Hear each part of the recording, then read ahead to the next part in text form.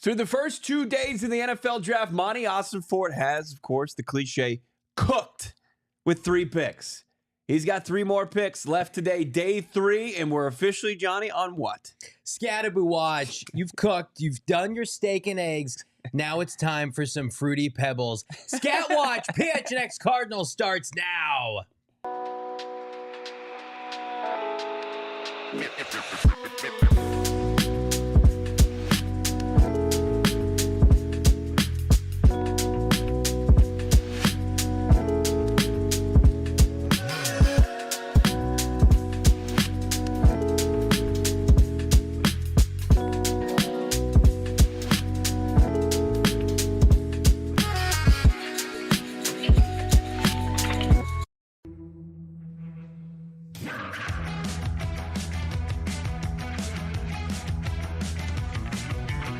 Hey, welcome in live from Studio K, presented by our friends at Circle K. It's the PHNX Cardinals podcast, day 3 of the 2025 NFL Draft. I'm Johnny Venerable, joined as always by my co-host, Bo Brack. We continue our in-depth, wire-to-wire coverage for our sweet baby Arizona Cardinals. Noah on the P's and Q's behind the mic. Is that what we say?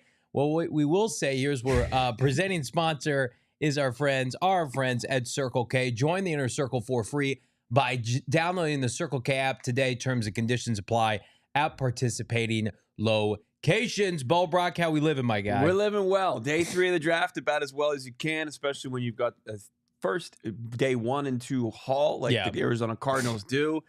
Walter Nolen, Will Johnson come on down, Jordan Burch. Watched some Jordan Burch tape last night. You did? Oh, man. I'm more convinced he's like a real good fit off the edge. I think he's going to be with the outside linebackers. Yeah. After talking to Fran Duffy yesterday, I was a little bit on the fence. I thought he might be a defensive lineman. But, man, is he going to give the ability to the Cardinals to be multiple like they love to be? Ah, man, everybody along for the ride that's been here through the first 2 days, thank you for joining us for our third and final day of coverage. Han shot first. Brian, Michael P., Leah, of course, our head of content in the chat as well. Good morning, Leah. Big Bird 92. We got Mike Meyer. What's going on? I saw Jess earlier. Just grateful for you all tuning in. We've got another fantastic day ahead of us. I'm Hen 252. The shoe booms. Fishbowl Flash. There's Rubes. What's going on? Saying the show has killed it. Thank you, Vince, Rudy, Dan Melton, Cruz. I saw Jesus. It's a great day. It's been a good fun ride for Cardinals fans along the way. Any kind of as the dust is settled, the picks were made. They're marinating now. Any kind of new thoughts on Will Johnson, Jordan Burch? Going back to Walter Nolen. I think you look at Will Johnson, his comments, which unfortunately we didn't have an opportunity to attend because we're doing this show. And we're very fortunate to do that. The comments from Will Johnson. Does anybody think this guy's not going to be a big-time player? Yeah. Again, I think the only way he does not live up to expectations, and I'm being fully transparent, this is not tongue-in-cheek, is if he's not healthy. But guess what? He's healthy right now. The comments from Will Johnson combined with his on-field play, clearly they love him off the field. He's the kind of gamer that can come in and really change the perception of how people look at the Cardinals secondary. And I love Budda Baker. Budda Baker's approaching 30 years old. Budda Baker is not what he once was in coverage. He's more of I don't want to say a line of scrimmage player, but he's an emotional leader. Right. Will Johnson has the opportunity for the first time since Tyrann Mathieu and Patrick Peterson to be the alpha as a cover man on the outside. And then you couple that with Garrett Williams. We didn't really ever entertain it because no one thought it would be a possibility. Right. And then we sat atop yesterday, and I'm like, well, surely he's going to be selected within the first couple of picks, right? This is how it always goes. And he fell, and teams were going running back, backup tight ends. And it's like, are they really going to gift Will Johnson to Jonathan Gannon's Arizona Cardinals? They absolutely did. And here's how I'm contextualizing it in my mind. Because Fran Duffy outlined it, I think, really well on our show, our NFL Draft Insider at Go PHNX All-City. He could be a one-contract guy, but you might get elite level play for that contract. What if he's a 2-contract guy? What if he's a 1-contract guy and do a franchise tag, right? You know who was a 1-contract guy? Todd Gurley. worked out pretty well. Right. So I'm not rooting for that. But to your point yesterday, he's going to come in and immediately, with respect to Max Melton, Sean Murphy-Bunting, Starling Thomas, Keitrell Clark, be the best outside corner that they have on this roster. Yeah. No, I mean, this is, cooking with grease is a phrase that people use. Yeah. It's the kind of fall and opportunity that a team can take advantage of in the draft. Yeah. That just can take you from going to one level to taking the thing with rocket fuel to the moon. Yeah. I mean, that he's that type of prospect that fell into your lap in round 2 that gives you not just one first-round caliber player, but now 2 on top of a fringe playoff roster going into the offseason. Yeah. Like Will Johnson, the guy who was built in a lab to play in Jonathan Gannon's defensive secondary. Mm-hmm. He played 85% in zone coverage at Michigan last year. Yep. The Cardinals played about the most zone in the NFL last year. It's just a match made in heaven. It's a prospect, and it just comes down to what you said. And I think it's perfectly said. If Will Johnson stays healthy, he's going to ball out for the Arizona Cardinals. Yeah. It's as simple as that. And the Cardinals made off with the 47th overall pick, potential starting cornerback 1 in this league. That's a bit redundant. Cornerback 1 in this league. And this draft is certainly, and here's what I will say, nobody had more picks the last 2 years in the Cardinals. Yep. And you can argue what they did with those picks, but I think for the most part, 2023 looks like a home run. 2024 has an opportunity to be a foundational class. That allowed the Cardinals and Monti Ossenfort, especially when you're gifted Walter Nolen at pick 16, which remains the cake, the icing, the sprinkles, whatever you want to call it, of this draft. Like, you exit this draft with Walter Nolen, it's already an A draft, in my opinion, especially with what people think about the rest of this class. Yeah. You are afforded a gamble on a player like Will Johnson. This is not a team like in years prior where you're like, oh, we only have 3 picks this year. Oh, we're going to have to buy a team in free agency. You've done your homework. You have put the time in. Yep. As you've said, you've eaten your vegetables. And it's not like Will Johnson's a splurge pick, like a Beanie Wells or a J.J. Arrington or a Ryan Williams. And it's like, oh, let's get a sexy pick on. It's a premium player at a premium position. Yeah. But you're rolling the dice on injury. And guess what? That's okay. Because the reward outweighs the risk with Will Johnson. Yeah. Let's look ahead to Jordan Burch, because you had mentioned it at the top of the show. The Cardinals, by taking Will Johnson, said, okay, we're going to hope that some of these guys that we like at edge rusher, that they were sniffing around. We had a source. They were sniffing around Nick Scorton. That, they had interest in some of these second-tier pass rushers outside of the first round. Will Johnson clearly higher than those guys on their board, as he was for us. And they still got an opportunity to draft what we have found out to be a top 30 visit in the former Oregon product. Yeah, I mean, when you turn on the film or tape or just video, YouTube highlights in my case, it was pretty eye-opening to just see how, at his size, how big is it? Like a legit 6'4". I know we've seen like 6'6". I think it's more of like a true 6'4", 6.5. Yeah, 6'4.5". And then can play anywhere, the weight can fluctuate anywhere from like 270 to 280.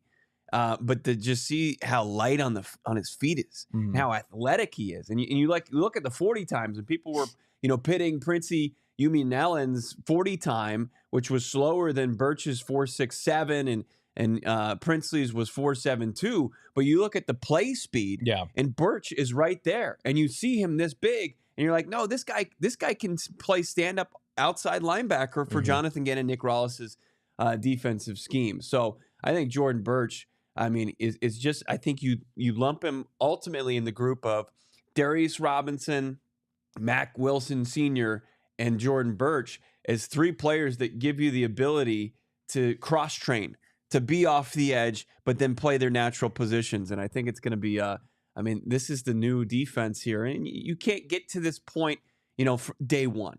You can't go and get a Jordan Burch and just put him in there. It's probably not going to look good. It's 2 years ago, you couldn't be like, hey, this is the guy to fix it. But now, to your point, this is a guy, hey, come and be a sponge, have a role this year, and then if it works out, like I know people haven't made this comp, but I just look at him physically, how he's built. Yeah. He is a power, lengthy pass rusher, like an Everson Griffin, somebody that just wants to maul people. All the highlights I saw of him going off tackle he's not a speed rusher. They really don't have that yet on the roster. But he is a push the pocket. I don't know if they ever will. Yeah. He's got some sweat to his game. They did not, they clearly telegraphed it with their top 30 visits, something we were told. Yeah. They were not in on the smaller edge rushers. Ezuraku, right?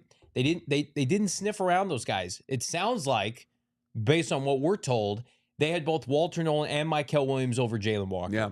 So would they have even taken Jalen Walker had he fell to 16? I know he had some injuries, potentially having surgery here already, or he's going to have surgery. But Bo, we're seeing now, like, they want to go lengthy, big up front, and then super athletic, maybe a little smaller on the back end, which is why, unlike Steve Keim, like, you know, Kazir White and some of these linebackers that they brought in historically are about 6 foot 6'1". Yeah, we've got our first pick of day 3 in the books. Tennessee Titans taking a wide receiver out of Florida. Yeah. Is it DK? Chamuri DK? So he goes. Never heard of him. Okay, that's good. Keep it going. Let's get to, of course, the big draft for today. And, of course, a couple days ago, we made a huge announcement that we're partnering up with Big Brothers Big Sisters. Yeah, that's right. We've got big, little news to share in ALLCITY, including us here at PHNX. We're teaming up with Big Brothers Big Sisters of America. Exciting 3-year partnership. Wow. It's not just about sports. It's about the community. And who does it better than, you know, really kind of entrenching themselves and trying to help out the community better than Big Brothers Big Sisters. It's been around as long as I can remember. Yeah. It's one of the staples in each and every community. We love it. The partnership kicked off this week, but it's going to continue 3 years here. PHNX, ALLCITY, Big Brothers Big Sisters. Let's get into the big draft. Thanks to our friends over at Big Brothers Big Sisters as we preview day 3. And the Titans aren't going to spoil it. We get to continue to talk about what you guys in the chat have been talked about. Cam Skattebo. Yeah. Where does he go? Are the Arizona Cardinals in play now, I believe, 11 picks away, 12 picks away? Yeah. I mean, I think they're in play. They used the top 30 on him. And again, anybody who wants to be a smartass and say, well, top 30s don't matter. No. They do matter. The Cardinals want to draft players that they brought into their building and vetted and had in an intimate setting and got to get to know them. Is it a position of need? It is not. At least in the short term. You have James Conner, you have Trey Benson, Amari DiMercato, and then I forgot, you also have DJ Dallas, who is part of that horrendous free agent class that they brought in a year ago. So you might as well just make it a clean slate and release all those guys. Was good on special teams. He was fine. He was a Pro Bowl alternate, DJ Dallas, respectfully. Jacksonville goes Tutton, the running back from Virginia Tech. So running back goes, but it's not, it's a guy named Tootin. Tootin on the Ritz here. Here's what I will say. They have an opportunity. He's smaller than Scat. And but it's about projection. He's clearly, FCS 5'9", 209. FCS backs getting drafted. No, he's Tech. Okay, I'm sorry. Maybe transferred, maybe.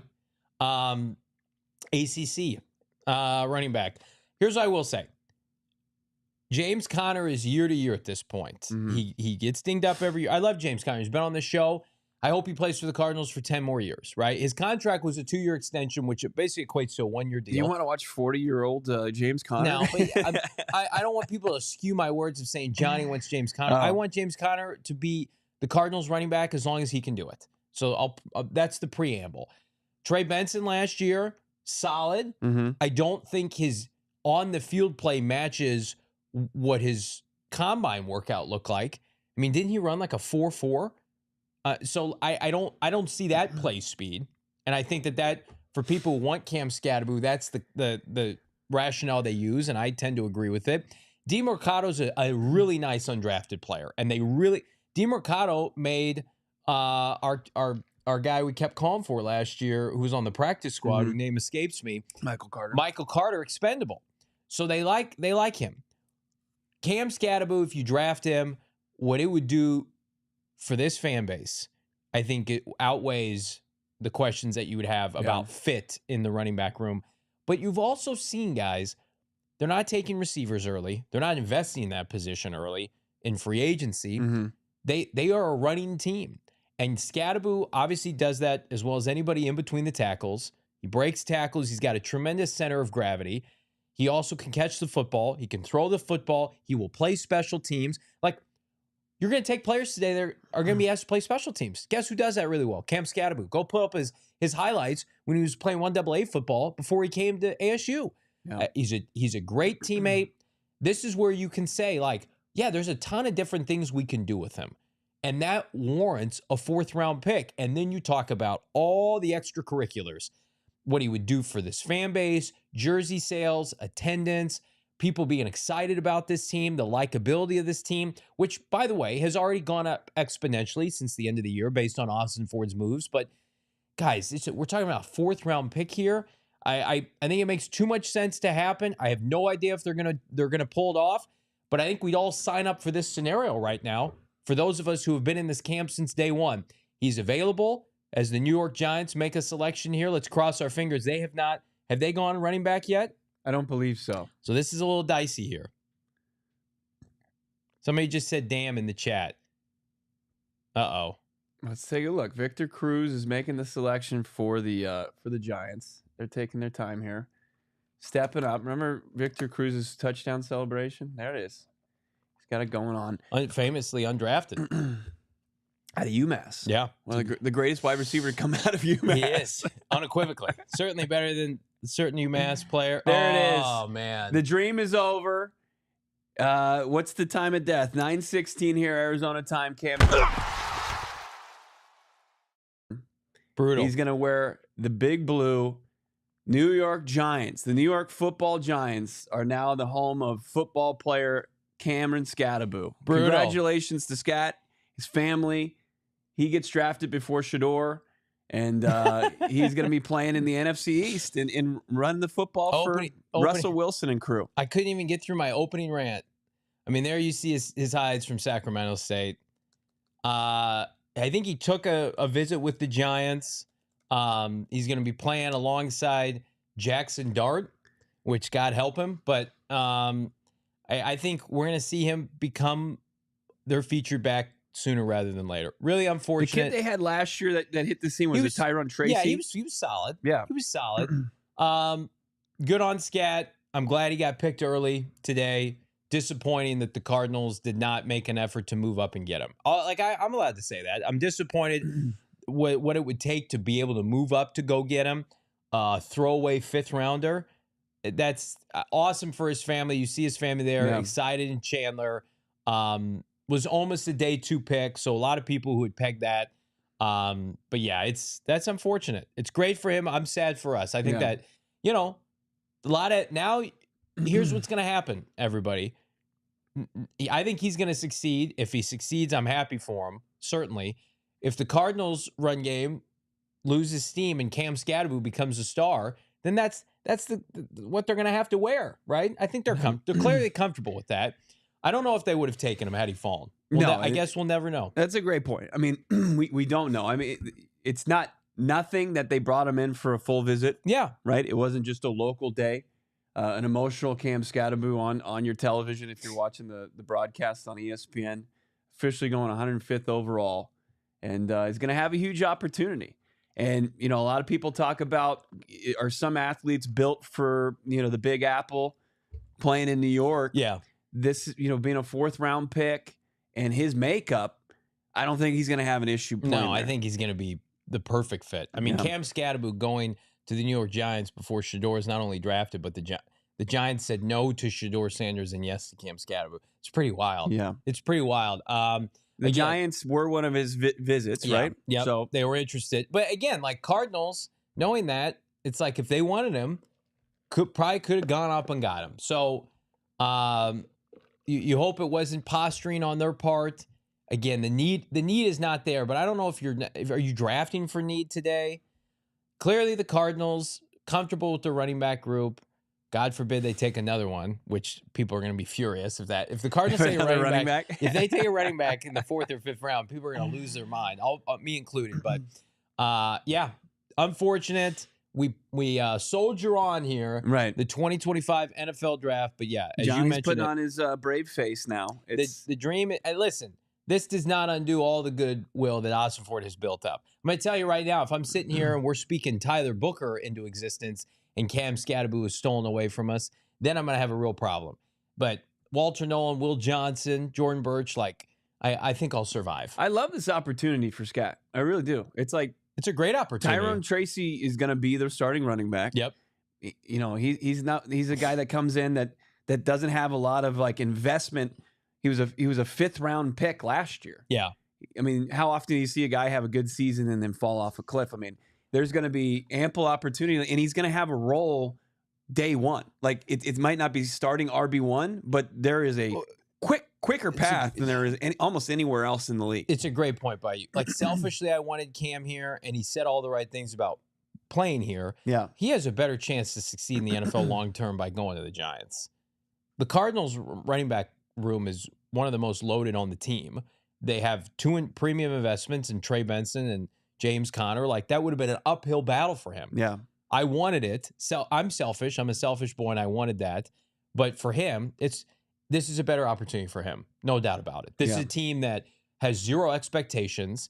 They're going to run the football because they're going to either have a rookie quarterback or an aging Russell Wilson, and he's going to get opportunity where you're going to be watching NFL Sunday Ticket or Red Zone, and it will cut away, and Scat will be making plays for the New York Giants. So we wish him well. Those Giants throwbacks, like the Scat throwback, probably go pretty hard. Yeah. It's tough. I'm not going to sit here and act like it's not tough, but here's what it does affirm. Like, Cam Skattebo was he wasn't a top 100 pick in the sense of it, but he should have been a top 100 pick. Like that. He went where people thought. Yeah. Where he should have gone. 5 picks away from being a top 100. So, I think there's way too much discourse as far as, you know, Scat and maybe overvaluing 4th round picks. When you talk about like offensive line options at this point, I just don't know if you're going to find anybody. You're going to have guys that are going to be just vying to make and grab a roster spot. Here's what I will say though. When are this? The book has not been written on last year's class. Mm-hmm. We were pretty good at 2023. When are the Cardinals going to find a star player on day 3? When was the last true star player drafted on day 3? I mean, I can't think of one. Like we don't get Puka Nakuas. We don't get, George Kittles. Yeah. It's easier said than done. Like, the Cardinals are so due for that. And Dante Stills was the best out of 2023. Mm-hmm. Now he looks like he could be not expendable. Rabbit Taylor Demerson, I think, has that potential. And I was just about to get but we haven't seen it. He's got to play. We're projecting, right? The Ossenfort, you and I are on the same page with here. Don't make all 3 of these picks. Be aggressive and go up and get somebody that you like. Clearly wasn't Cam Skattebo. I'll tell you what. If they like an off-ball linebacker, that would not be a bad investment given the fact that what we know Gannon and Rawls can do with that position, but also that it feels like there's some value available here. And the Cardinals need new bodies at that position. If they're not going to bring back Kazir White, Papo, Akeem Davis-Gaither, Mac Wilson, I mean, they need another player at that position. Yeah. As Jack Kaiser from Notre Dame goes, I didn't like his athleticism. I just don't think Kaiser was one of the guys. We'll see if they maybe go Toolsy off-ball linebacker in this round, or do they look at the wide receiver position? There's a couple interesting names. Could they go a guy like Mbo, or we'll have to look to see what offensive line options are truly there. But now you get back into team building mode. Mm-hmm. It's not necessarily, as you said, Fruity Pebbles portion of the draft. Yeah, and it's like you still could. You got in the drive-through for your Dairy Queen Blizzard, and then the better comp is like you go to McDonald's, you try to get an ice cream cone, of course it's broken, like it always is, and so you pull out and you're like, all right, I'm just gonna go home and make myself something. Braden Swinson, I think you're set at edge. We did the numbers crunch there. Here's what I will say: you also could be set at defensive line, and there's some guys like Ty Robinson in Nebraska, Joshua Farmer from Florida State. That's the problem with this class this year. Yeah, is it's not a problem, but it's like how much can you invest in that position? I think if you have these guys graded high, it's like I don't really care about what the Cardinals have in house prior to this year. Sorry, especially like you had texted me yesterday, like Xavier Thomas is gonna have a hard time making this team now. Yeah, Bilal Nichols, Justin Jones are gonna have a hard time making this team right now. You don't turn away. Milton Williams was a 4th rounder. Josh Sweat was a 4th rounder. Don't turn away quality defensive linemen if you think they can play. Just figure it out. Figure it out. Go heavy. There's a better chance. Let me ask you guys this question. Is there a better chance you're going to find an impact offensive player or an impact defensive player today? Given what's the best position in this draft, given that your head coach, the specialty, what they've been able to do with certain players. I'm not saying like if they take an offensive player, it's a waste. Yeah. But I just feel like rotational defensive end, defensive tackle, off-ball linebacker, there's a better shot that guy's hitting for you. Yeah. Pebbles, our kid from Virginia Tech, he's out there. Fruity Peebles. Yeah, we've got there's the kid at they show a bit of an affinity for Stanford guys. Yeah. I mean, Michael Wilson was saying earlier this week when he met us as OTAs opened up, they had Simi, who comes over. He was in the same wide receiver room as him and converted to tight end. Higgins. They've got 3 guys. Yeah. When Michael Wilson joined us post in the regular season, he was talking about Elick.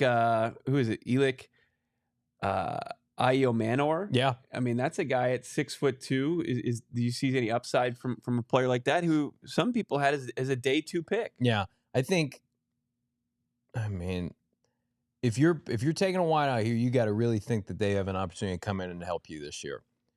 Come in and certainly make the team and have a role underneath. Yeah. I mean, Isaiah Bond, he's got too much going on off the field. Jalen Rorals, a lot of people are clamoring for him in the chat. Tez Johnson. Nick Nash was a player. It was a PFF mock darling for us. Yeah. Big kid out of, I think, San Jose State. Not big, but he's not big. He's fast. Excuse me. He was a long tenure. No, he's 6'3", 200. Yeah. He plays slot. His slot yardage is pretty high up there. Yeah. What was his 40? I don't know. That I don't know. Let's take a look. Everybody drop a like on this video. Cardinals coming up. But before they select, I'd be remiss if I didn't tell you about some of our phenomenal partners here today. Who? Nick Nash? Yeah. Nick Nash is 6'3". Are you looking at the right player? Yeah, 4.57 though. Oh, 4.57. I thought you said 5'7". I'll tell you who's not 5'7". All Pro Shades. They're as tall as the eye can see. Extend your outdoor living space with custom fit awnings, hundreds of designs, colors to choose from. They can work with your HOA for motorized and retract, remote control, LED lighting, patio awning. I tell you what, 1,000 people, 5-star Google reviews. They're #1 in Arizona, 2024, triple B A+ rating. Been in business for over 20 years. I think the best feature they do, I say this every time because I mean it, if you've got an awning that's already fitted and you're like, I don't know what to do, I don't want to start from scratch, they might be able to come out and salvage it. Give them a call. Get a free home estimate right now, licensed, bonded, and insured, 623-204-1476, or visit allproshadeconcepts.com. But to schedule your free estimate, again, 20 degrees cooler, up to 20 degrees cooler outside with our friends at All Pro Shades Concepts. Get them now. Get them while they're hot before you get too hot this summer. If you ever feel like age is catching up with you, and look, day 3 after doing 10 hours of draft coverage will make you feel every bit your age, if not older. I know if you're struggling through, workouts that you used to crush or chasing your kids around the yard, that's why you should maybe think about using Timeline. Don't just think about it. Actually take that and get into action with Timeline. It makes health and longevity supplements featuring their patented ingredient, MeteoPure. Timeline is, they got to pretend that, no science and all the stuff behind the supplements, but Timeline does all that work for you. And they're going to give you the Mighty Pure that's going to clear out the junk from your cells and give your body, the batteries, the much-needed charge that they need, that they crave. 15 years of research, 30-plus patents. Timeline has made the supplement clinically proven to improve muscle strength, boost energy, increase endurance without having to change your workouts. I've been feeling better since I started using it. Stronger, faster, quicker recovery, and feeling good as far as getting better sleep, hanging out with my son, and just enjoying, getting back into the gym. Right now, Timeline is giving you 10% off your order of MeteoPure. Go to timeline.com/PHNX to get started. Get that 10% off. It's timeline.com/PHNX PHNX. The code is PHNX. Deion Walker going to the Buffalo Bills. We're seeing some premium players get taken off the board. Walker, once upon a time, a lot of people thought he had an opportunity to go as high as second round. He has fallen off slightly. You were a big fan of him early on in the draft process because you can see, like, he has an ability to penetrate upfield, but there are question marks about his work ethic. There are question marks about his weight, which is why he's still available, I believe, here on day 4. They don't like his technique. They don't like his technique. It's a little sloppy. Gets pretty high as far as they don't love his pad level, and gets a little bit out of that too often. You saw him kind of struggle a little bit at Senior Bowl practices. He had a couple moments and he flashes. But yeah, he was somebody that I looked at last year as you pivoted from like 2024 draft to 2025. You look at Deion Walker, and he was a guy like projected as a first rounder. Right. Because you see the size, 6'6", 330, and then the athleticism, but really had a tough season at Kentucky. And look, they were down this season. They weren't as good as they were the previous year, but I think he was a bit of a victim of that. But at the same time, didn't do himself any favors in the pre-draft process. Everybody liked this video. We're a little light on likes this morning. We got like 8. We got 844 people watching live. Smash that like button. And again, if you have not done so, subscribe to PHNX Sports here on YouTube. What's up, Noah? I just want to say that Bad Rap Sheet did it again with his Twitter and said that Cam Skattebo, Arizona running back. Yikes. Yeah. So we need Jordan Shorts to go and have a talk with Ian Rappaport about some of his tweets now. Is it Rap Sheet? Is that what he's botched the University of Arizona versus Arizona State now twice. Did it with Tedero McMillan, right? Yep. He said Arizona State for Tedero McMillan? Okay. And then and ESPN, I think, even had Tedero McMillan with an ASU logo. With an ASU logo. It's misstep after misstep. Guys, that's why we exist. Get your crap together. That's why PHNX Sports exists, for reasons like that, among other things. Marion de Guzman, greetings to PHNX fans from the family from the Philippines. How about it? Hey, we got a couple more picks here for the Cardinals Select. Let's get some super chats in, my guy Noah. Come on, Rap Sheet. Alrighty. Brian. Michael Garofolo would never do that. He would never. $1.99 says, Happy Skattebo Day to all who celebrate. Pour one out. Good for him, though. He's emotional. He broke down with his family. He deserves it. But not going to be a Cardinal. I'm happy for him, sad for us. Heavenly Lion, $5 says, I know everyone, mainly Johnny, wants Scat, but would be trading back to get an offensive guard and wide receiver, Tez or Isaiah, be a smart move. Maybe even Deion Walker. Thoughts? Well, Deion Walker was just selected. I mean, is there a guard that makes sense here for the team? The best available guards, Membo from Purdue, Miles Frazier from LSU, Joe Huber from Wisconsin, the other guard, Xavier Truss from Georgia, Clay Webb from Jacksonville State. I mean, they haven't drafted an Ohio State player yet. I mean, this is the first time in 2 years they haven't gone Ohio State yet. Seth McLaughlin is available right now, but he's probably more of a 5th or 6th round pick. Well, so you got to start to look for guys who would be viewed as developmental. Because there's not a single player at the offensive line position that's going to come in and say he's going to compete to start for us right now. Yeah. Nobody's beating out Evan Brown at this point. Nobody's beating out Isaiah Adams. Nobody's beating out Yelda Froholt, who's beloved in that organization. You know, it's going to be somebody that they view.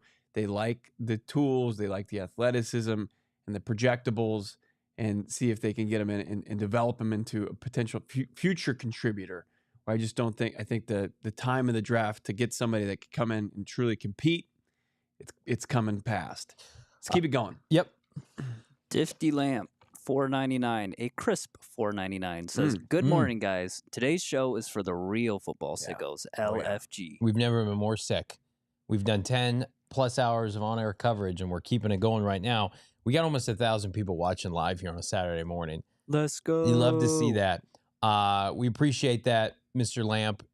I'm going to make a point to you right now. Daylamp, excuse me. It's French. The Arizona Cardinals here, best case scenario, in your opinion, what would it be? Best case scenario? Yeah, I mean, if you want to continue the defensive trend, Like a Ty Robinson that they brought in? Would they take Ty Robinson? I don't know. I mean, there's so much depth now. And as we were talking about yesterday, and we'll get more into that conversation as we've got kind of the lull between 4th and 5th round picks. With Bilal Nichols and Justin Jones and who's in the pass rush room, who's the odd man out? You would create even more of a numbers crunch. So I don't know if they look at the defensive front seven any longer. Like a tip of the cap and a golf clap to Monti Ossenfort for getting that out of the way before day 3 of the draft. Now you can start to look at depth across the board. You can look at maybe bringing in a wide receiver that might be able to blow you away. I think that the talent remains at that position group. I think you could look at a position group that isn't, like we're saying, isn't going to vie for significant snaps, if any, to start. So maybe safety. Is safety been a position that has kind of been pushed down the draft board because teams are eyeing, more premium positions? It's possible. So, and then offensive line, I think that they're always going to want to get. I would be shocked if a developmental offensive lineman isn't here or in the next round. Chris Paul, drawing comparisons to Nick Bolton out of Kansas City, is available right now. The 4th rated for at least ESPN off-ball linebacker. I'll have to check where our guy Fran has him listed. But here's what we do know definitively. We are 111 picks into this bad boy. No Shedeur Sanders been drafted yet. Will he go undrafted? I think no, I don't think so. You think he'll get picked by a team? Yeah. Okay. Ty Robinson goes to Philadelphia, which is unfortunate. I hate seeing Philly get better. It kind of sucks. Yeah. You're seeing, unlike yesterday, the reason Will Johnson was available is there was a lot of out there picks at the top of the 2nd round. Mm-hmm. Seeing some chalk here on day 3. I don't like it. Leave some good players for us. There's some interesting corners.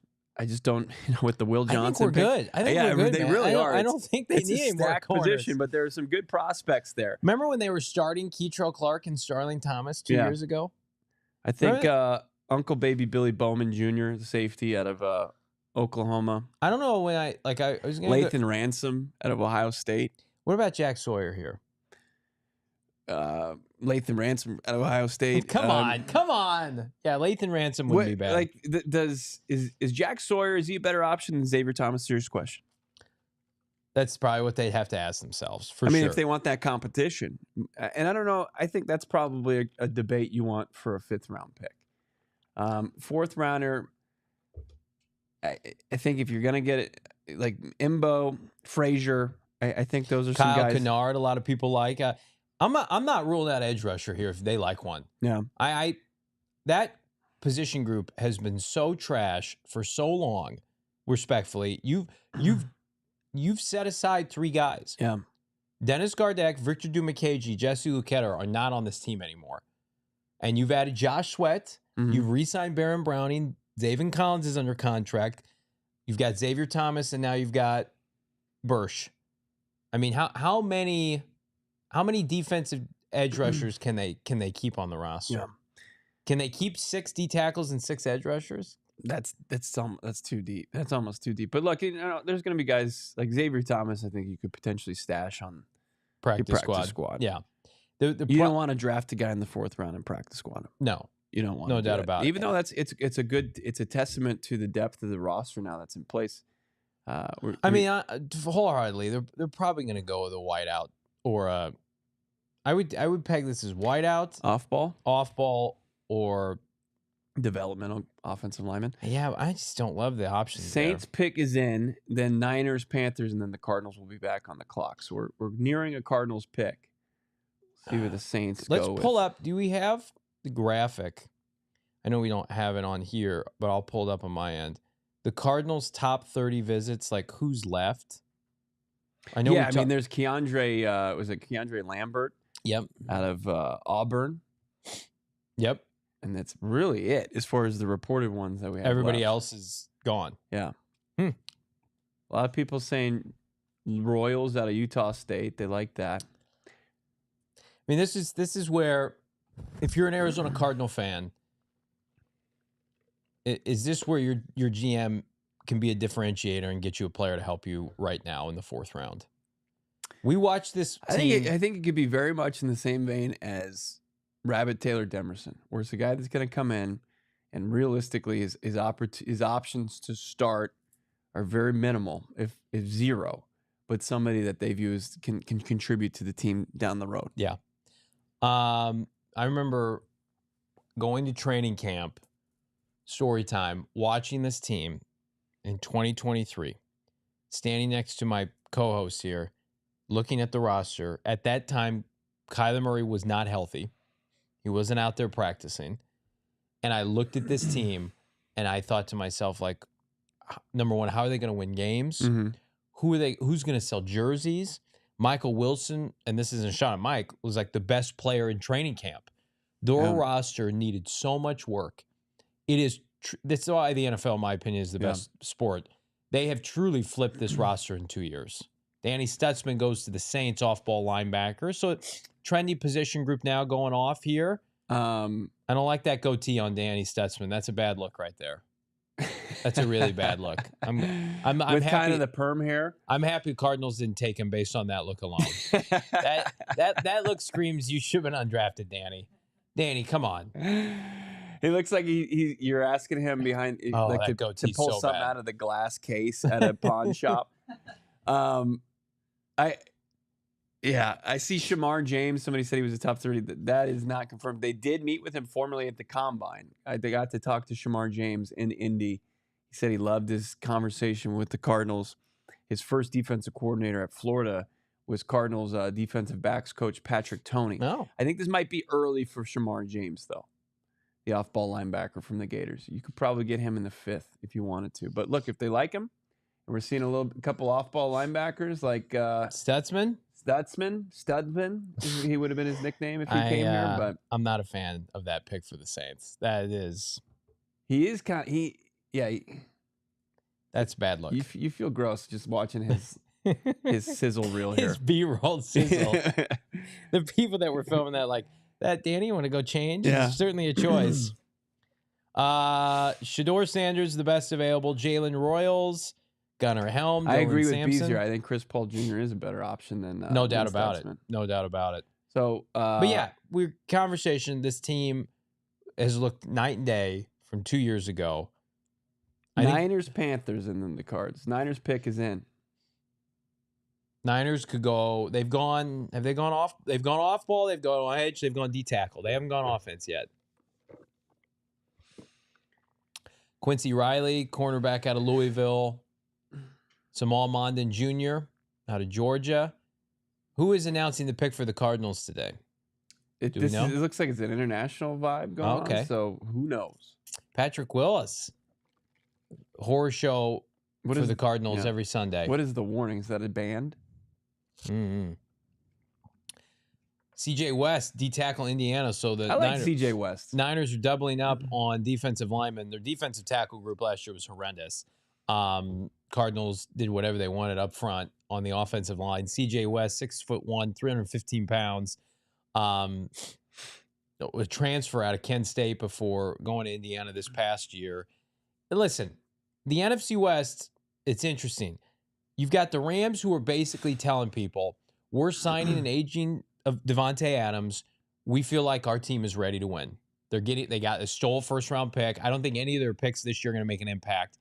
Then you got Seattle, who is basically running it back defensively. Mm-hmm. That was a top unit last year, and then remaking their offense on the fly. They add in Sam Darnold and Jalen Milroe. They jet set Geno Smith. They trade away DK Metcalf. They cut Tyler Lockett.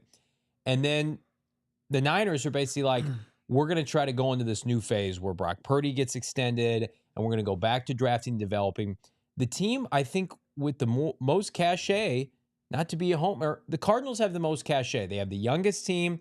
They've had the most draft picks. And theoretically, and this is the difficult part to accept here, is that this is when Kyler Murray is supposed to be dominating. Stafford is old. Purdy is limited skill set wise. Darnold's on his 100th team. Kyler Murray should be owning this division, owning this conference.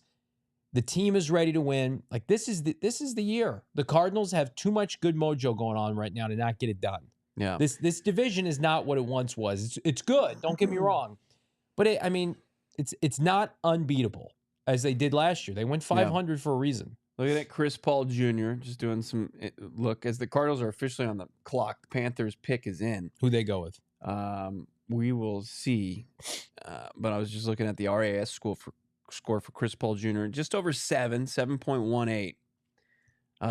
His height it's down, but he's off-ball linebacker, right? Yeah.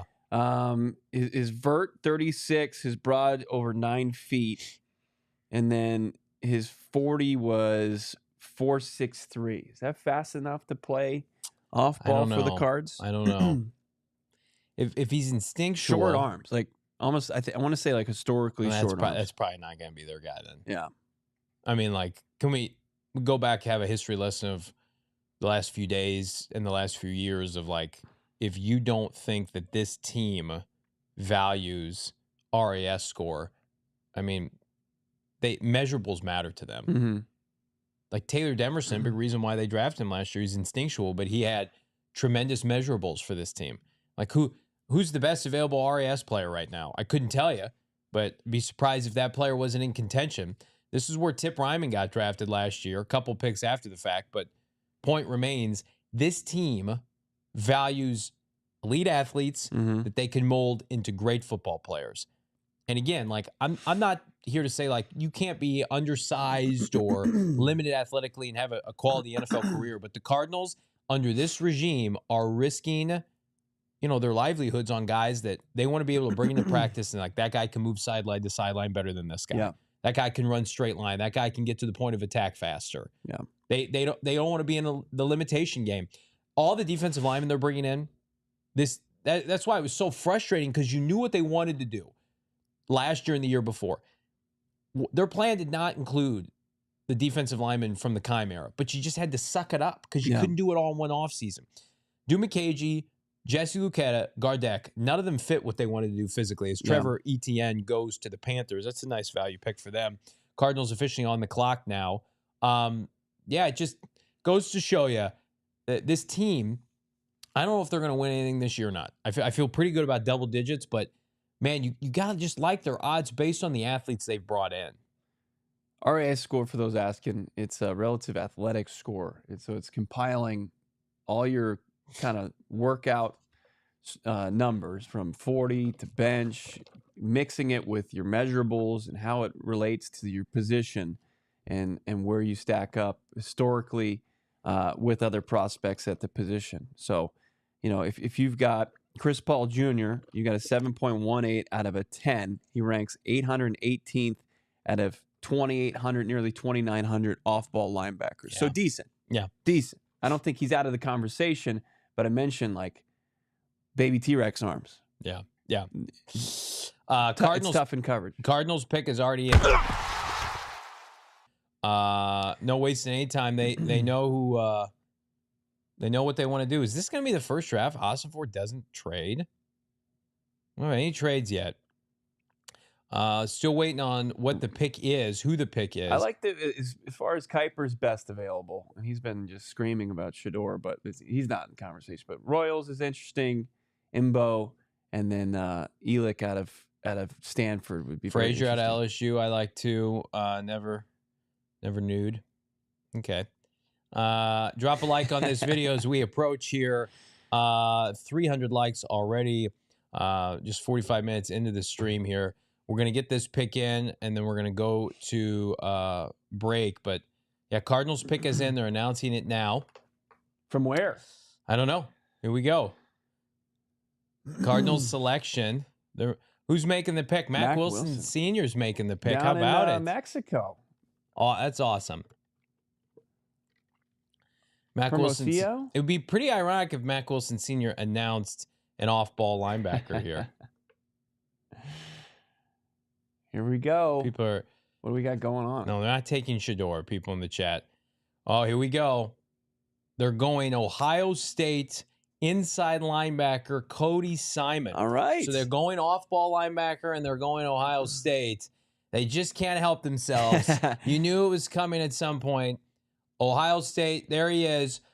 This past year, Extremely productive. Yeah, 112 tackles, 7 sacks, 11 tackles for loss. It's a future starter, third team All Big Ten, and they continue the trend, by the way. 23 years old, 6'2", 236. Yeah. So again, rangy, slightly under 6'2". 4 for 4 as it relates to defensive players in this draft. So they're just completely saying we're good. Look at him run down Oregon running back there. Where's number 0? So might have an opportunity to rock that this year for the Arizona Cardinals. Tackling in the flat doesn't seem to be a problem. High energy kid he was a senior, so he's played a lot of college ball. Right. Out of New Jersey, has been at Ohio State, has been there for a long time, has been there for 4+ years. Led the team again, 112 tackles, 7 sacks, which is really impressive. Yep. Team captain, of course, the Cardinals love that. Rose Bowl defensive MVP, national championship game defensive MVP. Started 15 games for the national championship this year. How about this? 7 passes broken up and a forced fumble. And we talk about that RAS. We Chris Paul Jr. At a 7.18, a lot higher for a guy in Cody Simon, 8.35 RAS. And if you look at it, he's the height there, the weight maybe a little bit undersized, 21 reps on the bench, 33.5-inch vert. And then you got a 4.6 40 shuttle, 4.38, 3 cones, 7.19. As far as his speed, they give him as far as his position group, he's in that elite group for off-ball linebacker. So look, I mean, he fits it. Could he be a younger version of a guy like Kazir White? Certainly looks like it, because you said the upside of being able to rush the passer. The guy that made the pick, Mack Wilson Sr., certainly has that skill set as well. He's going to have somebody to kind of learn from. So got to really like the Cody Simon pick. And you got to keep the pipeline open, my man. You got to keep the pipeline to Ohio State open. They can't help themselves. Yeah. We knew it was coming at some point. We kind of pegged off-ball linebacker there. I like the pick a lot. I mean, how can you not like premier? They took a linebacker from Ohio State. It wasn't Jack Sawyer. But how can you not like a kid that was consistently on the biggest stage, that was productive for them, a captain that's winning defensive MVPs for marquee bowl games? I don't like that. Yeah, it's like those are the kind. Even if you don't love his like physical traits, which by the way the Cardinals seem to like that's what you do on day 3. You roll the dice here. 6'2", 230 pounds. Yeah, I'm a big fan of this pick as well. Cody Simon seems like a great kid. Certainly played with Paris Johnson and Marvin Harrison Jr. So again, continuity we talked about yesterday. There's that great quote from Gannon, which we haven't touched on yet. Mm-hmm. Walter Nolen basically asking for Will Johnson's number to basically get a hold of him. Gannon's like, he's pretty pissed off right now. He's like, it'll be fine. I mean, this team, you see what they're doing. These picks make a lot of sense. For years, I screamed at my television, wanting Steve Keim and Rod Graves take marquee players from big universities on day 3, even if they don't fit what you want to do, and just see what happens. And you raise the floor, because these are the guys that played big-time college football on Saturday that, I don't know, are going to up the competition level in your locker room, that are going to raise the standard. For so long, I mean, you just wasted picks on day 3. Now it's like they just understand they just get what they're doing. This is clearly premeditated, where the Cardinals are like, this kid has an opportunity to come here and vie for playing time at a position, by the way, that is not set by any means. I mean, I like Akeem Davis-Gaither. If he slides into a role as a special teamer, so be it. He's going to compete with Owen Pappoe. It's very ironic. We said it on the telecast. Mack Wilson Sr. announcing potentially a new peer running mate at off-ball linebacker. This is not a throwaway, and he could be very much on the same timeline as you mentioned, Taylor Demerson last year. Mm-hmm. Special teams, let's see him flash in the preseason, and then maybe by 2026, he's ready to take over. Yeah, classy, nasty, joking. Steve Keim would be proud. Look, those days are over. Yeah. Investing premium draft capital, despite what people wanted to tell you before the first round of the draft, that the Cardinals could utilize 16th overall on an off-ball linebacker. Those days, they're dead. Mm-hmm. They're dead and buried. They're 6 feet under. This is how the organization is going to actually build that position in day 2, day 3 picks. They went out and got Owen Papo. They go sign, relatively small free agent deals with including Kazir White was like 2 years, $12 million, modest. Akeem Davis-Gaither. They're not going to go break the bank. They're not going to invest premium draft capital in it because Jonathan Gannon, Nick Rollis, guys that are just kingmakers at the position, taking TJ Edwards and Kazir White himself and turning him into legit surefire starting caliber linebackers. They don't need a big prestigious background in order to do that. And going and getting a guy like Cody Simon, I mean, he's somebody that's going to fit right in. And sure, you've got question marks as far as the position, probably the biggest kind of question going into training camp, but you flooded a little bit with numbers. Now you've got options post Kazir White. You've got maybe the hope that Owen Papo can develop into somebody, the freak show that he is athletically, but maybe you've wanted to see some more solid development going into year 3. You've got the Akeem Davis-Gaither who you brought in. You got Michael Walker, who's probably just a special teamer. And now you've got a guy like Cody Simon, who's got a similar skill set. And then you're just going to go with the best player, whoever stands out in training camp, whoever gets this defense down. Yeah. But I think what Simon gives you, though, is a long-term projectable starting caliber linebacker. And you got him in the 4th round. I think Owen Papo is probably in a position where he's a special teamer at best at this point. Maybe I'm wrong. This was almost a top 100 pick. You're projecting him to be an eventual starter for your team. Here's what I also want to say, and I know people are frustrated. I see it on Twitter, not necessarily with this selection, but like, where are the offensive players? Where are the skill players? The Cardinals are telling you everything you need to know. They think that their defense needed a talent upgrade, which we agree with wholeheartedly. Yeah. The offense is running it back. They have not signed, correct me if I'm wrong here, a single external starter on offense or drafted one this offseason. I think they signed a couple throwaway like backup O-linemen, like scrubs for training camp, like some camp bodies. But like, we know the offensive line is going to be Paris, Evan Brown, Yelda Frohel, Isaiah Adams, Jonah Williams / Kelvin Beachum. They have their 3 to 4 tight ends. They have their 3 to 4 running backs. They have K1. Jacoby Brissett has been their most significant offseason move offensively. He's a backup quarterback. The receiver, it's Michael Wilson and Marvin Harrison Jr. Mm-hmm. I know people aren't fired up about, we got to get some.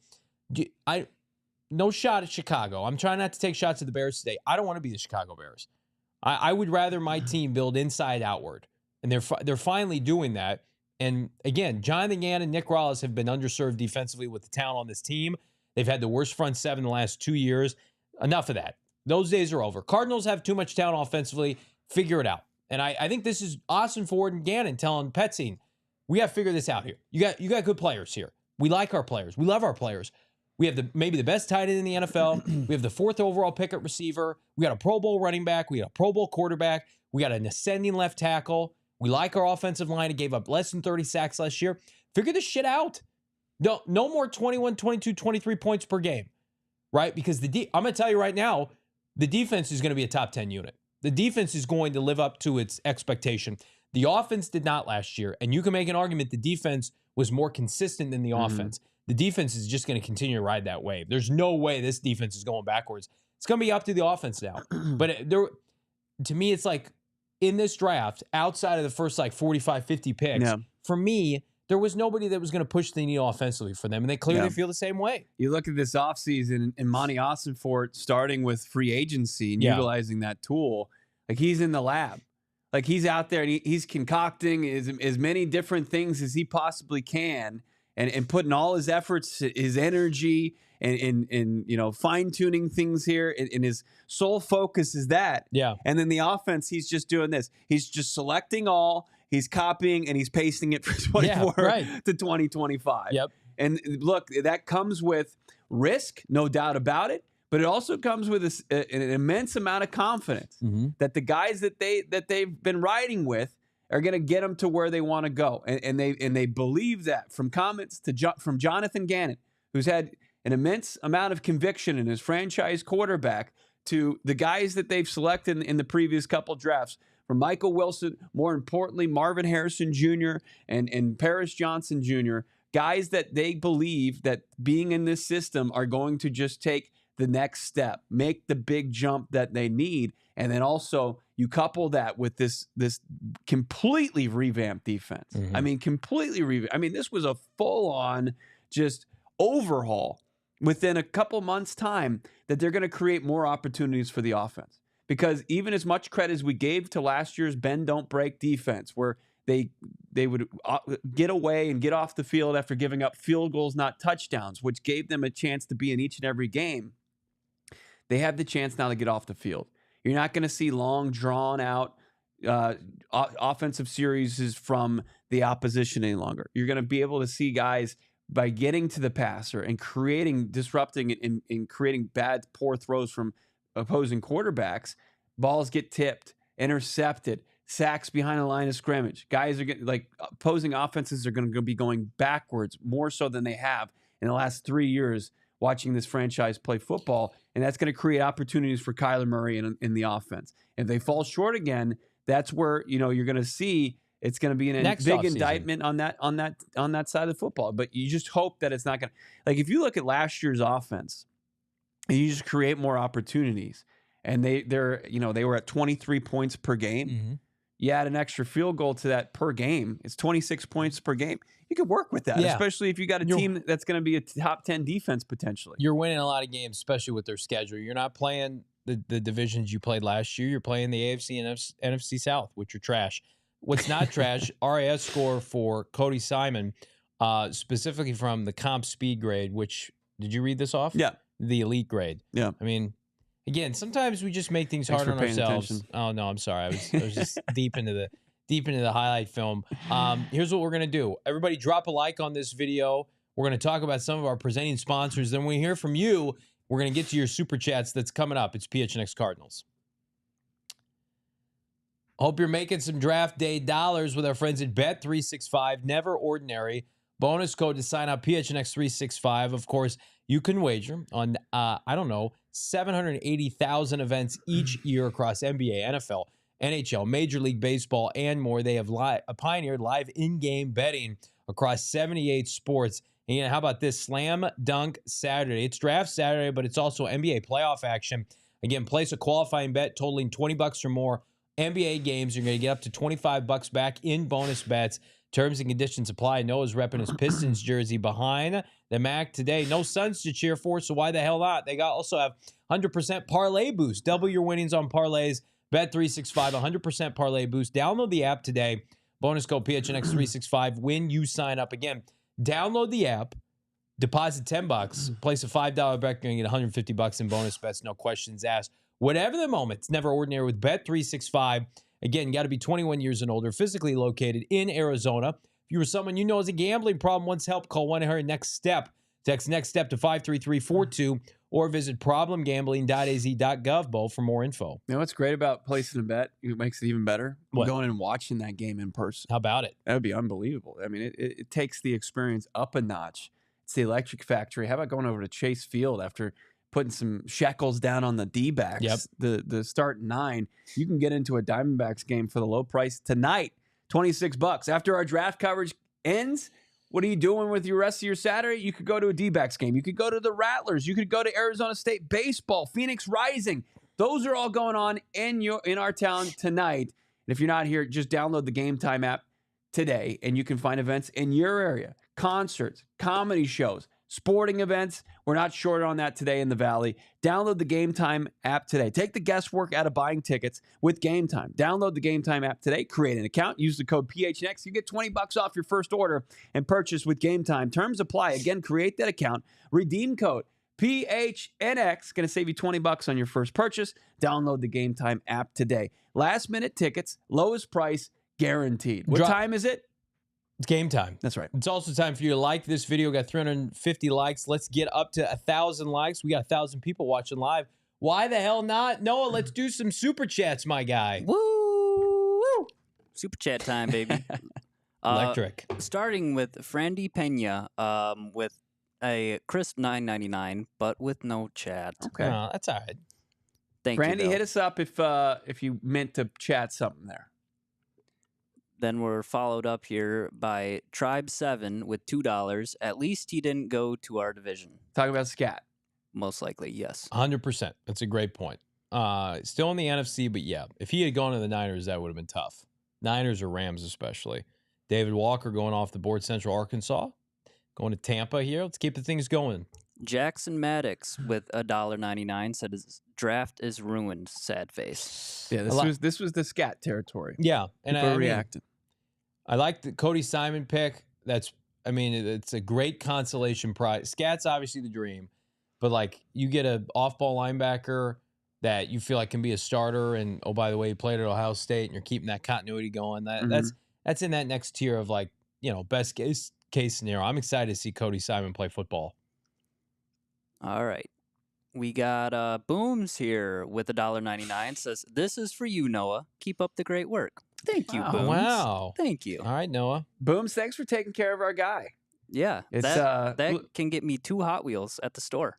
All right. I like that. You and my 3-year-old they're in the same headspace. Every time I go to Target or wherever, it's like there's some guys combing through Hot Wheels. People like adults. Yeah, Noah's into that. Oh nice. Yeah. There's some rare ones you Time can to find. put the toys away. Boys. No, never. I'll never grow up. I dig it, Noah. Let's keep going here. Graham Bryant, $2 says trade for Skattebo. Hey, I think he's in good hands with the Giants. Dable, when Dable was in, let's see, has he ever really had a featured back like that? I mean, he never in Buffalo. And they screwed around with Saquon. Maybe this could be maybe the first year with Saquon, he made the playoffs. Yeah, maybe Cam Skattebo can save Brian Dable's job. Wow, that'd be unbelievable. The scat savior. Yep. But you're exactly right. You're getting in earlier to God forbid James Conner faces and misses some time. We're gonna fire up these mics in the future during the regular season, and Johnny's gonna be pounding the table for a scat trade. No, after he goes crazy in the preseason, they're not gonna. I'm kidding. They're not. They had a shot. They could have packaged their 4th and 5th as Lathan Ransom goes to Carolina. A lot of Buckeyes going off the board here. Yeah. The scat dream is dead. And listen, I typically hate let's go local product guy. I'm never that guy. There's a special circumstance, but we'll see. Cody Simon's going to be compared to Cam Skattebo in a lot of ways. Let's keep it going. Oh my gosh, only by you. Reezy baby, $5. This offense will be exponentially better by not starting on their own 15-yard line every drive. This new defense will take the ball away. Great point. I'm excited to watch them play week 1. I mean, this is the offense last year. I think we were all like, get your popcorn ready. It's Showtime Cardinals. And then you remember that Buffalo game, and the passing game just wasn't there. And the game was moving too fast for him. It's like, does anybody think the defense is going to be moving too fast with who they brought in this year? I think we're going to see a complete defensive effort for this team from week 1 to week 17, and you go back, the Carolina game, I just keep going back to when that defense had played so well and they just ran out of gas in a must-win game against the Panthers last year, and Chuba Hubbard ran wild on them. Remember that game? Yeah. They gave up 36 points on the ground. I want to read this. Chuba Hubbard, 25 for 152, 6.1 yards per clip. Couldn't sniff Bryce Young in that game. You play that tape and you're like, anybody that was associated with this, see you later in terms of personnel, because the Cardinals are transformed defensively. Okay, Frandy, just I feel bad. I would love to hear from Frandy. Yeah. Frandy might just be sending in support. Frandy's supporting with another $4.99 and an additional $4.99. Frandy, we appreciate you, bro. Yeah, thank you, Frandy. Yes, thank you, Frandy. Okay. Or gal. Sapena. Richard, who was great getting to talk to Richard at the draft party on Thursday night. His wife made their way to Wild Horse Pass, made an event out of it. Stayed at the hotel resort They're casino, great people. really taking advantage Richard of and his it. wife are great people. Yep. He's got $4.99. Says Monty is cooking. Would you trade down to pick up a 6th-round pick? No, I'm trading my 7th and moving up in the 5th round. If Monti Ossenfort cares about me and this show and our well-being, he will take that 7th and move up in the 5th round. I wish there was an 8th and 9th round. I don't know what you're talking about. If this was last year, 2 years ago, absolutely. Who's making this team of well, and you 7th saw rounder? with the 2 guys they got in the 6th and 7th round last year, where it was like Tayshawn Palmer, and Jaden Davis, who we had him on the show. Right. They were in a tough spot at position groups, by the way, that were not loaded at the time. Jack Sawyer goes to the Steelers here. So the Steelers, they go blue collar here in the 4th round. Captain Jack Sawyer goes off the board. Derek Harmon, Jack Sawyer, revamping that front. Jack Sawyer, you're going to be watching him on NFL Sundays make plays. He's just kickoff. If Jack Sawyer is good enough for the Steelers, he's good enough for us. Oh, stop! Look at him. How many Buckeyes have been taken off the board here? Look at him. Here's the problem with Jack Sawyer: is his lower body needs some help. I don't think there's anything that can help him. Great kid. Great kid. He does. He is a good fit, I think, for the Steelers. Just screams Captain Jack Sawyer. Him going from Ohio State to the Steel City. But yeah, I'm not. You're not missing out. I mean, the Cardinals had the opportunity. It tells you everything you need to know. Can I just say something also? Is that this franchise, they don't F around with small school guys anymore for the most part. Think about the players they've drafted. Ole Miss, top defense in the SEC. Michigan, national champion. Oregon, pass rusher, was vying for national championships, national stage. And then, today you took a national champion off-ball linebacker. It's like Grambling State, Panera Bread State, and UMass, even like small school ACC guys. Like, unless you're Taylor Demerson or Michael Wilson, where you're just undeniable, no more projects. We're going guys who were big-time playmakers. When you were turning on college football Saturday, and it's the 7 o'clock game or the 5 o'clock game or the noon game that was on national TV, you're finding Arizona Cardinal players. Not, hey, do we have Scrub Dirt Conference over here on Channel 300 and I'm going to watch a guy on grainy film. We're not doing that anymore. We're getting real players now. That to me, it's a night and day difference. And for so long, you know what I'm talking about, though? Yeah. Hey, I'm going to get, is this barely a broadcast, a telecast? Oh, there's the Cardinals' 3rd round pick. Come on now. They're just, sometimes it's easier than we make this to be. I'm watching the highlight reel of Captain Jack Sawyer, and there's not a single play. Stop it. No, look, there's not a single play that I'm blown away by Jack Sawyer at all. Like, he's getting matched up with a tight end at 6'5", 260. You should be able to get past the tight end. Egregious tackle play. The Michigan quarterback, the pick that he had in that game was one of the worst passes at the D1 level I've ever seen. I mean, every single highlight was just malpractice from the opposing offense. And good on our guy, Captain Jack Sawyer, now the Steelers guy, for taking advantage of that. But, man, I'm gonna tell you, there was nothing where I'm like, oh, my God, did you see what Jack Sawyer did on that play? I'm going to tell you right now, there are people, my pro Jack Sawyer tweets, people are coming after him now from when the college football playoff, when I tongue-in-cheek said take him at 16, and then you're in the comments of those, they're like, this looks like a play from the Water Boy. Those were your comments from like 5 months ago, and then you seamlessly just picked up where you left off right now on this show. All right, let's get one shot on Bo, do a couple ad reads. I'm gonna be right back. Coffee going through you there? Yeah, we'll see. Yeah, look, it's been do we need to do a live read?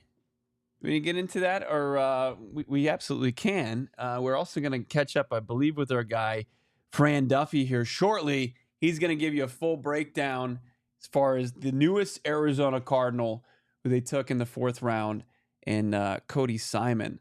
Let's get into maybe checking in with some of our great sponsors, and we'll start off with our friends over at Pure Edibles. Pure Edibles is in 130 dispensaries in the great state of Arizona. Pure Edibles, of course, founded up in Flagstaff, up I-17, but now down in the big leagues here in Phoenix. Pure gummies, not covered in sugar like all of their competitors, but they are a full-fledged candy company. They take a lot of pride in their product, not only been well cooked up with everything you're looking for, from CBN to CBG to CBD with marijuana derived from THC, but also they want them to taste just as good as you get from any candy company. And they're a legit one. They've got, of course, their chews, which are, like caramels. You've got your Starburst kicks and your hard candies from, and of course, the gummies, the signature from, of course, Pure Edibles. Effects clearly listed on each 10, so you know what to expect from any of those Pure Edibles gummies that you get.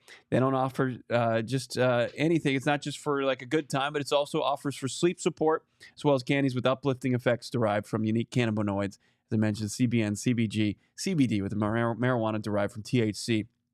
Pure gummies designed to be ripped, bit in half, perfect to share, and also easy shareable and dial in that exact dose. Go find yourself some Pure Edibles products at one of the 130 dispensaries here in Arizona. Pure Edibles.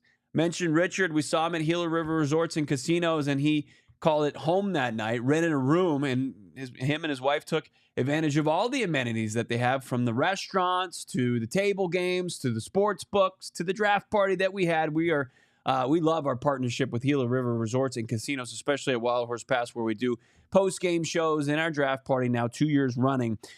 No one does it better than Gila River Resorts and Casinos. Nobody. Visit any of their 4 locations, like Wild Horse Pass, Lone Butte, Vequiva, Santan Mountain. Experience the best that the Valley has to offer. They have everything. Poolside. As I mentioned, get in and get the full casino experience, sportsbook experience. They've got shows. And as I said, restaurants, 4,500 slots, those live table games, any of the action at the sportsbook. Go big or go home a winner. From upscale, approachable, casual to classy restaurant options, we'll be hosting more events, not just the draft party, all year long. Stay tuned for info on how you can hang out with us. You do you. Gila River Resorts and Casinos. Visit playGila.com for more details. Let's get into some more super chats here, Noah. Alrighty. Starting off with Milwaukee Braves. $9.99 super chat says Marvin and Mike are both 1,000-yard receivers. Drew hasn't put the offense in the best position to succeed. We took damn near 2 deep shots downfield all of last year. It was checkdowns for a few yards. Yeah, that's what they're going to really have to kind of prove. The continuity that they're leaning into offensively was worth it, with more, I guess, just experience in chemistry offensively, especially downfield. And Michael Wilson, Kyler Murray have not shied away from their will to get those big passing game explosives back in the playbook. Well, we had Michael Wilson on this set after the season. He was like, we're all disappointed. We all know we can be better. Michael Wilson said, I would have bet my life that I would have had, I'm paraphrasing, 1,000 yards last year. Yeah.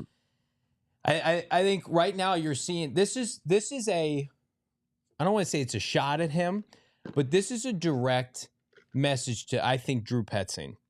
The Cardinals didn't add a quarterback in this draft. It's not a great quarterback draft. They didn't add a skilled player yet of note. With respect to whomever they pick, if they pick an offensive player in the 5th round, there's going to be minimal expectations. This is Drew Petzing. Figure it out, man. We cannot be in a position where we have these lulls offensively. When you're going 3 and out, the Cardinals should be a big explosive offense that works off a play action, that can consistently develop a nice rhythm and timing game, because, I don't know, the offensive line is good and you can run the football and keep the defense honest. I initially started the offseason very much in the camp like it's a make or break year for Kyler Murray, and I still believe that. Mm-hmm. But I think Ossenfort is telling you with his actions here, like, he does not believe it's a personnel problem at all. Right.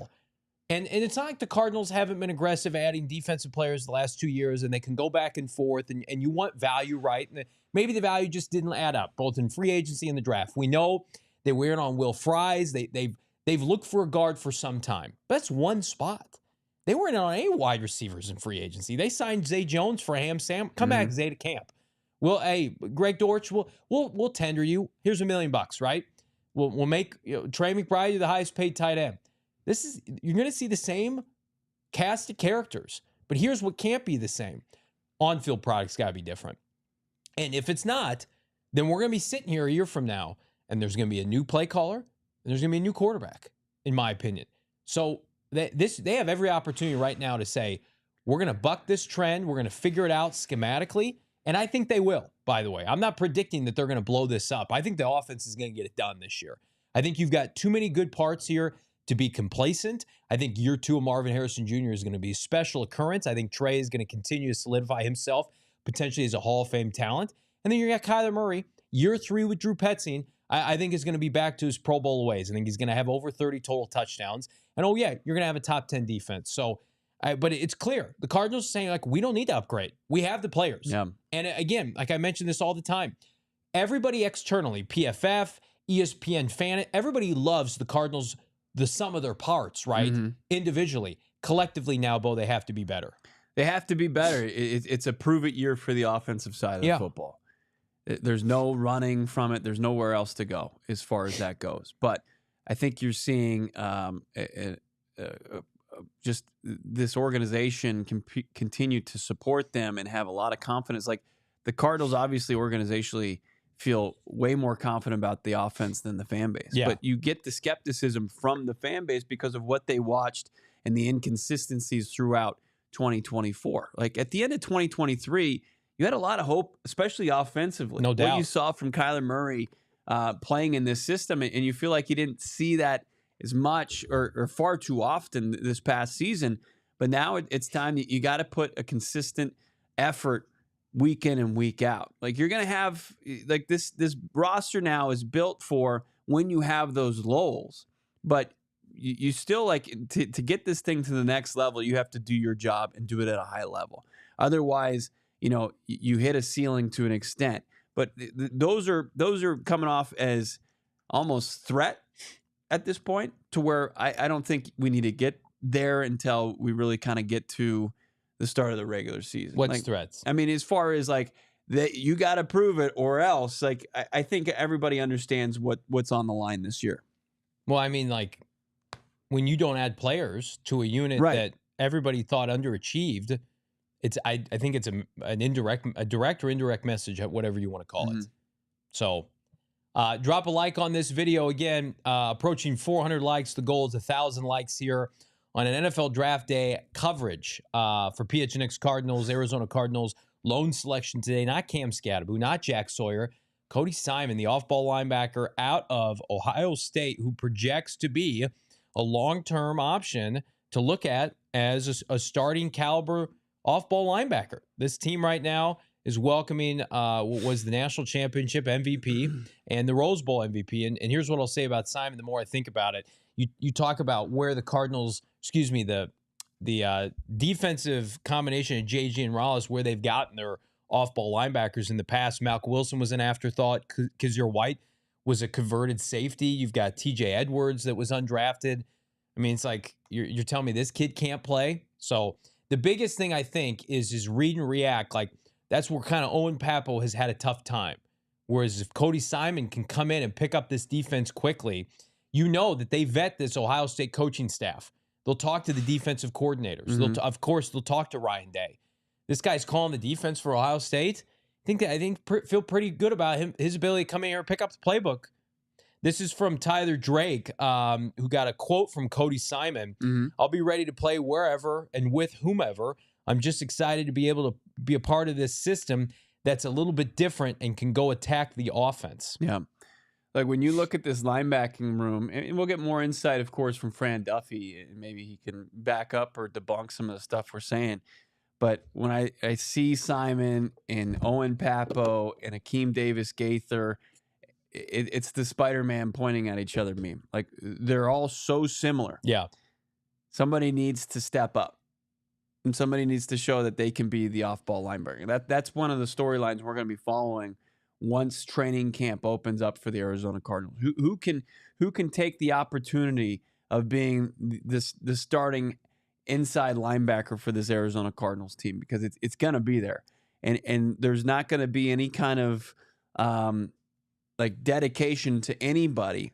Like the contract that Akeem Davis-Gaither signed doesn't necessarily say you got to start for us or we're going to view this as a bad deal. He's a guy that can come on and continue. He can be a backup. He can be a backup, but he can continue to do what he did in Cincinnati and start on special teams. You know what it does is we talked about something. I don't know if you mentioned this when I was in the potty, but we talked about it last night. Kazir White, the potential of him coming back. I think that this is probably going to dispel that for good now. Had they not drafted one, I think you could have made an argument that would have made a lot of sense. But I think now the ascension or the arrival of Cody Simon makes that maybe. I mean, do you sign Akeem Davis-Gaither to get you to Cody Simon in 2026? Here's Simon on what his biggest strengths are via Tyler Drake. I think as a linebacker, You have to have great instincts. I think that's my biggest strength, and that's where people have knocked Owen Papo. Having great instincts and being able to tackle well, and then just being a great leader, communicator, vital for this defense. The Cardinals want their front four to do the work. And then as an off-ball linebacker, you come in and make the plays that are there to be made. Can you get a tip pass off an interception? That's what Kazir White's done for so long. He's approaching 30 now. You think maybe did you lose a step? Now you get a kid who's 23 years old. Hey, can you when we ask you to shoot a gap, can you finish? Can you tackle the running back in the open field? Can you tackle a running back on a swing pass? Can you ensure that the tight end doesn't get free on a seam route? Like, those are the things that are going to be asked of him. Mack Wilson Sr. You would assume is going to call this defense. Well, who do you think is going to call it? Davis Gaither? Well, that's where you're going to have to find out earlier who, and they do kind of move around the green dot throughout, I'm sure starting as early as they hit on-field practices during OTAs. But they're going to have a bunch of people wear the green dots. And I'm sure they're going to have Akeem Davis Gaither, Cody Simon, Mack Wilson, guys who they anticipate being on the field a lot. And if they can kind of identify, who the two are, I think put them in a position. But they do want that consistent voice, I'm sure, in that defensive huddle as much as possible. You know who he looks like? Not physically, but just like he looks like Jordan Hicks. It's crazy how much Cody Simon looks like Jordan quicker. Hicks. He's quick. Right. No. I'm not saying from physical attributes, but just but his facial traits look like a young Jordan Hicks. This is where I think we're able to separate ourselves as far as the coverage, because during the regular season, as we're going through and living and dying each and every week with this team, co-hosts here had it very well sourced that when you looked at where the Cardinals wanted to improve their roster, even with Kazir Wright racking up 136 total tackles and adding a couple sacks here and there and making plays for this defense, he reported that the Cardinals wanted to get a little bit more athletic at that position. And it came as a shock to people because Nick Rollis has his kid and his middle name is Kazir, and you see the 2 years of play from Kazir White, but you're seeing this offseason transpire, and boy, has that's come to fruition. That's become truth. And you look at the acquisitions in the way that they're going at that spot. They got Akeem Davis Gaither, who's extremely athletic, hybrid nearly, and same thing here goes with Cody Simon. CBK asking, is Zaven's time on this team limited? I think he's on the team this year. He signed a 3-year contract was that last training camp? 2 years. It was a 2-year extension. That was 2 years ago? No. Last year was a 2-year extension. It was right after BJ Ojulari went down. Okay. I think Zaven Collins on the team this year, and then I think you're waiting and seeing maybe next offseason. I don't think there's any doubt that he's on the team this year, though. Gannon loves him. He's a great team player. He's a great run defender. He just doesn't have the pass rush juice that you want. And he's honestly, very safe. Yeah. I don't know who has pass rush juice outside of Josh Sweat for this team on the edge. They're going to have to figure that out. Marin Browning. We'll see. BJ Ojulari. We'll see. We'll see. I would still say, like, if people kept asking me, and it was before this pick, with the addition of Jordan Burch, like, does it mean Zaven's going back to off-ball linebacker? No, that's never happened. Yeah, just take that out of your mind. It's not an option. It's not an option for the player.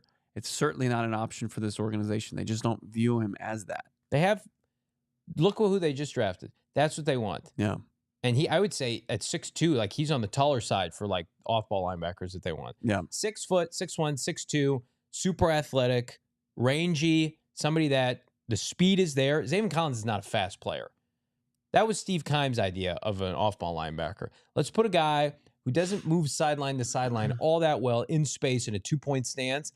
Let's make him at 6'5", an off-ball linebacker. The Cardinals don't do that. If you're 6'5", 6'6", you're playing defensive line. You got your hand in the dirt, right? And you're mucking things up with guards and tackles. If you're an off-ball linebacker, you're about 5 to 7 back on the line of scrimmage. You're 6 foot, 6'1", 6'2". You can run a 4.5 40 or better, sideline to sideline, filling gaps, rangy. Mack Wilson Sr., when he's running, looks like he's shot out of a cannon. That's what they want. So they're not moving Zaven Collins back to off-ball linebacker. He's where he's supposed to be. And give credit, Gannon and Monti Ossenfort have extended his career.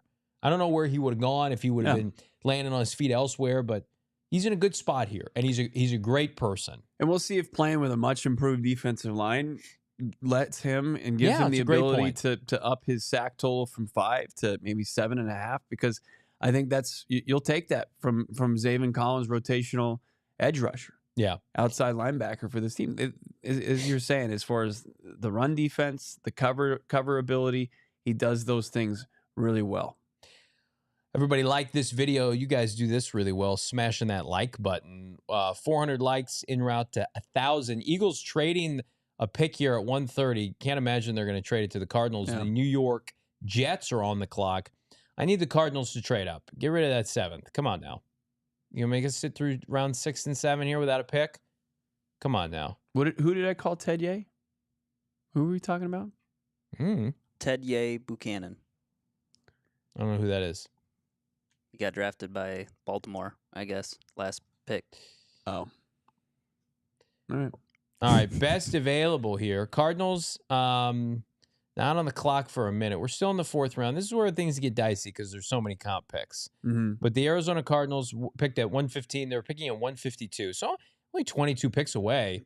Malachi Moore, darling of this show on the mock draft scene, albeit in the 7th round, goes to the New York Jets. They trade up for him. Big-time player on a down year. First team All-SEC for Alabama. Yeah. Best available players. I'm telling you right now, I don't think Shedeur Sanders gets drafted. I said it before the show. No one seems to have any interest at this point. If you're a franchise, what's the point of taking him in the 5th or 6th or 7th round? I don't you don't want that in noise in terms of what comes with being a backup quarterback. Jacoby Brissett is a perfect example. Yeah. Stalwart, quiet, learning curve. Bring somebody in, right. Mentor. That's what you want. Mm-hmm. Colt McCoy. We welcome Fran Duffy, NFL ALLCITY draft analyst, joining the show. But before we get in, Fran, to Cody Simon, did we lose Fran? We still got him.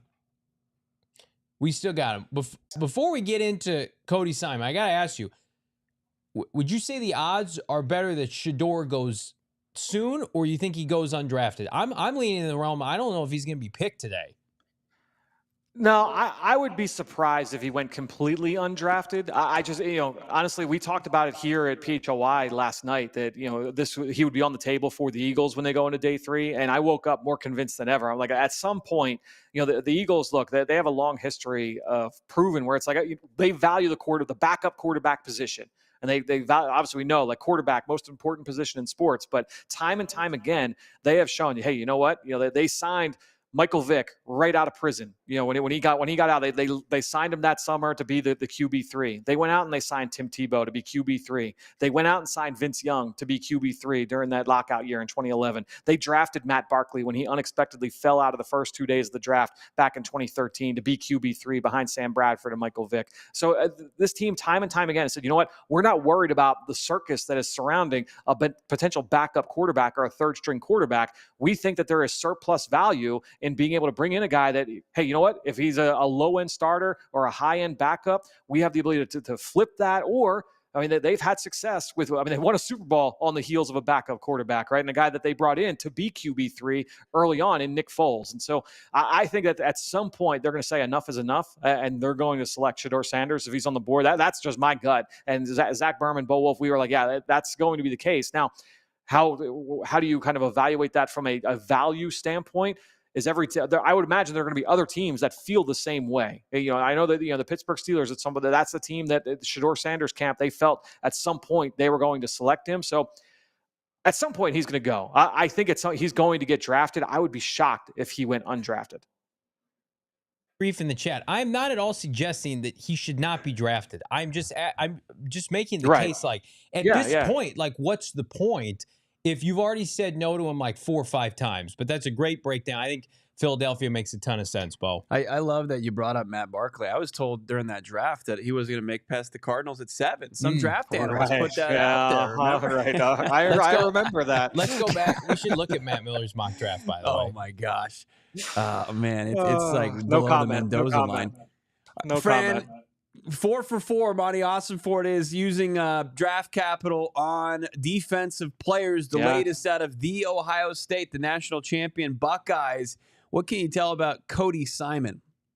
Yeah, this is a player that got starting reps early on in his career in Columbus as a true sophomore, became a starter due to injuries around him at that second level at the linebacker spot. But after that season, they had some other players that, they're upperclassmen. So he took more of a back seat, was a backup coming off the bench for Ohio State. And in the meantime, was a core 4 special teamer. So you've got a high floor there, in my opinion, guys. When you look at Simon, took over as a starter this past season, obviously was a big part of that national championship run. I do think at times he could be a little bit over aggressive. His eyes can betray him at times. I think that sometimes, I know in conversations I've had with Nick Rallis in the past, he values guys that have that block destruction, right? They can come down, pay attention to a block, stick your hands into a guy and stack and shed and get off. There were times where I thought that he showed the ability to do that, Simon, and other times where I felt like he made some bad decisions in running around blocks. Some of that might be just you chalk that up to a lack of experience, though, right? He's for all intents and purposes, everyone I've talked to, he's a good kid. He represents everything that they want to bring into that building there in Arizona. So I think he fits the culture. He's a high floor kid, good athleticism, solid remarks across the board that way. He doesn't have a ton of pop. I think he's more of your traditional weak side backer. But I think that this is a guy that can come in and give them competent play at linebacker. And we know that they want to try and replenish the depth that they've lost here over the last couple of off seasons at that spot. An Arizona Cardinal, I thought there'd be a chance they could bring him back if they exited today without one. They come out and take one almost kind of emphatically here with Cody Simon. They've vetted him. They've made it known, the Ohio State pipeline with Marvin Harrison Jr., Paris Johnson. Like this is something that they value with Ryan Day's program. Like, can you see Cody Simon? Do you project him to be under Nick Rallis and Jonathan Gannon, like a TJ White, or a TJ Edwards, like a Kazir White? Can he be a solid starter for this team long term? Yeah, it wouldn't shock me. It's certainly within the realm of possibility. I graded him personally as a backup. I just felt better, about that being the most likely outcome. But I could see a play, and there were people I talked to. They were like, I think he can be a starter, a 3-down player in the NFL. So, look, I'm not going to sit here and say like, oh yeah, there's no way he could be a starter. I gave him a backup grade just because I felt better about it. But I think that is within the range of outcomes for Simon. This is a team captain. We know that the history they've got with that Ohio State program. They also hired Justin Fry, the offensive line coach from Ohio State. So and he was in that building with them when he was a team captain this year, what he meant to that program on their run to hoist that national championship trophy. So I think when you're looking at Simon, plenty of I think when you're in the 4th round, this is a perfectly acceptable swing for a team. They're looking to, again, try and find somebody to come in and be a suitable competitor in that room.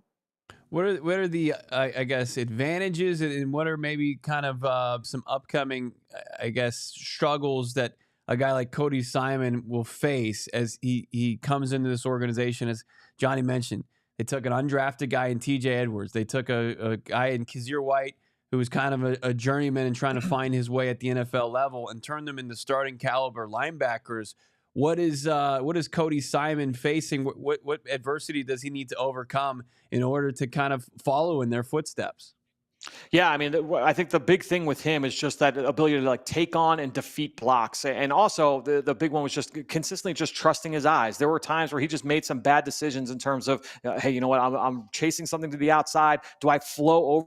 Do I scrape over the top of this, or do I try and go back door? A lot of coaches will say, hey, look, if you're going to go back door, you better make the play, right? So I think just trying to toe that line to find those decisions, I think that's always important, when you're talking at that linebacker spot. But those are things that, can get better with reps and get better with time. And I'm sure that Jonathan Gannon, Nick Rallis, he's very invested in the linebacker spot. So I don't think that they're making this pick without his stamp of approval here. And if he's convicted on that player, then obviously he feels good about him to get better in that area. We're not going to ask you to grade the Cardinals draft just yet. We've got 2 more picks on deck. I'm looking at some of your best availables here. Tremendous work, ALLCITYNetwork.com. And then, of course, go PHNX.com, become a diehard, read Fran's in-depth draft guide. And you can see here, obviously Shedeur Sanders remains best available. You got guys like Isaiah Bond, who's had some off-the-field issues. Embo is the kid out of Purdue that was a draft darling on Twitter, tackle guard combo, probably projects as a guard. Doesn't look like he's been selected yet. What can No. you tell us? Why do you feel like he's fallen from what a lot of people thought was like a rock solid day 2 pick to now being available?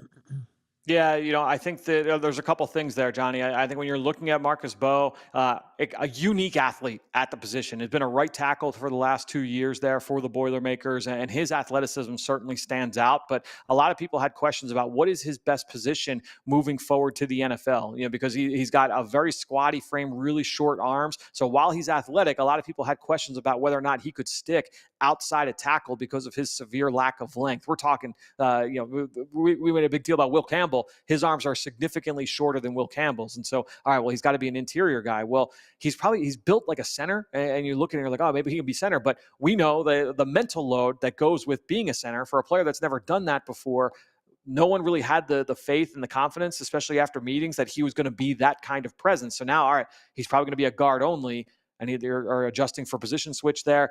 He was a little bit up and down at the Senior Bowl when asked to switch inside. And so I think it was just more of a developmental curve. What position is he? That kind of situation there with Marcus Bo. Because as you're going through the film, you see the athleticism. You're like, man, there's something here to work with. But I think as you kind of dig a little bit deeper, going through the combine and the interview process and things of that nature, I think that kind of resulted in him being more in this area of the draft, which is, it's kind of, if you go to my round projection here, I still had a high developmental grade on him. I think he's got the ability to be a starter, but the reason why he fell to this point, if you look at my round projection, I'm pretty sure I finished with 3 to 4, on him, whereas I thought he'd go either the end of day 2 or early stages of day 3, just because there were questions. There was a lot of ambiguity about his projection moving into the NFL. I mean, why are we talking offensive players? Aren't we going to go clean sweep? Have we seen this? Jacksonville did this at one point, right? Just going all defense. Carolina did it the first year under Matt Rule a few years ago. I remember that. We've seen it a little bit in the past. I know San Francisco, I'm pretty sure, is doing the same thing right now as well. So, yeah, we've seen a couple teams do this right now.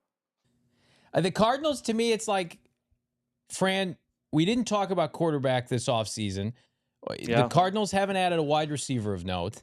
We just got done chatting about it. I don't think they're going to get impact makers. I could be wrong in terms of like this year, they're going to come in and force the issue 5th and 7th round, given where this roster is. You always hope for good value. Like they're sending a signal to this offense or a message like, we're better than what we showed last year. Trey McBride, Michael Wilson, Marv, Kyler, James Conner, Trey Benson, like Paris Johnson Jr. I mean, we looked at this this draft as a defensive heavy draft, and the Cardinals are agreeing with that. And do you think they're sending a message to their offense, like figure it out? Maybe. I think I'd be interested to hear what Monti Ossenfort and Jonathan Gannon say about it after the draft. I'm sure they'll be asked, and it can go one of two ways. They'll either, and obviously this is obvious, but they're either going to say, oh yeah, like we went in with this purpose, or they were going to say, this is how the board fell. We're just going to follow the board, and that's just kind of how the ball bounced this way this weekend. So my guess is that they will probably lean more towards that latter version of that answer. But look, I think at the end of the day, you've got Kyler Murray, you've got that set of wide receivers. You just paid Trey McBride. We've talked about the offensive line and how that's come together, even though they lose Clayton Adams. You feel good about that offense. Whereas defensively, especially for a defensive head coach, we've been waiting for that unit to really kind of catch up to speed. And injuries have certainly played a part. And we could talk about the reasons for the issues they've had over the last couple of years. But I think everybody's kind of ready for that defense to catch up to the offense. And so it could very well be that was their purpose coming into this weekend as well.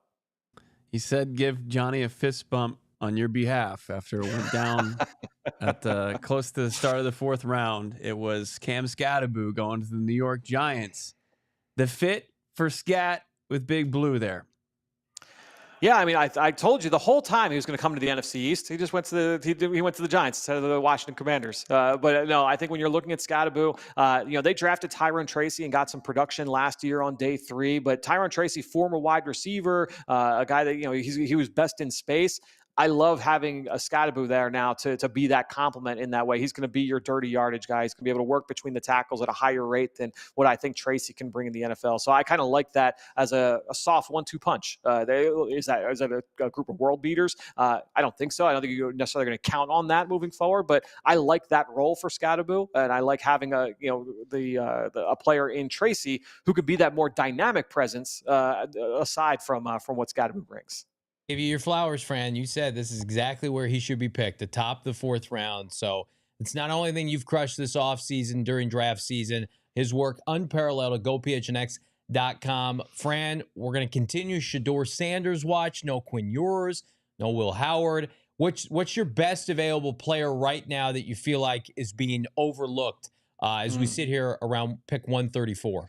I almost feel like it's like Anchorman, like Panda Watch, like Sanders Watch, is where all 32 fan bases are doing this right now. But to me, the guy that sticks out like a sore thumb, and I get why he's still here, is Nebraska corner Tommy Hill. He's going to be up high on my board if you're going to my best available right now. And the reason why is that, look, he missed the majority of this season with plantar fasciitis. And when he got hurt early on in the season, late September, they sat him for a couple games, and then he willed his way back out onto the field, and the film wasn't great. He got beat over the top a couple of times, clearly lost a couple steps, from a speed standpoint. And so they said, look, we got to shut you down for the rest of the year. Goes to the Senior Bowl. And from what I understand, it was not even like 80% when he went down to Mobile, but it's for him, he was like, I haven't played in months. I need to get back on the football field. He just loves the game that much. And honestly, when you're watching him, this is a big, physical, competitive corner with outstanding ball skills, who's still pretty green to the cornerback spot. He came in at Arizona State, was catching passes from Jaden Daniels as a wide receiver and played both ways the end of his Arizona State career and then the beginning of his Nebraska career. This was the first time when he was a full-time corner. He was expected to be a sub 4.4 player, at that size. So traits are there. The ball skills were outstanding. I remember watching him early on in the fall before the injury, and I'm like, man, he reminds me of Trayvon Diggs. He reminds me of Xavier Howard. These were big, physical, competitive ball hawks who also had wide receiver backgrounds. And I thought that he was a top 40, top 45 type selection. Then the injury happens. Doesn't look great. I thought he was just okay at the Senior Bowl. The first couple of days were rough. He got better as the week went on. But then after that, they said, look, you have to shut it down. You have to get 100%. So was unable to go through the rest of the pre-draft process from a combine standpoint and from a pro day standpoint. So we didn't get an athletic profile. I get why he's here on the early stages of day 3. I just feel like a team's going to get a steal. I think he's got a starting corner in the NFL. Loved your breakdown of Tommy Hill. It was certainly eye-opening to me. Also, you gave us some insight. Craig making a point. We'll see if Keandre Lambert-Smith could be somebody down the line for the Cardinals to take an offensive player out of Auburn via Penn State. Fran, if it happens, of course, you'll be well-versed in it. We saw Sean Payton talk about how he's shocked about Shedeur falling down the draft board. He wasn't going to be the guy to take him off the board as they go Quay Robinson out of Alabama. We'll continue to monitor Fran and talk to you here hopefully after another solid 5th-round pick from the Cardinals. Yeah, we'll be back. I'll be back on with you guys in a little bit. Breaking news here, Shedeur Sanders, it looks like the wait is over. Raiders, huh? It looks like our chat is keeping us honest here. The Raiders pulling the trigger at 135 finally for Shedeur. Nope, never mind. Nope. Whoops. Everybody. our chat is the best. Defensive tackle. I'm trying to pay attention to Fran. Everybody's Tonka like, Hemingway is going to go. Good old Tonka truck. Please don't Ernest cut that. Hemingway gets his name called before Shedeur Sanders. I was just going to say, I thought, it makes good sense. He could be a guy that, behind Geno Smith, somebody that compares similarly. That's why I love all of you. Yeah. You guys are SOBs, you're jackasses in the best possible way. I'm trying to pay attention to Fran. They're like, Shedeur, it's done to the Raiders. I'm trying to scramble on Twitter, and they take Tonka truck at 134 or 135. Tonka truck, Ernest Hemingway, getting his name called. Brother Junior Hemingway. You played guys in Michigan. are the worst, man. and look, it's this Shedeur stuff. Like the fact that Sean Payton's asked about Shedeur is crazy in itself. And what else is he going to say, by the way? Yeah, exactly. And he comes to his defense, but he's also like the Broncos in lockstep with the rest of the league, where they're just like, well, that's going to be somebody like another team can take that opportunity. They don't want to deal with it. And listen, I'm going to get back to what we talked about pre-Fran, where people were, I am not condemning Shedeur, and I am not sitting here saying he should go undrafted. Okay.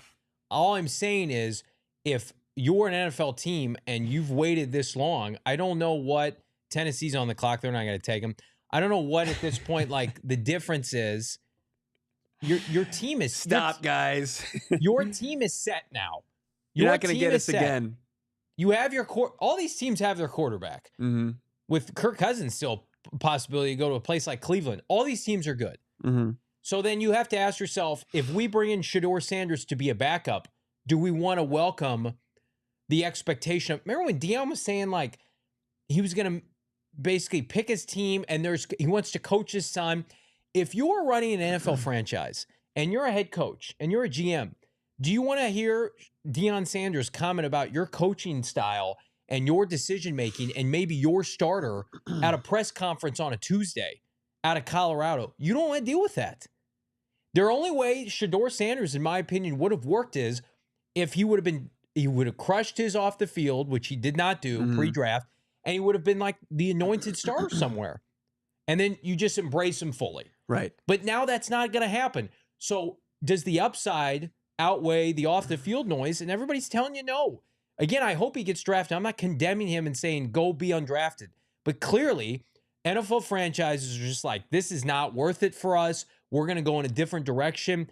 To your point, let somebody else be right about it. We don't need this. Right. Our owner doesn't want it. Our GM doesn't want it. Our head coach sure as hell. You want your head coach being like, I could be Wally Pipp by Deion Sanders, or I'm going to have pressure put on me unnecessarily. NFL locker rooms, you see what the Cardinals are trying to build, are such creatures of habit. They don't want this exterior noise. They don't want that coming from the outside. You can get swayed at the drop of a dime in terms of where your attention gets driven. I just, at this point, again, I know everybody's like, he's going to get drafted at some point. I have to see it to believe it. We're almost out of the fourth round, guys. Yeah, it's pretty wild. But look, there were a couple times during the offseason and during the college regular season where there were some moments that NFL teams, beyond who his dad is and just the high profile that he lives his life on, like those aren't damning strikes against him. But when a guy enters the portal, a former teammate, and you roast him on social media in a public forum, you laugh at him. NFL teams aren't going to like that. If you go and you drop back and you get sacked 7 times, 8 times, and your offensive line plays poorly, and you roast them and you call them out in the post-game press conference, NFL teams aren't going to like that. When Todd McShay's talking about, he was asked some scheme in some questions from Brian Dable, the Giants, about some questions, and Dable disagreed with it and didn't think Shedeur had the right response, and Shedeur kind of pushed back according to McShay. It's just things that, teams don't want to deal with. And then to the point, like where I see Clayton, is he better than Clayton Tune? Yeah, he's better than Clayton Tune. 1,000%. But what do you hear from Clayton Tune? He's as quiet as a church mouse. Like there's nothing going on with Clayton Tune. When I go into the locker room, Clayton Tune is there. He's dressed. He gets out. He goes to practice. Reads his playbook. He's ready to play. He's a pro. You bring in somebody who's now going to vie at the highest opportunity, would be backup quarterback, maybe third string now, that's going to have a big media contingent following him. It's a distraction, and I know people want to use that as a 4-letter word, but that NFL teams don't want to bring on for a player that they don't view as contributing to them winning or losing football games. And like I agree with the thought process from Fran and the guys at PHOY. But if you're the Philadelphia Eagles, like you just won the Super Bowl, Jalen Hurts already gets enough grief from people during the year. Like I don't even know if I would welcome that in my locker room right now. I mean, I'll tell you, there was a team, Benjamin Albright leaked it before the show today. I think it was last night. I think the Colts make a lot of sense. You got nothing going for you. You got Danny Dimes, Anthony Richardson, disaster, can't complete passes. Everybody's about to get fired. Why the hell not? That's what I would do. Indianapolis seems like the most logical landing spot from a football standpoint. Everywhere else, like people are saying, like, look, having backup Lamar, well, these teams are trying to win, man. These teams do not need Shedeur Sanders right now. The Colts could use Shedeur Sanders. I think that's a perfect fit. AFC South in a dome, small media market, right?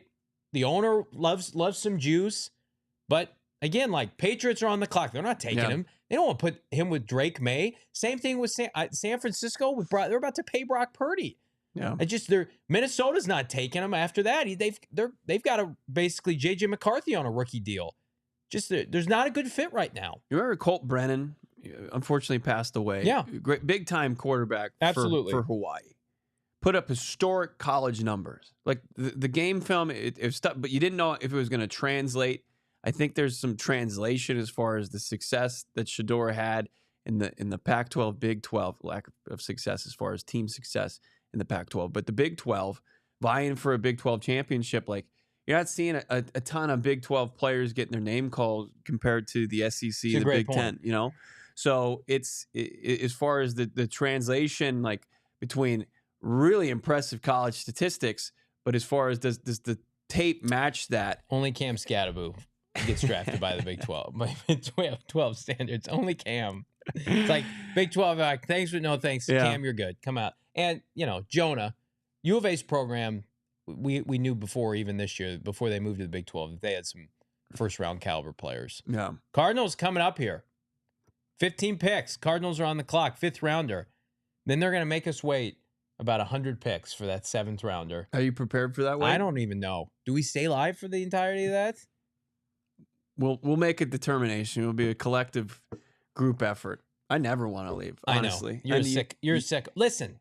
What do you got to do today, nothing. Honestly? You miss your family? No. Soft. Oh, of course I do. Soft, Johnny. Ooh, I miss my wife and kids. Oh, man. Bo is just asking for it. I lose Cam Skattebo, my other son, and now I got to listen to Bo right here. Throw shade in my face because I don't want to sit for the 9th pick of the 7th round that unequivocally will not be a good player, and you can clip this. He might be. It could work out.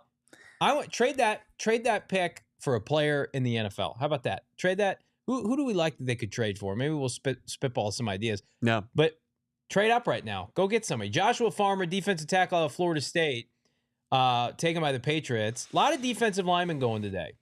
Cardinals going defense the entirety of their draft so far. Will continue. With the draft conversation continuing, there was some big names that kind of made their way to the trade market leading up to the draft. Jalen Ramsey and Benjamin Albright, I thought he was going to be traded pre-draft. We haven't heard any kind of noise as far as Ramsey, his availability. People kind of projected, would he go for a 3rd round pick? Could it be a 4th round pick? Now you're looking at future draft capital for Jalen Ramsey. People started off the day in our chat talking about guys like George Pickens. George Pickens, who's participating in Kyler Murray's George Pickens for a 5th, anyone? Softball tournament. But I don't know if George Pickens would be a guy that the Cardinals view as a team first guy. Probably even not. though the talent is certainly there. Let's put some respect on Michael Wilson's name for a second. Yeah. Because I do feel like Cardinal fans don't confuse inept passing game at times with inept receiving core. Michael Wilson was underserved last year. The separation was there. The big play was there. You saw what he did against Seattle. I just, every time Michael Wilson gets opportunities, he produces. I'm sorry. He was open a lot last year. No. They collectively, you should be able to score points in droves with K1, Michael Wilson, Marv, and Trey McBride. Zay Jones had a great training camp before his suspension last year. We're always impressed with Greg Dortch getting the football. This offense is going to live or die with Michael, Marv, Kyler, and Trey. Yeah. That's it. And I'm comfortable with that because I'm going to tell you right now, no player from, Grambling State's going to change that right now, this late in the draft. That you want to go wide. This is not the year to go wide receiver, by the way. I don't love these wideouts. On shot first with a unbelievably cool avatar where it looks like is that Harrison Ford in a Cardinals uniform? That's unbelievable. Rearing a firearm, yes, it is. A space firearm. Kyler also loves Wilson, right? Yeah. Sorry, blaster. Is that the correct term? Get out. All right. We got laser gun. We're going to take one more ad break, and then we're going to come back, and then we're going to see the Cardinals make a pick here in the 5th round. That's coming up. It's PHNX Cardinals. Big thanks to everybody watching live. Big thanks to everybody who came out to our, 4th annual draft party. We did already talk about Hero River. We did. Okay. Yeah. Who haven't we talked about when I was using the restroom? Yeah. We've talked about everybody. Noah said we had another ad break. You could do Empire. Empire Today. Listen, Empire Today, here's why it's significant. because they can help reshape your flooring like the Cardinals have reshaped this roster. Yeah, you can talk about Empire Today. Actually, Circle K. I'm going to talk about Empire Today. Wow, things are going things are going well here on this Empire Today. You can save right now $350 as far as you start off $350 off your flooring journey. You're looking for new hardwood carpeting in your new setting, whether it's your house, your condo, you want to just upgrade it. It's always kind of a daunting thing, but not with Empire Today. They're professionals. They're going to lock you in, and they're going to be able to do it with efficiency. It's going to be quick. It's going to be easy. It's going to be painless, and it's going to look great. So check out what's going on at empiretoday.com/PHNX, and you immediately start your journey with that money off, $350. Check it out right now. Utilize their virtual floor designer as well. You can do that on the website, empiretoday.com/PHNX. No more big box stores. Don't waste your time. Don't waste your money. They're going to act like you're a waste of time as well. No, that Empire Today, they're going to be in there, and they're going to be focused on getting you the best flooring for your setting right now. Log on, Empire Today. Schedule the free in-home estimate because things are so much easier when just from the comfort of your own home. PHNX listeners, save that $350 with the promo code PHNX. Discount code PHNX at empiretoday.com/PHNX. Big thanks to our friends at Empire Today. Big thanks to our presenting sponsor, all draft seasons, our friends at Circle K. You see the Inner Circle snacks on display prominently here. Grab yourself a Polar Pop, 79 cents, Froster, anytime you're a member of the Inner Circle. Free membership program. You got a phone number, you got an email, you're a member, you're saving money. Save 25 cents per gallon, say on your first 5 fill-ups, 3 cents per gallon every single day. Again, download the Circle K app today. Terms and conditions apply. Thirst is met its match. Circle K couldn't be more fired up for the partnership, couldn't be more fired up and pleased with how phenomenal of a supporting partner they've been throughout draft season. They have made draft season for us. Join the Inner Circle for free by downloading the Circle K app today. Again, download the app. You go to the deals section of the app, and you can see a plethora of deals, snacks, and goodies available. I was snacking on some chocolate peanuts last night. They were getting me through that third round. They are enabling me to be my best self. Join the Inner Circle for free by downloading the Circle K app. Terms and conditions apply. Visit CircleK.com for more details. Cardinals, roughly, they're picking, 52 on the clock? Is that it? 52, 135. We're in the 5th round now. Shedeur not drafted in the 4th round. Cardinals on the clock here. Coming up 152. 152. So 16th overall. So they're back to 16th overall in the draft. So about 17 more picks to go. In the meantime, Noah, let's hit some of these super chats, my guy. All righty. Let's see what we got cooking up here. Starting off with Jesus or Jesus. Wow, with $20. Thank you so $20. much. Jesus. Crisp, $19.99. Thank you, Jesus. How would you grade this draft? I say Monty is cooking. I'm excited for the season. Glad that I found you guys. Love your pre-draft coverage. Keep up the good work, guys. Thank you so much. I would give it an A. There's no hesitation. There's nothing they can do that is going to change my mind. It's an A draft. I think the last 2 years, we always felt like good start. We didn't love how they finished. Yeah. We were sitting we were talking on the way to the parking garage yesterday. It was like, this is more, it feels different than even last year because of the up and down nature of day 2 last year. And even the year before that, it's like, let's see how things plan out. Now, it's worked out with Michael Wilson and Garrett Williams and Dante Stills. This is his best draft. This is going to be his best draft exiting the weekend. I mean, it was quality over quantity today. I mean, at this point, the Cardinals, I mean, as you talked about the discussion we had post round 2 and 3 last night, where he had 7 picks already. And it was just kind of flooding the roster and putting players that they had roles kind of imagined for and set for, but not guys that were going to be impact makers. Like, I think Monti Ossenfort in his first 3 picks took 3 potential big-time impact makers. And the opportunity that presented itself in getting Will Johnson because of the medical flag just put them in a different kind of stratosphere is what the caliber of prospect that they got in the 2nd round. We haven't brought this up, and I think it bears repeating. I think it was from maybe Josh Weinfest. It was said at the presser yesterday.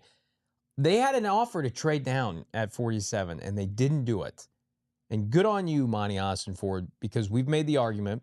You passed on Cooper DeJean last year, and again, he plays the same position as Garrett Williams, and I like Max Melton. But you traded down 2 years ago. You took B.J. Ojulari. That has not worked out to this point. Yeah. If you had traded down yesterday at 47 and basically watered down a pick that could have been that was Will Johnson or Nick Scorton or whomever, to add a couple picks today, we all would have been sitting here saying, like, yeah, it's great. You're making these selections. You got more lottery tickets. I think we all feel pretty damn good about Will Johnson being an Arizona Cardinal. I think it's a good lesson for Monti Ossenfort. Like, trade down if it makes sense. But it in the past, it's felt like we're trading down just to trade down. And I think that's a big reason why this draft is turning out as well as it is. Just like, you allow other teams to make these mistakes where they're taking Colston Loveland over Mykel Williams or Walter Nolen, and you're allowing these teams to take, the second running back out of Ohio State before, maybe the best pure cover corner man outside of Travis Hunter in this draft and Will Johnson. More of that, please. Like, everybody wants more picks. Everybody wants to trade down. But what did we say before this draft at nauseum? It was the thing, I always tried to trade down and trade up in our mocks we did with PFF. Mm-hmm. And the common denominator was, and you guys, you hold me accountable for this, I said one thing: exit this draft with 2 players, unequivocally, that had top 40 grades, maybe top 32 grades. And you did that. You exited this draft with 2 players that a lot of people thought had 2 top 16 grades. Yeah. I mean, I was looking at Daniel Jeremiah, and he had Walter Nolen at, I think, 26, and he had Will Johnson higher than that at 16th on his big board. And he had Burch just on the outside of the top 50. He had him at, I think, 62nd. So, and they got him at 78th overall. Cardinals are really kind of maxing out the value here. And that gets lost a lot during it does. But this is the only time you can do it. Obviously, like some people think it's a fool's errand to try to grade these things, but when you look at the value that Monti Ossenfort has kind of cashed in on here through at least the first 2 days of the draft, and you can like Simon, but really the first 3 picks, it's put his team in a position to kind of put him over the top, roster-wise. Like, people know Walter Nolen and Will Johnson can play football. Like, we're not projecting. We just look with your eyes. Walter Nolen, according to Chris Sims, he's the best defensive tackle in this draft, has the highest floor. And the highest ceiling. Mm-hmm. Graham's a better player right now. Walter Nolen could end up being the better player at the position. Let's keep it going, Noah. Let's see. The Icon with $4.99 says, decent veteran free agent still available at wide receiver and offensive line. Monty will continue to cook and prove it deals. Book it. Go Cards from Maryland. Thank you, Icon. I mean, would it surprise anybody if they re-signed Will Hernandez and said, come back if you want to play here? I know Dallas will probably be sniffing around, but they have Tyler Booker now. No, they're set at the guard position. So if Will Hernandez wants to stay in Arizona, maybe he can get another 1-year contract. 100% Icon. It's a great point. Reezy Baby with $5 says, Shedeur Sanders is going to win the Grey Cup with the Toronto Argonauts. Argonauts. Having some fun. Here's some quarterback movement. Reezy Baby. Vikings are trading with the Seahawks, acquiring quarterback Sam Howell from the Seattle Seahawks. So Sam Howell going join a quarterback room with J.J. McCarthy. Okay. Will we see Kirk Cousins dealt? Will we see some of these veterans? Jair Alexander looks like he's staying put. Jalen Ramsey could be had for a day 3 pick. Some of these players, man, we overvalue draft picks, but at the same time, these teams overvalue what they're going to get for aging veterans with big money deals. So I would love to see Ossenfort flip a 5th or a 7th for a proven player. I think that would be a lot of fun. Let's hear from Frandy. Frandy finally got it. Let's go, baby. Nice job. $4.99. Thanks again. Is that tall and fast free agent wide receiver Sam Fehoko that we picked up a chance of being that wide receiver? I think Sam Fehoko, one of the Stanford guys we were talking about earlier, has a chance immediately as a bigger bodied guy, but yes, good speed, to replace Zach Pascal as kind of your primary blocking wide receiver. But Fehoko's shown the will to want to do everything that they need from and ask for from their wide receivers. So I think he could certainly be a guy that makes the 53. Can he be a guy that's active on game days? That's going to be key for him. But with him, Zay Jones, and then Xavier Weaver, those are going to be guys that are going to be really vying for any of the leftover playing time outside the top 3 guys, which is obviously Marv, Michael Wilson, and Greg Dortch. Let's keep it going. All right. Ray with a crisp $4.99 says, I wonder if Kime and Coward will still talk smack about our sweet Redbirds after this weekend. Keep up the great work, guys. I did. From my lack of my better judgment, I really like John Middlecoff of the Volume. He lives here in Arizona. I think he's very transparent and honest. And he does a joint podcast with Cowherd to recap the draft the last couple of days. And he tries to even Cowherd out. Cowherd loved the Colston Loveland pick, and he loves some of these kind of off the beaten path picks. He got to the Cardinals pick, and he basically just said whatever over, I think, Atlanta, the Cardinals, and the Bengals. So just disregarded Jalen Walker, Walter Nolen, and Shamar Stewart. And I'm like, I think I've gotten enough from Colin Cowherd for my tenure. I think his relationship with Steve Keim does not allow him to be objective. But it's got to be up to Monti Ossenfort and Jonathan Gannon, too, because the national media, whether it's Cowherd or Peter Schrager, who I like, they love McVay and they love Shanahan. And that's never going to change until you start whooping their ass every year. Cardinals swept San Francisco last year. Nobody talks about it, right? They should have. They love Sam Darnold, by the way, too. They do. It's the trifecta. They were a doinked helmet interception away from sweeping the LA Rams. I mean, and here's what I love about this draft. This draft, it enables you to put together a defense to really make those teams uncomfortable. Make Brock Purdy uncomfortable. Stafford is I know he just signed a new deal. He looked average when he played the Cardinals last year without this kind of talent. So you're going to have to just be able to put yourself in a position where you're putting up NFC West championships to quiet these pundits up. Before last year's first meeting with the Niners in Santa Clara, the comeback win, credit to Brock Purdy. He cooked the Cardinals in his previous performances, but he was playing against ill-equipped practice squad lines. defenses. I mean, it was where, sneaky athletic you can call Brock, as far as just his makeup, but he shouldn't have been able to evade defensive linebackers like he did against the Cardinals, and he was able to take advantage of that and made some really good plays. I think those days are done. Yeah. I think the Cardinals defense can be a very big matchup problem for Brock Purdy going forward. I agree. I think Brock, we were rooting for Brock to sign a $60 million deal, and then we were rooting for Brock to be put in the dirt on game day, not literally, on game day by Walter Nolen. As far as the quarterbacks in this division, and they have the opportunity based on who their coaches are and just themselves to prove me wrong here.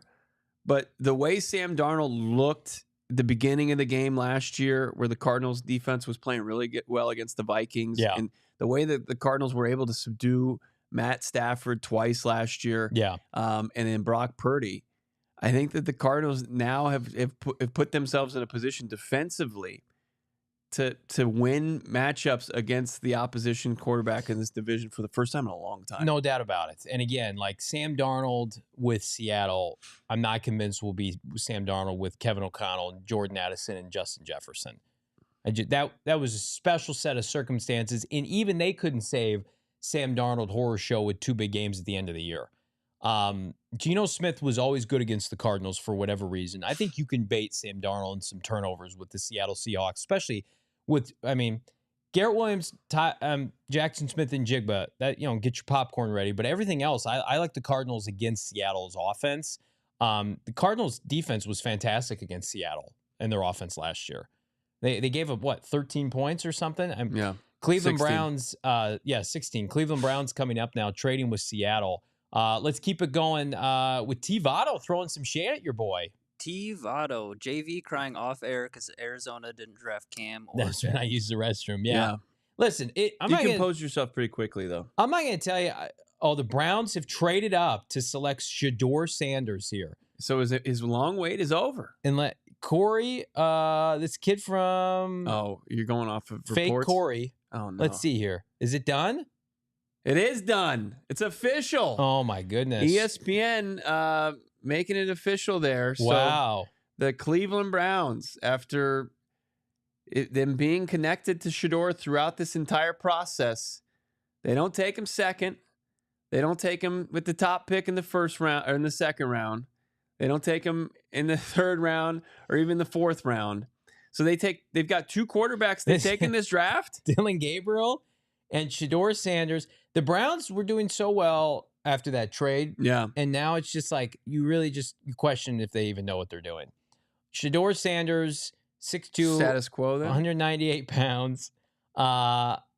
Kenny Pickett, Shedeur Sanders, Dylan Gabriel. I'm sure that'll go well in Cleveland. I'm sure that'll just be what the doctor ordered. Look at that, 40 different starting quarterbacks since they got themselves back after moving the franchise to Baltimore. Look at this super chat. Was that $49.99? Is that a crisp? That's unbelievable. Who's that from? Oh yeah, we got Sean. A big one from Sean. Hit a little bell for that one. Thank you. $49.99. Unbelievable, Sean. That is a crispy pair of Vans right there. I completely agree with the approach this offseason, short and long term. Turn this defense into a consistent strength, more pressure, run stops, turnovers, and short drives. Fields is the best addition for 1. This offense, and 2, Kyler Murray, great work. Unbelievable. Thank you so much, Sean. We appreciate that. He's got another super chat. Super chat from Sean? Super chat, yeah. An additional crispy $4.99 from Sean says, been watching consistently for 2 years. You guys are great and very funny. Keep up the great work and content. Much better than the mainstream. Very appreciative of you, Sean. So generous with your super chats, and thank you for the kind words. It's always comedy with Johnny and just his just watching how the picks fly in, man. Yeah. It's a privilege to get to do this show and talk to all you great people out there. And this is my favorite time of year, these 3 days.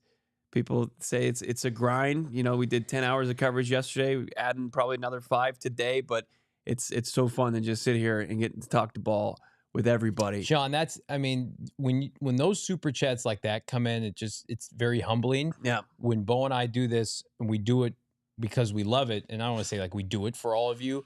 You guys allow us to do it with super chats like that, support, likes, subscribes, diehards.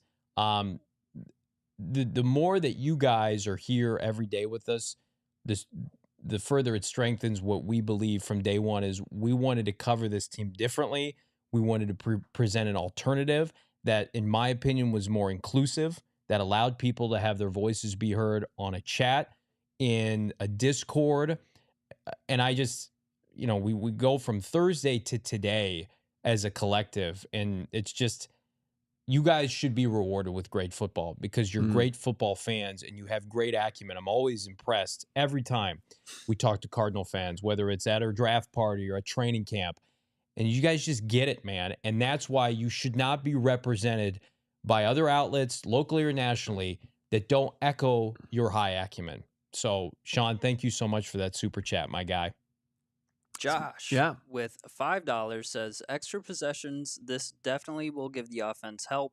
The bend don't break defense and give them 3 is done with. Not enough turnovers. Yep.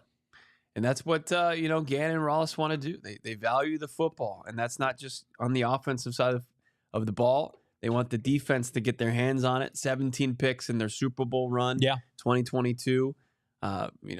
Tons of forced fumbles as far as getting to the quarterback with those 70 sacks in that season as well.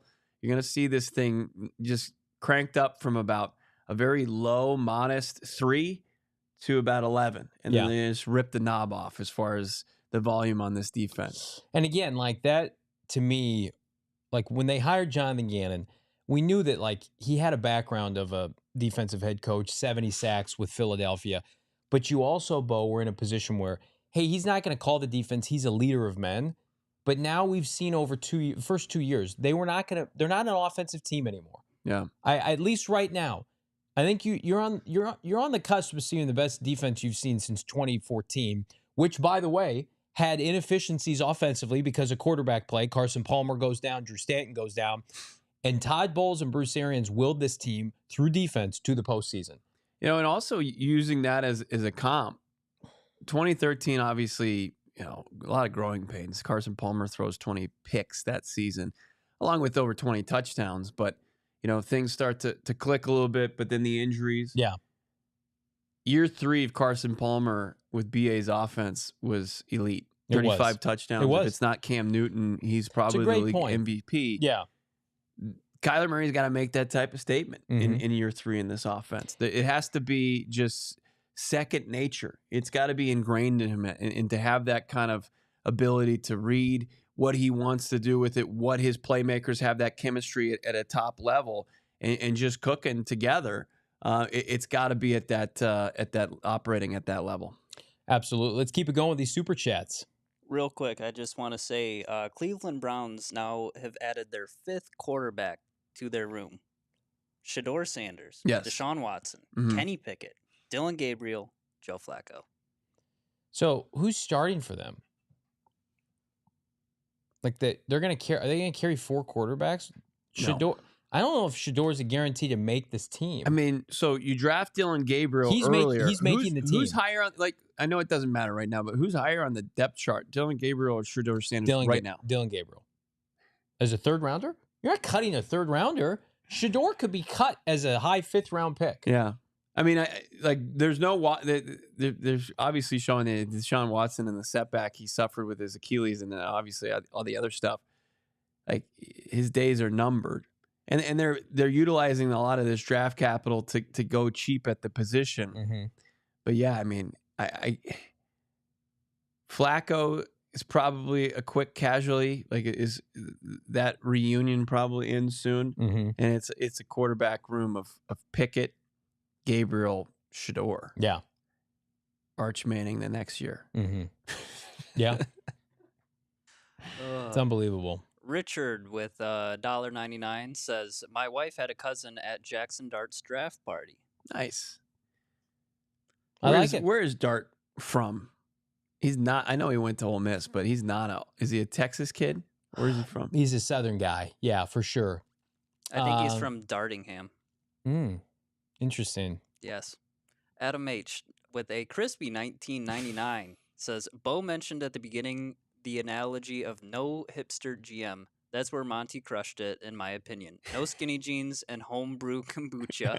No small school guys nobody's heard of. Just solid picks from major programs. It simplifies things, right? Your margin for error, it lessens when you start to bet on athletic freaks, physical freaks, guys who win, the walk off the bus part of the game, where you just see monsters like Paris Johnson Jr. at 6 foot, almost 6'7" coming down, and Darius Robinson and Walter Nolen, and 6'3", 300 pounds. And you got Will Johnson, who's a 6'2" corner. You've got the freak show that they got out of Oregon and Jordan Burch, like just massive players that are athletically gifted as well. And you have good coaching. You can mold that clay. You can sculpt those and develop those guys a lot easier than guys who are like vertically challenged and guys that competed and were successful at lower levels of college football, where you're seeing these guys are competing against what college gives as far as their best shot that's the next level to the NFL. It just makes the margin for error a lot less. It's not an exact science, but it's a better way to go because the misses are less severe. Absolutely. Let's keep it going.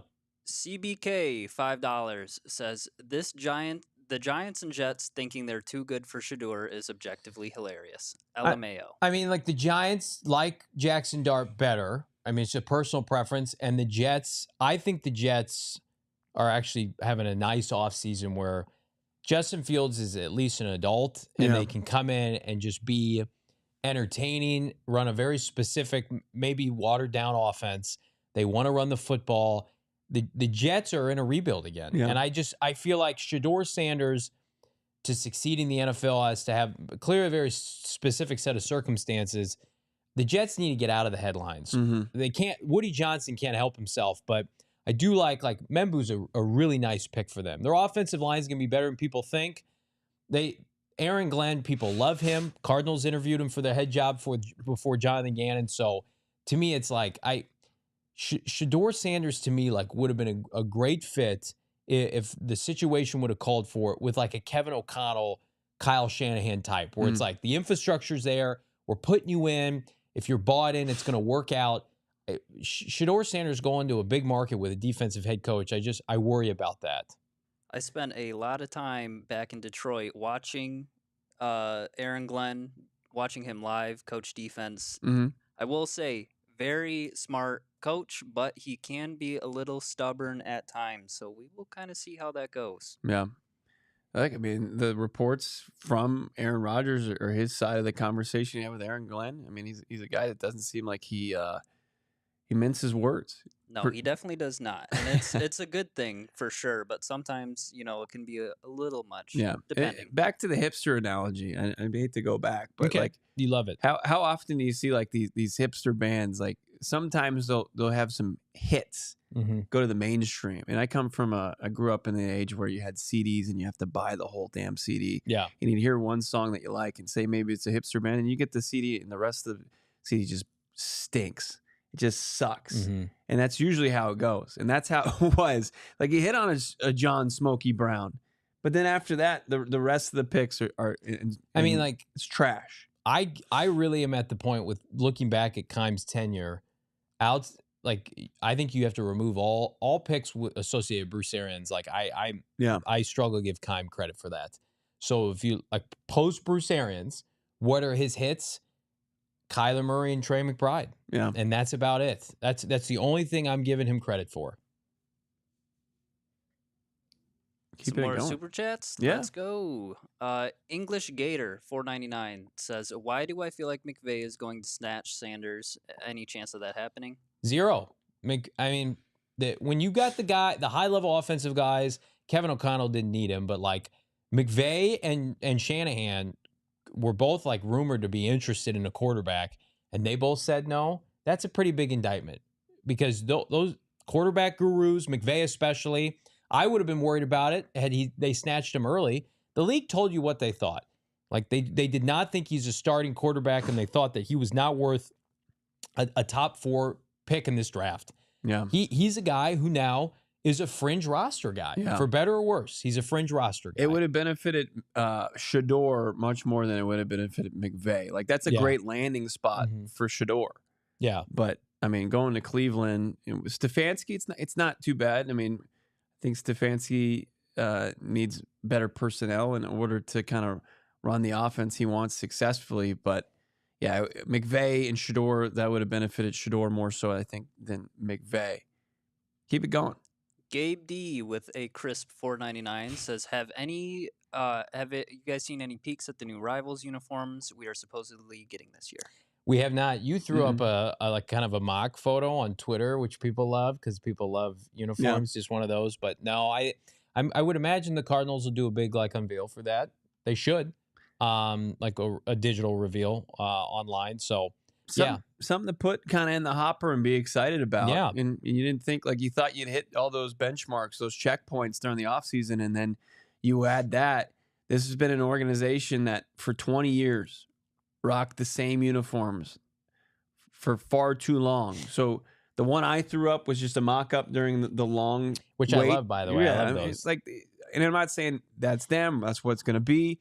That's just what I remember from when we off season in and off season out would beg for new uniforms. That was one of the ones that stood out to me. That would be a nice little departure from, just the red, the white, and of course the black. With the Cardinals now have silver in it, but these uniforms that they announced yesterday that the Cardinals will kind of be the guinea pigs along with the rest of their division, and then I think the AFC East until some of the other league comes in 2026. Like it's supposed to represent your community. Yeah. So like the traditional Cardinals look that we've seen for their entire like tenure in the NFL, one of the longest organizations in the league, right? That they're going to be able to kind of tap into Arizona even more so. So maybe you could get like some turquoises or some like Sonoran sand or Sedona red or whatever. They need to lean into Arizona. Yeah. Like I love their uniforms now. I think they're very clean and classy and traditional. Yeah.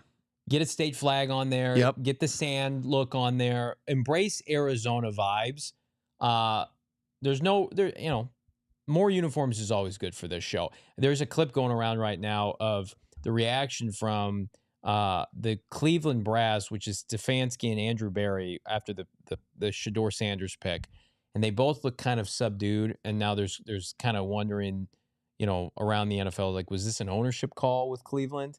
But yeah, or is this a league kind of stepping in? We'll see. But I don't know. I'm not pegging Shedeur to be in Cleveland long term. I think that this is very much year to year with him.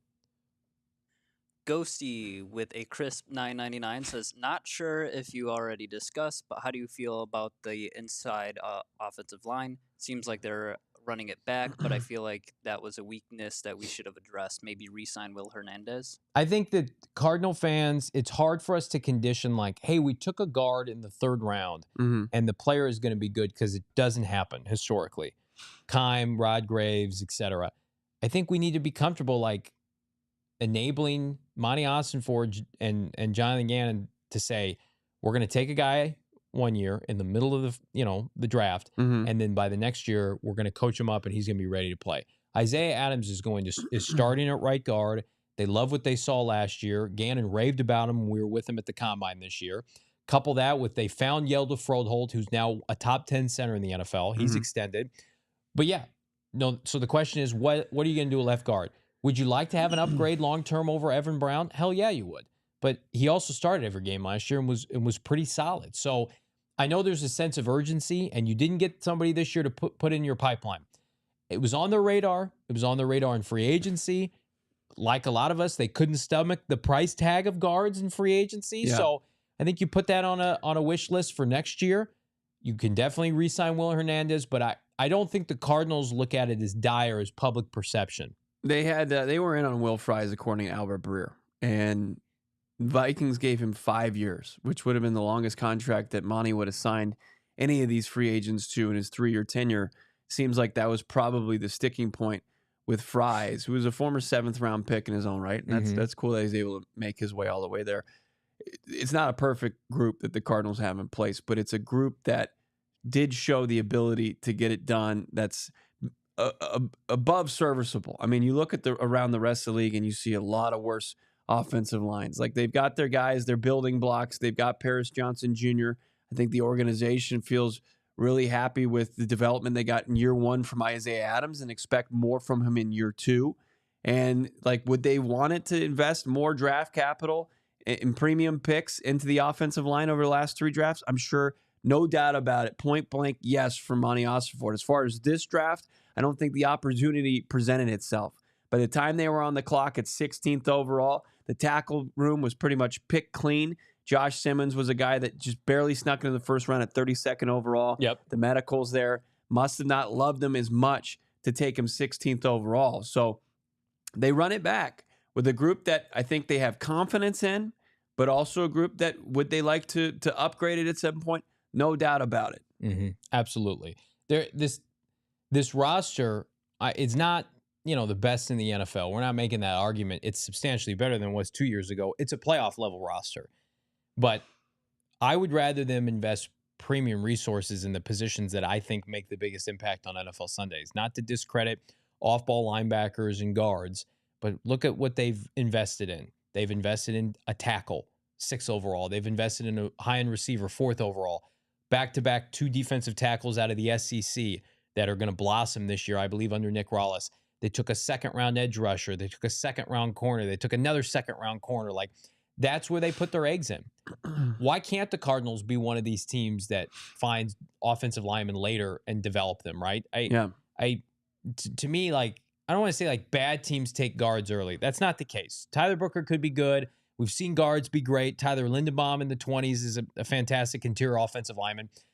But most teams in the NFL draft guards or sign guards and centers and not spend premium resources on them. And a lot of teams do it well. Yeah. I trust the Cardinals' infrastructure and their ability to evaluate interior offensive linemen because they have not steered me wrong yet.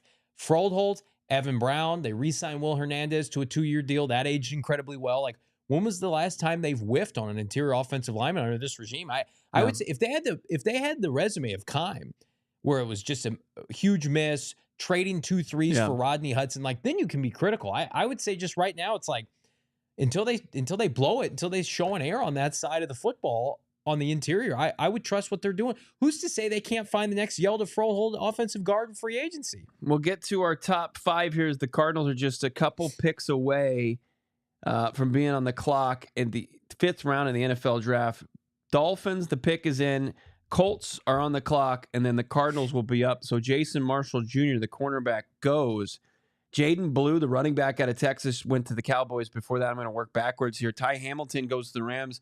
Defensive lineman out of Ohio State. Jordan James, Oregon running back, goes to the Niners. They can't help themselves. Always getting the running back in the draft. The edge out of LSU, Brady Swenson, goes to the Pats. Mac Williams, a corner out of UCF, goes to the Eagles.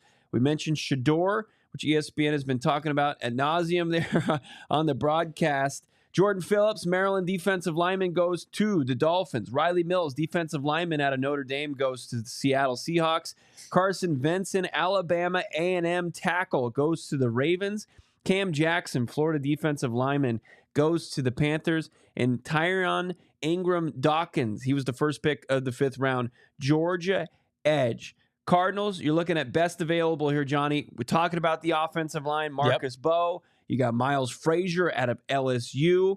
You start to look down here as far as who else could be there. Cameron Williams, who you and I both don't like as far as the tape he put forth. Bad. Despite, a run from Texas there this year. Those are the guys as far as offensive line that you could put in the conversation. Getting away from offensive line, Torrey Horton, Colorado State. Playmaker for the Rams. Yep. Could you look at him as an option there? Also, you've got, I think, a safety, R.J. Mickens out of Clemson might be an option. And then, maybe a Jalen Reed out of Penn State. Is M Bo still there? Yes, that's who I said. Marcus Bowe. Okay, Marcus Bowe is still available. And then Smile Mondon Jr., Georgia kind of special teams ace linebacker. Could be an option. Seth McLaughlin, you see him here? People are saying Cardinals have traded down. Cowboys coming up with the Arizona Cardinals. Good hell, Monti Ossenfort. He is committed to the trade down effort. Pick? Let's see here. That would be something if they did. Arizona Cardinals trading down. It looks like with the Dallas Cowboys. Let's see here. Ossenfort keeps the streak alive here. 152 no longer belongs with the Arizona Cardinals. Let's see. I don't have the package yet, but man, interesting. I like it. Yeah. I like. Ossenfort wants to keep his streak going and have a pick in every round. I don't know if you can get a 6 for this. Trade alert. Let's see. The Cardinals haven't announced the package yet. Still waiting on it. Yeah, we're looking. I'm feverishly looking. If you guys know it, put it in the chat. But the chat had it before we did. See if all right, here we go. Cowboys have traded back 152. Okay, so that people are still speculating. I thought Todd Archer of Dallas Media would have had it by now. People are saying 174 and 211. Yeah, I see the Cardinals all the way down here at the bottom of the 5th round at 174. So that was Dallas's pick.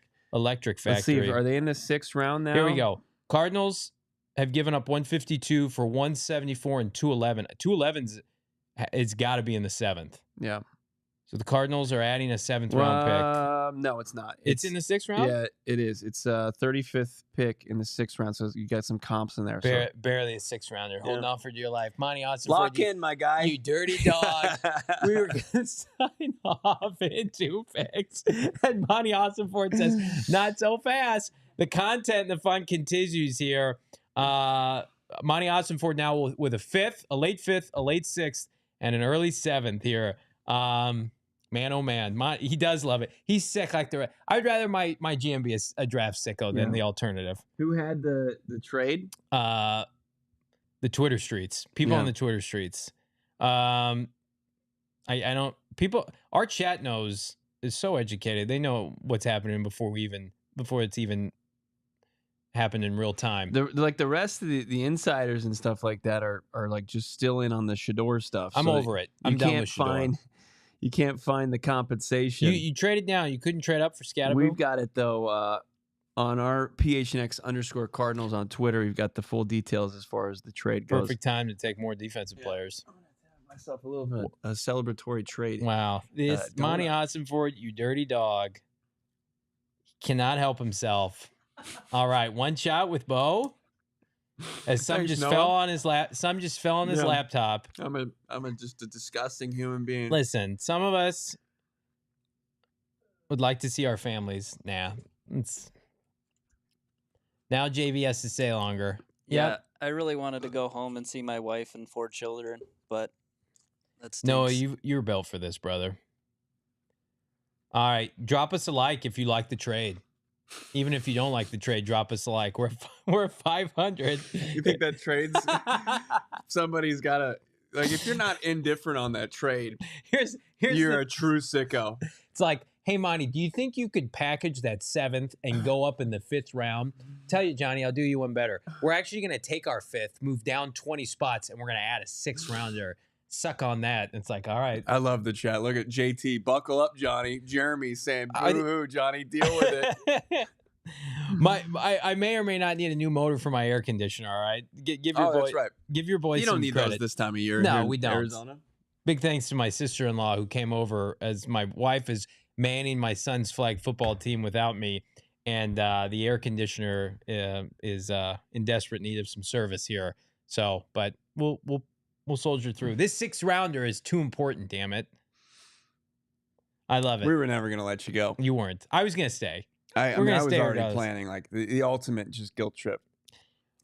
I mean, could there be any potential of them packaging all the picks to come up? Probably not. Look at that. I'm Ossenfort. You dirty dog. Who did Dallas take?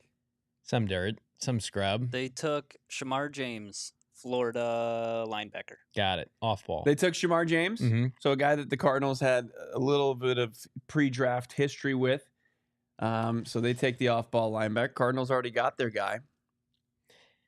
And one of these players better be a Hall of Famer, Monty, you dirty dog. One of these players better be wearing a gold jacket one day. No, you love it at this point in the draft. There's always, like, throughout NFL history, there's guys that were Hall of Famers that played at this stage of the draft, and they're like, could be the next Tom Brady they're at never 199. Cardinals, by the way. Yeah.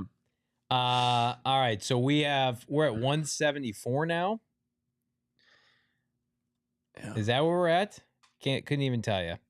I'm scrambling. You're eating donuts. I'm scrambling. I mean, I tried to eat donut. I've got just donut all over myself. You can go off air and eat. Never. We're not allowed to eat on camera here. We don't do that here. We don't do that here, brother. All right, Cardinals. My diet, by the way, last 3 days is atrocious. Tell the people about when you did the drive-through after Thursday night. Thursday, after we were over at Gila River, and all of you took advantage of the unbelievable buffet. We didn't have enough time to do that, so I had some hunger pangs before taking off and jumped in my car, went to Whataburger. Yeah. And it was a pretty hopping spot, apparently. I was sitting in line for about 25 minutes. And then last night, hit some burros. Really? You went to some burros afterward. I went home and had some cereal. I did not do I did drive through Thursday night. Last night I went home and had a bowl of cereal in my house that was about 85 degrees. So, yeah. That's kind of where we're at. You can come stay with us if you need to. Sounds like they're getting it fixed, and it's going to be really super affordable. Well, that's why we got to continue to do this show. Yeah. So you can afford a brand new. I don't need a new unit. Okay. But we as a replacement motor, you probably need that. The thing about being a homeowner is you have to maintain it. But the good news is the Cardinals are going to get some players.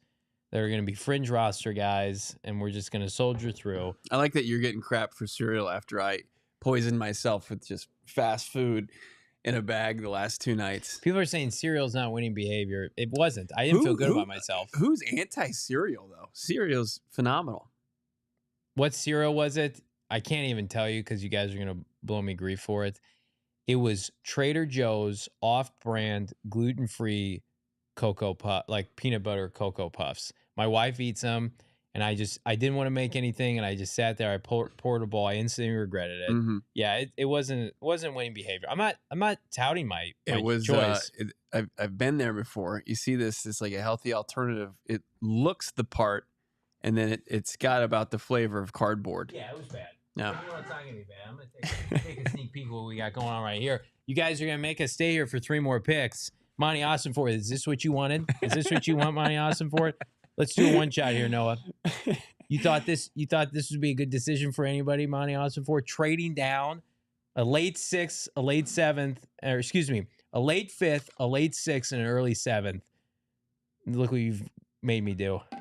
Marcus and Bow off the board as well. All right, so Marcus Bo off the board. Where do you go? Dolphins? Giants. Giants having a nice little day 3. Joe Shane, outside of the Saquon thing, had a decent last couple drafts. It's fruity pebbles on this donut here. So as much as you tried to save yourself last night by eating the Trader Joe's cardboard flakes, you are completely falling back. I'm gonna tell you right now into the trap. We could trade up for sugary Scat. cereal. Could have had Cam Skattebo. This draft will be over. He's just crushing life. What is it? ASMR? Is that what Johnny's doing here with his crunchy sound bites? People listen to him just hammer a donut. I'm telling everybody right now. I was gonna go the whole draft without eating on air. That trade, I had to get something in my stomach. I need a little sugar rush, a little sugar boost, as JG would say. Spike your insulin a little bit? Spike my insulin, as our head coach says on this podcast. I don't even know if I ate what I got home last night. I just went back to my 85-degree apartment and just... All you did was you were eating some content. Yeah. That's all you do. You're eating some downloads and some views. We're up to 539 likes. Get us to 1,000 here. The Arizona Cardinals inexplicably trade down on day 3 of the draft in the 3rd year of a rebuild with a roster that, I mean, like, let's hypothetically talk about it. Yeah. Where could they pick players at positions that would make this team? Let's go through that scenario right now. I think wide receiver in the 5th round is you got an opportunity there. Yeah. You take a receiver in the 5th round, would compete with Xavier Weaver, Tajay Palmer, Zay Jones and Greg Dortch feel like locks. Interior offensive line, I feel like, has an opportunity to make some noise. You get a guy to compete with John Gaines, right? And mix it up there. Safety's another room where it's like, okay, outside of the big 3, like, who could you add? James Blunt's a holdover for a couple years. Maybe it's time to upgrade there. That's probably about it.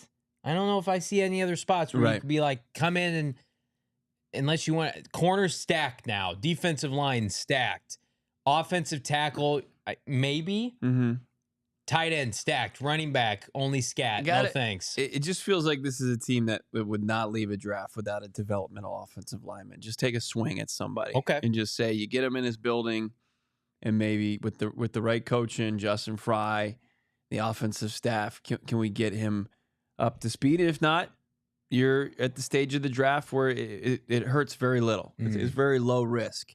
So the offensive line is always a place. I think interior tackle just seems like it's too tough to find somebody at this stage of the draft that your hit rate is even lower. But I don't think you can rule out running back or wide receiver. I think everything outside of maybe tight end is on the table. I don't think they're going to take a quarterback. Yeah, I agree. Yeah, there you go. Dante Trader Jr., who we watched play at Maryland, who's a nice player, was a PFF draft darling, goes to the Miami Dolphins. Man, I agree with you. I think offensive line makes the most sense here. But Bo goes to the New York Giants. Yeah. Here are the picks. Let's just read off who's been taken here at the start of round 5. Tyrion Ingram-Dawkins goes from Georgia to Minnesota Vikings. Cam Jackson, the defensive tackle out of Florida, goes to the Carolina Panthers. So they go defensive line again. Carolina has been going defense heavily outside of that T-Mac pick. We thought after that T-Mac pick they would lean on that side of the ball, and they are. Carson Vincent, Alabama A&M offensive tackle, goes to the Baltimore Ravens. Riley Mills, Notre Dame, D-tackle, goes to Seattle. Jordan Phillips goes to Miami. No, not that one. Different one. Shedeur Sanders goes to Cleveland from Colorado. Mac McWilliams, UCF cornerback, goes to the Philadelphia Eagles. Braden Swinson, I missed this one, from LSU goes to the Patriots. You know, Patriots have had a pretty good draft. Mm-hmm. Patriots have a pretty good draft. Let me take a look. Patriots, their draft so far is they started with Will Campbell. They take the tackle out of LSU. Yeah. Trayvon Henderson, Kyle Williams, who a lot of people like, the playmaker out of Washington State. Yep. They get the athletic interior offensive lineman Jared Wilson out of Georgia. Safety Craig Woodson out of Cal. Joshua Farmer they got in the 4th round out of Florida State. And then, as you mentioned, Swinson out of LSU. So they're leaning into some big schools and really trying to expedite this rebuild under a new head coach and Mike Vrabel. And Vrabel, he's going to have a much more talented roster than they had last year. Let's keep it going with the draft recap. Swinson and then Jordan James. Jeffrey Bassa, the linebacker out of Oregon, who a lot of people liked going to the Chiefs. A lot of off-ball guys going. Ty Hamilton went to the Rams. Jaden Blue, Cowboys. Jason Marshall Jr. went to the Miami Dolphins. DJ Giddens goes to the Colts. Samar James back to the Cowboys. And a trade up with the Cardinals, God help us. Jalen Rivers goes to the Bengals. Marcus Bowe goes to the Giants. Dante Trader, of course, to Miami.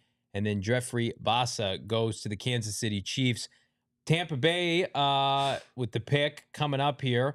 Cardinals picking in a while. They've got to go from 156 to 174. 18 picks, if my math is correct, before the Arizona Cardinals are back on the clock. Taking a look here, you know, the Arizona Cardinals, it's funny, Noah. We talk about this team and the maturation process under Monti Ossenfort and Jonathan Gannon. And I went into this weekend, I'm like, be aggressive, trade up. They've done the opposite. They've let the draft fall to them. And I think it still kind of underscores, like, we saw what this team did in free agency last year.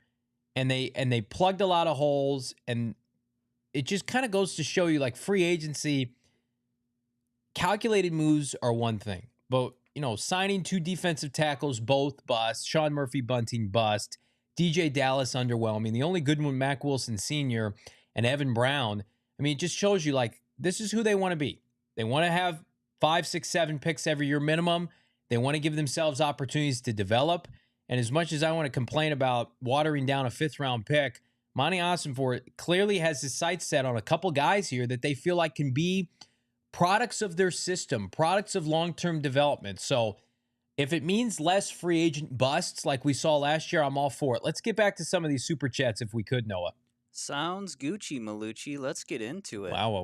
Wow, wow, wee, wah. Let's start off here with Cactus Whack with $5. Says, okay, Cactus. Random. Whacking it up. But what are your guys' thoughts on Trey Benson going into year 2? Any chance we see a heavier dosage of him alongside James Connor? Listen, Thanks. putting my love affair with Cam Skattebo aside, I think this has been a win draft for, I think, 2 players offensively in particular, Michael Wilson and then Trey Benson. I think Trey Benson is the unquestioned number 2 back. I think clearly they feel like he can be the heir apparent to James Connor. I think in a perfect world, you're looking at a backfield of about 65-35. James Connor and Trey Benson, if not a little bit more, 60-40. So I think Trey Benson's in for a big year, clearly. Like, they have confidence in him. Super close with Kyler Murray. He's been involved in all the off-the-field activities. We know Kyler's going to take that group with Mike and James and Marv and Trey and everybody out to another outing this year, to a location TBD. So Trey Benson's got every opportunity, man. It's a great opportunity for him to eventually supplant James Connor at this rate. Instant Real Estate with the crisp $1.99 says Thursday night football should have fan designated unis every year. No doubt about it. Get gross. Let's get fun. Let's make them for sale. I feel like the Cardinals, unfortunately, were robbed of some national TV games last year. That won't be the case this year. They're going to be on national TV a good amount this year. Steve Wicker, $5, says, just bought my Southwest Bias tee. I'm from Illinois. Southwest Bias is real. How large does Super Chat need to be for JV to stop complaining about Tip Ryman? Not enough money in the world that can get him to stop complaining about the lack of value, taking a blocking tight end with a top 100 pick. But thank you for representing the Southwest Bias. they're in the Midwest because the East Coast bias is the most real bias we know. It's gross. Yeah. So we like to flex a little bit of Southwest bias. Tyler H, what's he got to say? $2 says, let Monty cook. That 6 is the next Super Bowl MVP. Okay. So that 6th rounder they picked up, Johnny. You're upset about it. I'm not upset. No. Yeah, you are. And we got another huge super chat that just came in. Rocky Jameson, unbelievable. $49.99. You guys are crushing it. Good show, boys. Get some steaks on me. Can't have my guys eating cereal and donuts all day. Live day 2 draft next year. I'm there. We appreciate that, Rocky. Again, those kind of super chats are very humbling, as of all of them, by the way. But $50, we will not take it for granted. Here's what I will say. We let our GM Espo know, like, people want a live day too. Yeah. I definitely think that's in play. I think that is something we will definitely look into this offseason. No doubt about it. Yeah, I mean, to get live and hang out with y'all beyond day 1 and do rounds 2 and 3. Of course, if the Cardinals go into the draft with the picks, it's definitely something that we want to make happen. And $49.99. Thank you so much. You guys are unbelievable. That's man. Such a generous super chat. And then followed up with we're so appreciative of the kind words from our guy Rocky. Let's keep things going, Noah. Vira 805 says, need an edge with Johnny's draft coverage motor. I think we just had our last top 30 visit. Potential for the Cardinals go off the board. Keandre Lambert-Smith going from Auburn via Penn State. He goes to the Chargers there, so he becomes a Jim Harbaugh player, not a Jonathan Gannon player. I'll tell you what, right now, this franchise, they are. I just don't think they're loving what they're seeing at receiver in this draft. They have passed wholeheartedly, and again, I don't have an issue with it. It doesn't bother me. I think until you get Marv and Michael in a good spot to feed them targets, I don't care about. Respectfully, Lambert Smith, 158, and he could be an excellent player. That the Chargers need receiver help. Their receiver group is awful. Yeah. Outside of Lambeau Lad, the Cardinals receiving core needs more opportunities. Let's not dilute it more with some mid to late round picks. And again, they could very well take a developmental receiver later. I'm okay with that, but I don't talk to me about drafting Luther Burden in the 2nd until Marvin Harrison Jr. gets 100+ targets this year. I don't want to do that. Great point. The I like Trey Harris though for the Chargers. There. Yeah. What's Matthew have to say? Matthew 499 says, Bo, I think Johnny needs a gummy. No, I don't. I need him to lock in, Matthew. He needs to be locked in for the next 3 rounds as we finish up 5, and we'll get to 6 and 7. We're never leaving this studio. Listen, I love this stuff as much as you guys. I want to believe that these picks that they're going to make have a chance to make this team. And again, I have to get outside my comfort zone. And I've watched Steve Keim light picks on fire for so long on day 3. Here's the thing: how many of these picks that Monti Ossenfort has taken on day 3 are still with the team? I think a majority of them are. Clayton Tune's still around. John Gaines is still around. Dante Stills is still around. Who was the 7th round pick that they took in 2023? Do you remember? 2023. Let me look. After Stills? So was Stills their last pick? Well, there was Keitrell Clark and there was Stills, who were both 6th rounders. Did they not have a 7th rounder? Must not have a 7th rounder. John Gaines, Clayton Tune, Owen Pappo, Keitrell Clark, Dante Stills. So all their picks from day 3 of 2023 are still around. Then we look at last year. We know that they're still around. Practice squad guys. Jaden Davis, Taylor Demerson, Xavier Thomas, Christian Jones, Tayshaun Palmer, Jaden Davis, all still with the organization. Yeah. So, again, I can sit here and be like, oh, you're diluting it. Cardinals value these. So, I get it. It's fine. If you go find the next George Kittle or you go find the next Puka Nacua, I'm all for it. Do that, Cardinals. Doc XD, our loyal viewer from Maryland, jumping in with a super chat. $4.99. He says they trade down because they don't know if they'll be able to get who they want later and want another lottery ticket. That's what these picks are now in the late rounds. Could they also, as they trade down, pivot these picks to a higher pick next year? I'd love to see it. So could you take your 5th if somebody gets desperate and say, give us a 4th next year, or you take your 6th and say, give us a 5th next year, and what people maybe assume is a better draft?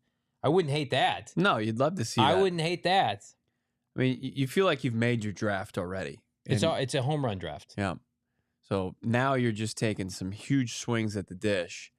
And you'll probably see some guys that are known for being athletic freaks, and you won't see the production that will back it up. And there's, going to be certain red flags or under the radar reasons why they were being picked where they were. But what can they bring that the Cardinals view is something that they value? Keep it going here at Doc XD, and is another super chat. Another thank you so much. Did you guys see Bo Melton might be cut by the Packers? They have like 8 receivers now. I wouldn't mind signing the speedster Melton brother for the slot. Maybe. If he's anything like his brother, and there's a good chance of it, that the Cardinals love the makeup of Max Melton. And so as far as the character, they'll probably like what Bo Melton brings to the table. And if they view it, he can maybe kind of give them an edge or have an edge over somebody that they already have on the roster. Yeah, I think Bo Melton would be an option. Like Jonathan Gannon was pretty transparent about adding to that room the remainder of the offseason. So if it's not in the draft, they don't do it in the next 3 picks that they have, that you could certainly see them go out into the free agent market and kick the tires on some of these players. But here's what I will say. They have not, in Ossenfort's tenure, gone out and signed free agents after the draft. Last year, they signed Zay Jones in April. Mm-hmm. They've worked out Snoop Huntley, who they could still bring in after this draft's over. But I don't. This is Keim's best attribute outside of some trades was that in the summer he and Arians could go out and get a Jonathan Abraham, a Dwight Freeney, those kind of players. He got Antonio Cromartie late. Got Antoine Cason late one year. Like they could go out and do that. Keim would Ossenfort, the closer they get to training camp, would rather just let young guys have opportunities. And I'm okay with that, especially now because the team is ready to win now. And again, we're talking about backups, rotational players at best, whereas like we know who the starters are on both sides of the ball now. I think that's the first time we can say that this offseason. It's like we know who's starting on offense. It's literally the same group as last year. Right. And we know who's starting on defense. You have CB1, Will Johnson potentially. You've got Josh Sweat, Dalvin Tomlinson, Calais, Walter Nolen, Darius Robinson, Baron Browning. And then, let's see if, the 3rd and 4th rounders, respectfully, the edge and the off-ball linebacker can make noise. But the picture has been painted. Howie Roseman going back to Georgia, his favorite well to pick out of the draft from Ismail Mondon Jr., a linebacker, more of a special teamer going up. We'll keep it going here as the draft continues on. We got Joel Shane talking to the ESPN broadcast. Got most of the super chats in play. We just had a few. Let's just get those out of the way before restocking up on some super chats. Alrighty, let's see here. We got Fork33 with a $2 super chat. Says Jackson Slater and Logan Brown for draft and stash. Don't hate it. I think anything you're taking now is a stash, unless you're getting picks into next year. But you got to think if they're taking picks this late in the draft, they're looking at a skilled player or a developmental offensive lineman. Or safety. Yeah. You just don't know what else you could do to this roster. It's a testament to Ossenfort. Clearly they have something in mind, though. Yeah. Clearly they're trying to get a jump start on what maybe could be an undrafted free agent that they would have to lure, that they're just going to grab.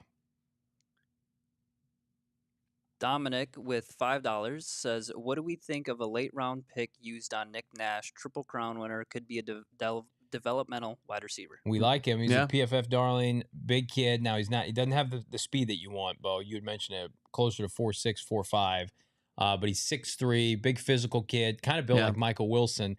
I don't have an issue with it. They did it with Tayshaun Palmer last year. They have a type at receiver. They're big kids. So no, I mean, Dortch is the underneath shifty player. Zay Jones, I think, is going to have a more prominent role because he's going to be with the team all year. Yep. And they also they have 3 tight ends, all of whom can catch the football. Even Tip Ryman, who I would assume is going to have a bigger role this year. Mm-hmm. Just this receiver, if they bring one in, is got to be able to put together a damn good training camp to make this team. Right, and that's what T. Palms needed to have, and unfortunately couldn't get it going. Yeah, and he became a practice squad guy that they get the luxury of keeping in house and trying to develop.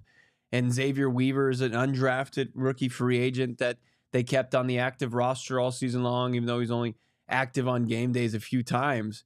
But could they find another guy to see if he just pops in training camp or throughout OTAs and say, hey, what we had a little sense of, it came to fruition and then some. And this is somebody that has the skill set that could, overtake somebody on the current depth chart. But now the Cardinals have reached roster-wise, you're starting to look at a kind of a surplus of players at some certain position groups like corner.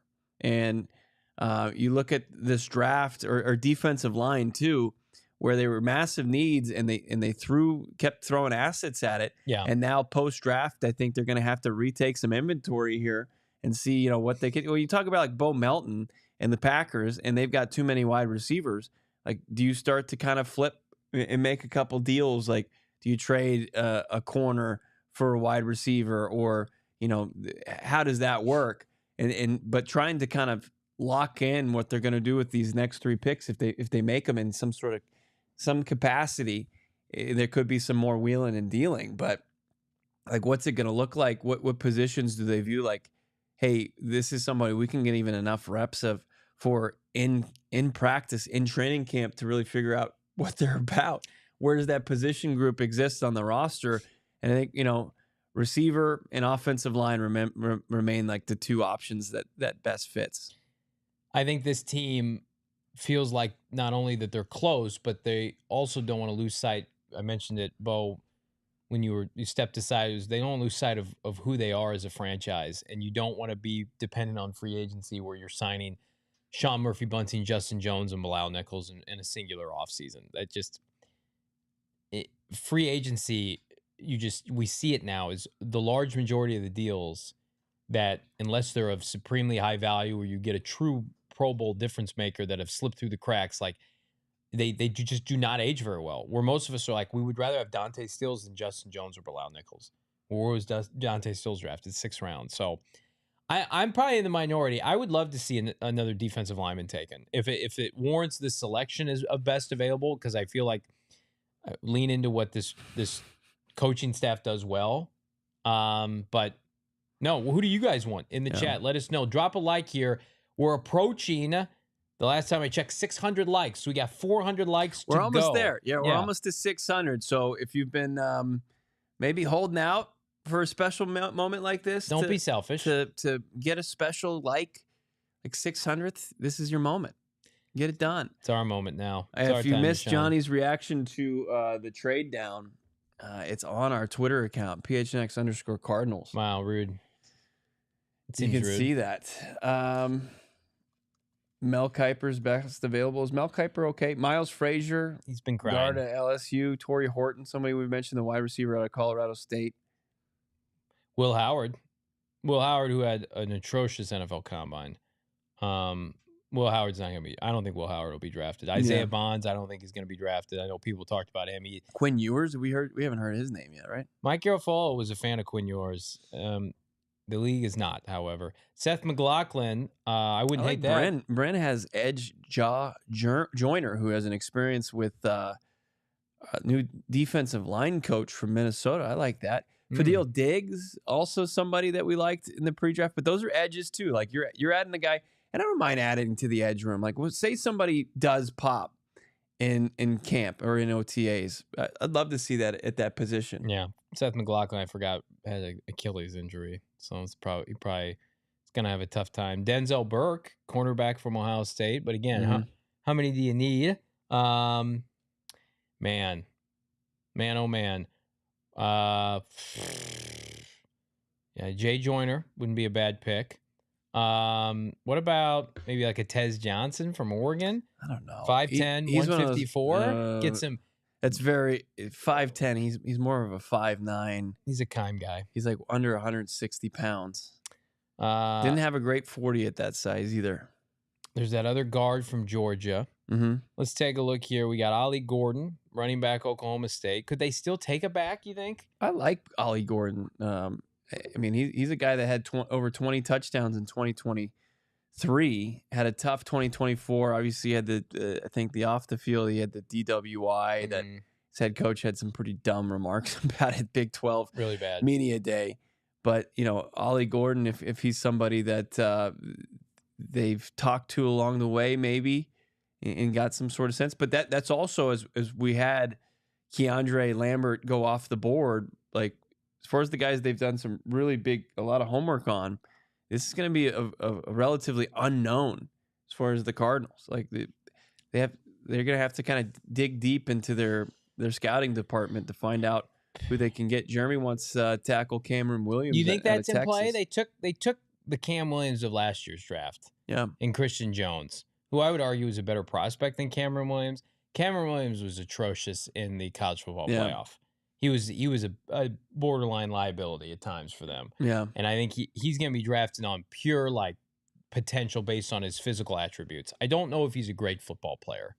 6'6", 320, according to this report, had to have a surgery on his heel that would lock up during the year. So maybe he wasn't fully healthy. Maybe I'm not giving him enough credit. But, I mean, the tackles available, I mean, you're really just kind of rolling the dice on a guy based on scheme fit, based on – I mean, this is where you pay your scouts, hopefully good money. The Cardinals pay their scouts good money to be able to come in and say, hey, the league is undervaluing this guy. This is a guy we should take. This is a guy that we think we can mold into a starter or complementary player.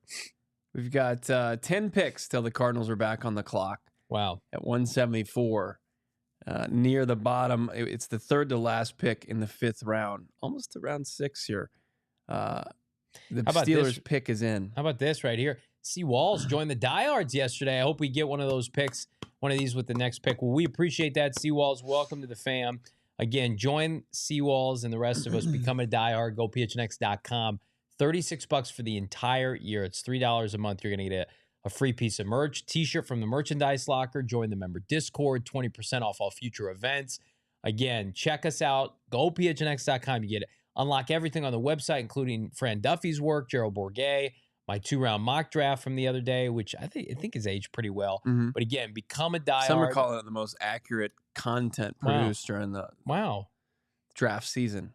We should go through that since we have. I don't think you want to. Since we have 20 more rounds to go, we should go through that. I want to thank our sponsors, of course, Circle K, for making this possible, powering our draft coverage. Also, our Big Brothers Big Sisters partnership. 3 years. We're going to help Big Brothers Big Sisters make an impact on our community here with Central Arizona Big Brothers Big Sisters. Some great stuff going on, and somebody made an awesome point that if you get in on the low price of the Die Hard membership today, $36, that's for the year, you get all of next year's lead up to the draft at that low price. Yeah, it's a great call. You're locked in. You're locked in. You're not paying another dime. You pay $36 flat fee, and you don't think about it until this time next year. You get all of Fran Duffy's in-depth coverage. There's nobody more dialed in and thorough than Fran Duffy. You've seen his hits on the show. Get the rest of his content. All his draft guide. It's the best you can find. And I've been sifting through a bunch of it the last couple of years. Nobody does it better than Fran. And you can get in and you'll get it for the next 365. For a lot of Fran's talking points, even on this show, have aged incredibly well. He called where Cam Skattebo was once upon a time. He said top the 4th round. He's been saying that for 2 months. He's talked about, his love affair for guys like Walter Nolen, top 10 grade. Cardinals get him at pick 16. He's a big fan of Will Johnson. Didn't love Colston Loveland. I mean, Fran and his takes, he was not like the rest of these media outlets that were kind of going off the beaten path with the Arizona Cardinals. He's a guy who worked in the front office for the Eagles while Gannon was there and knows what they look for in terms of offensive and defensive talent. So fired up right now. Drop a like on this video as the Steelers make their selection at 164. Yaha Black, defensive tackle from Iowa. Iowa Hawkeye goes to the Steel City at pick 164. Fifth round continues here. So Shedeur Sanders off the board.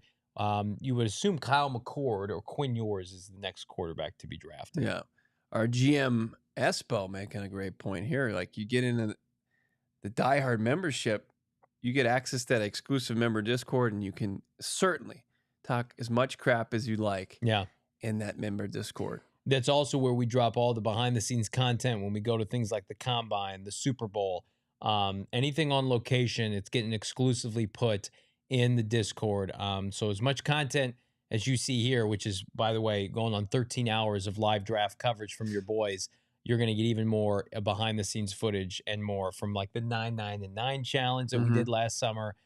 We got to find the sequel to that. And I know the sequel is often not as good as the original, the 999 challenge, where the crew, Johnny, myself, and Damon Dog, we all separately put down 9 hot dogs, 9 beers in 9 innings at a Diamondbacks game. Barely got there.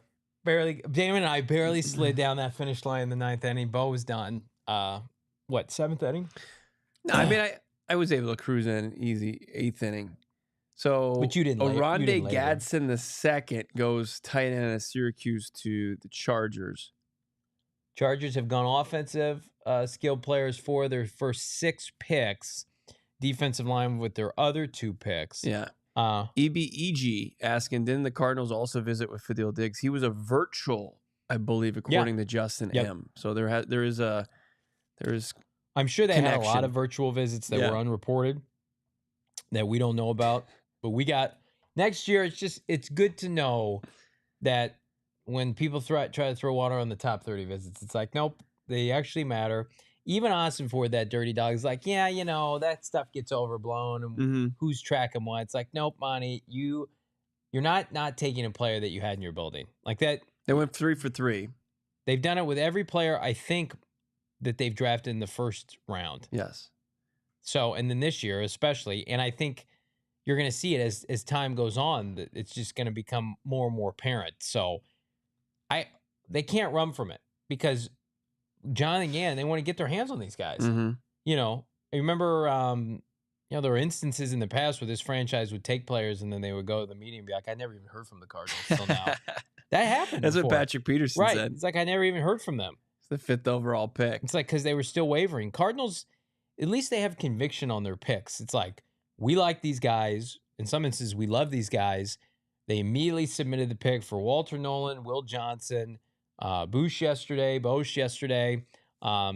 There's been no hesitation with these guys. And it's because when they brought them into, Old Tempe Drive or wherever the facility is, they've had a hell of an engagement with them. No, they utilize it as a key tool as far as the draft evaluation process. Like, you can look at other organizations and how they utilize it, and the Cardinals have it for a specific reason. Now, you see guys that they brought in for top 30s. It's what they learned during that process, but it's also proven to be something that they value and something that they're able to kind of make a determining factor on, especially with their top picks. Like, as Johnny mentioned, they're 4 for 4 as far as guys that they've drafted in the first round.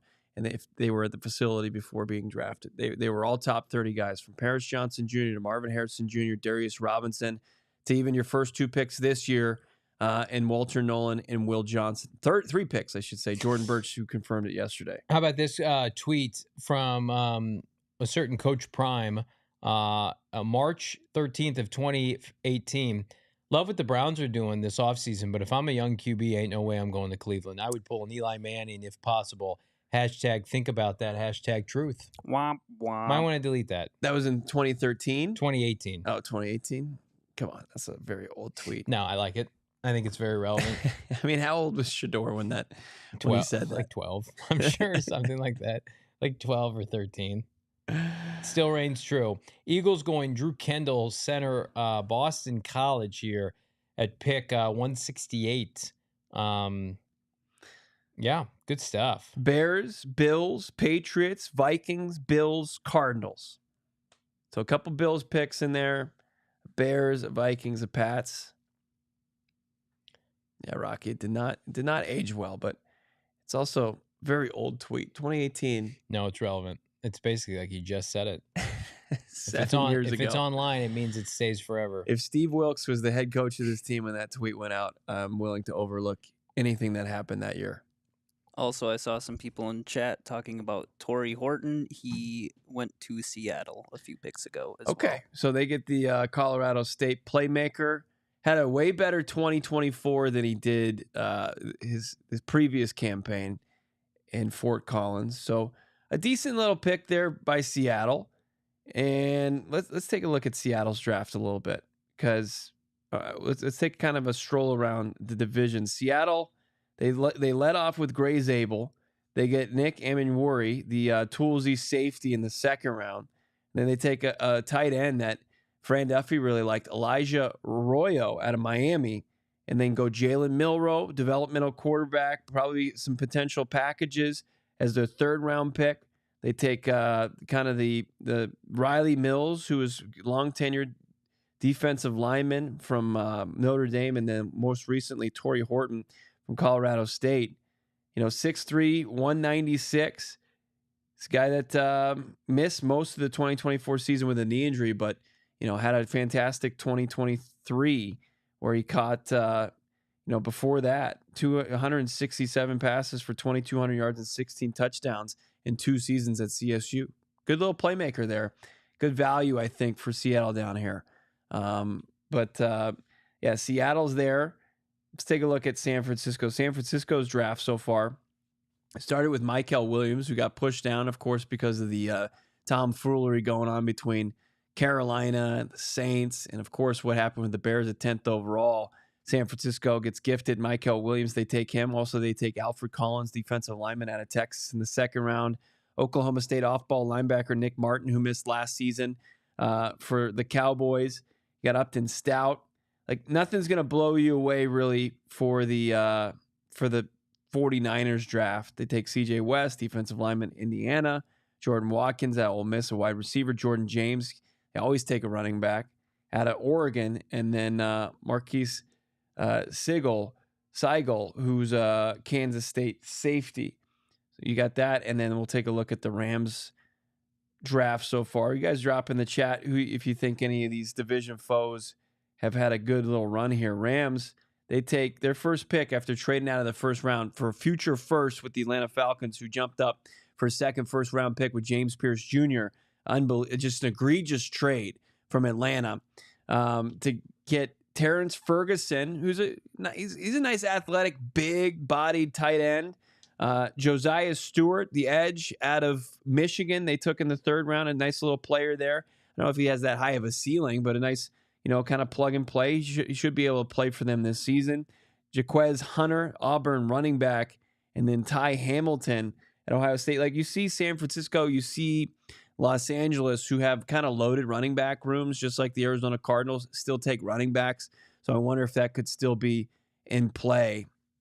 Fishbowl Flash saying LSU guard Miles Frazier still available as we start to gear up for the Cardinals pick. Just 4 away. The Bills, the pick is in. You got the Patriots, Vikings, and then the Cardinals shortly thereafter in the 5th round. But taking a look around a stroll around the NFC West and looking at the draft boards, I don't think anything really compares to the Arizona Cardinals with Walter Nolen, 16th overall, Will Johnson, just really kind of ratchets things way up as far as what they were able to do with their first 2 picks. And then I think, Jordan Burch and then in the addition of Simon, really in a good spot. Everybody will point to Puka Nacua and what the Rams were able to do in years prior. I think the Rams draft has been pretty underwhelming. I actually think the San Francisco 49ers draft has a relatively low ceiling outside of, and they better hope like hell that Michael Williams can play. And I think he can. I think he's a good prospect, a great prospect. I thought Alfred Collins, with all the defensive linemen that were available at the beginning of the second round, I didn't love that pick. I think he's got limitations rushing the passer. I think it's a very conventional, safe pick, and I didn't love the off-ball linebacker they took either. So I think they're going to put too much, I saw a lot of people saying the Niners are going to kind of reshape who they are this draft and get back to basics. I mean, it's been a while since John Lynch really cooked in the draft. Yeah. I mean, it's been about 2 or 3 years. He was awesome once upon a time when he was knocking, Brandon Ayuk. He was crushing Fred Warner in mid to late round picks. It's been a minute, right? Can he still do it? He was heavy. Here's what I'll say about John Lynch. He was heavy in the scouting community doing college and pro games. And so he had an advantage, just like you saw with Pete Carroll when he came to the NFL and Jim Harbaugh, these guys that go from college to the pros. Yeah. Hell, even Cliff Kingsbury. You're separated from the game for a little bit, and John Lynch has been in the NFL for some time now. You wonder, has San Francisco kind of lost that mojo? They lucked out with Purdy, who's competent, but I don't know. I think San Francisco, I don't think there's any. How are they still favored to win the division? Rafa, egregious takes in. Collins is the best run defender in the class. Certain guy who's now in Arizona Cardinals, actually the best run defender in this class. But I'm not taking like a pure run defending D tackle where they took him. You can get guys like that right now. John Lynch's drafts have been pedestrian to below average since the exit of Adam Peters. That's a great point. I mean, in his... What's going on? We got a trade? Not the Cardinals are looking to trade down again. Detroit traded with New England for this upcoming pick. Okay. Cardinals won every pick of the 7th round. You got a sense on who this pick is there, Noah? Noah grew up 8 Mile. Oh, yeah. Just in Detroit. You don't want to mess with me. I can tell you that much. Just listen to my voice. I'm very intimidating. I'm scared of you. He used to go do freestyle rap battles. Really? Different venues throughout I've seen that. 8 Mile in I've Detroit. heard that. Yeah, that's it's kind of my thing, Key departures: Ben Johnson, Aaron Glenn, Kevin Zeitler. That doesn't do it. They lost like 20 coaches off their staff. We only lost a few. Kind of big. The Ben Johnson, like starting with the Loveland pick, and giving a guy who's a first-time head coach the kind of slack and saying like this is a Ben Johnson pick, and just say like that means something as a guy who's never been in the position that he is in right now. Like you can have confidence that he's going to be a successful head coach, but to like just immediately give him that benefit of the doubt is crazy to me. Can I just say too, like I people were blowing us grief. They cut a clip. Our social team, Emma, who's done a phenomenal job, us kind of throwing shade at the Bears yesterday. Yeah. With the kid in the candy store, Luther Burden, and we got some really aggressive Bears fans in the replies. I would just say, like, just keep that energy this fall. Yeah. Because if your team can't block people, it doesn't matter how many great skill players you have. You guys hit Keenan Allen, DJ Moore, and Rome Odunze last year. How'd that look? I mean, I watched a lot of Chicago Bear games, mostly because it was forced out on us on national TV every week. It's going to be forced again. Yeah, like I watched the Bears game against the Arizona Cardinals. They couldn't do anything offensive. Now, Ben Johnson's going to make a hell of a difference. There's no – Eberflus should have never been a head coach. I question whether he should even be a defensive coordinator. He was the worst head coach in the NFL last year, unequivocally. But the Chicago Bears adding Luther Burden does nothing for me. The Chicago Bears saying, you know what, we're going to get super conservative and responsible, and we're going to add – young blue chip players on the offensive line. I would love that. There's too many similarities because we've lived that life, Bear fans, of the comparison between Steve Keim and Ryan Poles. Aging old offensive linemen. Let's throw a Band-Aid on it. Let's throw money at that issue and let's get sexy in the draft. Let's go sex appeal. Let's go tight ends and receivers and backs. And it's like, it rarely works. It might be fun for about 6 weeks. We saw that every year with old Cliff Barr and Steve Keim, and then the wheels would come off when it's time to play big boy football. So, I don't know. Their ability at the pro level to scout offensive linemen and be able to determine, if a guy's worth a big money contract or they're able to find somebody that's going to provide similar production has been really fantastic to see because it didn't exist in Keim, who held the previous. And we're role. still getting used to their ability to do that. So the Lions pick is in, and Detroit, who traded up for this spot. I love this comp by Rocky. Not to interrupt you. Yeah. Jameson. Bears don't have the line Detroit has. No. The leasing cars without owning a home. 100%. The Lions had a line built even before Dan Campbell. They had invested picks up front. They They had the tackle from Ohio State. Then they got Penei Sewell. They got Frank Ragnarok. And they did a bunch of good stuff. And then they're like, okay, now we'll take Jamison Williams. And then they, tough break for those holding the line for Miles Frazier. Moved up for him. And look what the Lions continually do. They take Tate Ratledge. They take this big monster interior offensive lineman from LSU where, instead of going to the grocery store and doing your shopping there, Ryan Poles continues to go to Fun Time Candyland. And I love that place. One of my favorite places. And he's picking up ingredients for his supper. And it's just, you had Penei Sewell, was it Taylor Decker as far as booking in your tackles, right? Yep. And like they've got Braxton Jones, and who's their starting right tackle? Interior wise, sure, you're betting on some vets that you brought in, and they signed big money player from Atlanta. But as far as on the perimeter, Caleb Williams still is going to get murdered. What'd they do? They signed an injured, expensive offense. They traded for an injured, expensive offensive lineman. They traded for Joe Thuney, who everybody's convinced he's going to be. Good job by the Lions. Yeah, getting up to get that pick, because I'm sure he would have gone to the Rams. They took on Bills Grady. Cardinals. They took on Grady Jarrett, who's 100 years old. Old lineman and old D lineman. That's tough. Rams are trading up. They've sent 2-6 to come up to 172 here in the 5th round. They're wearing Brad Holmes high school jerseys in the Lions war room. That's pretty cool. That's pretty cool. Lit. I actually have a Ben Johnson once taped a picture of Aaron Glenn to his shirt. Yeah. And I have that at home. Rams up. You gotta love that. Just really off the wall kind of throwback T-shirt of Ben Johnson wearing Aaron Glenn on his T-shirt. Yeah, well, he had a picture just taped to it because the previous day Aaron Glenn wore Ben Johnson shirt. Yeah. Daniel Borg, Rams International Fan of the Year. I missed this. Not to interrupt you, Bo. The Dallas Cowboys, have you seen this? Have traded pick 171 to the Patriots in exchange for Joe Milton in 217. What are you talking about? That was a while ago. I missed that. When was that? I missed that. Was I in the restaurant? No, that was weeks ago. What? Yeah, Joe Milton got traded to the... Wow. Joe Milton's been a Cowboy for a long time. Oh, yeah. Okay. I thought that jet... Why is somebody for Todd Archer tweeting out like that just happened? He tweeted out like 30 seconds ago. Maybe because just reminding people? Yeah. Reminding idiots like me that I completely forgot about that. And then the Patriots flipped that to the Lions for Miles Frazier.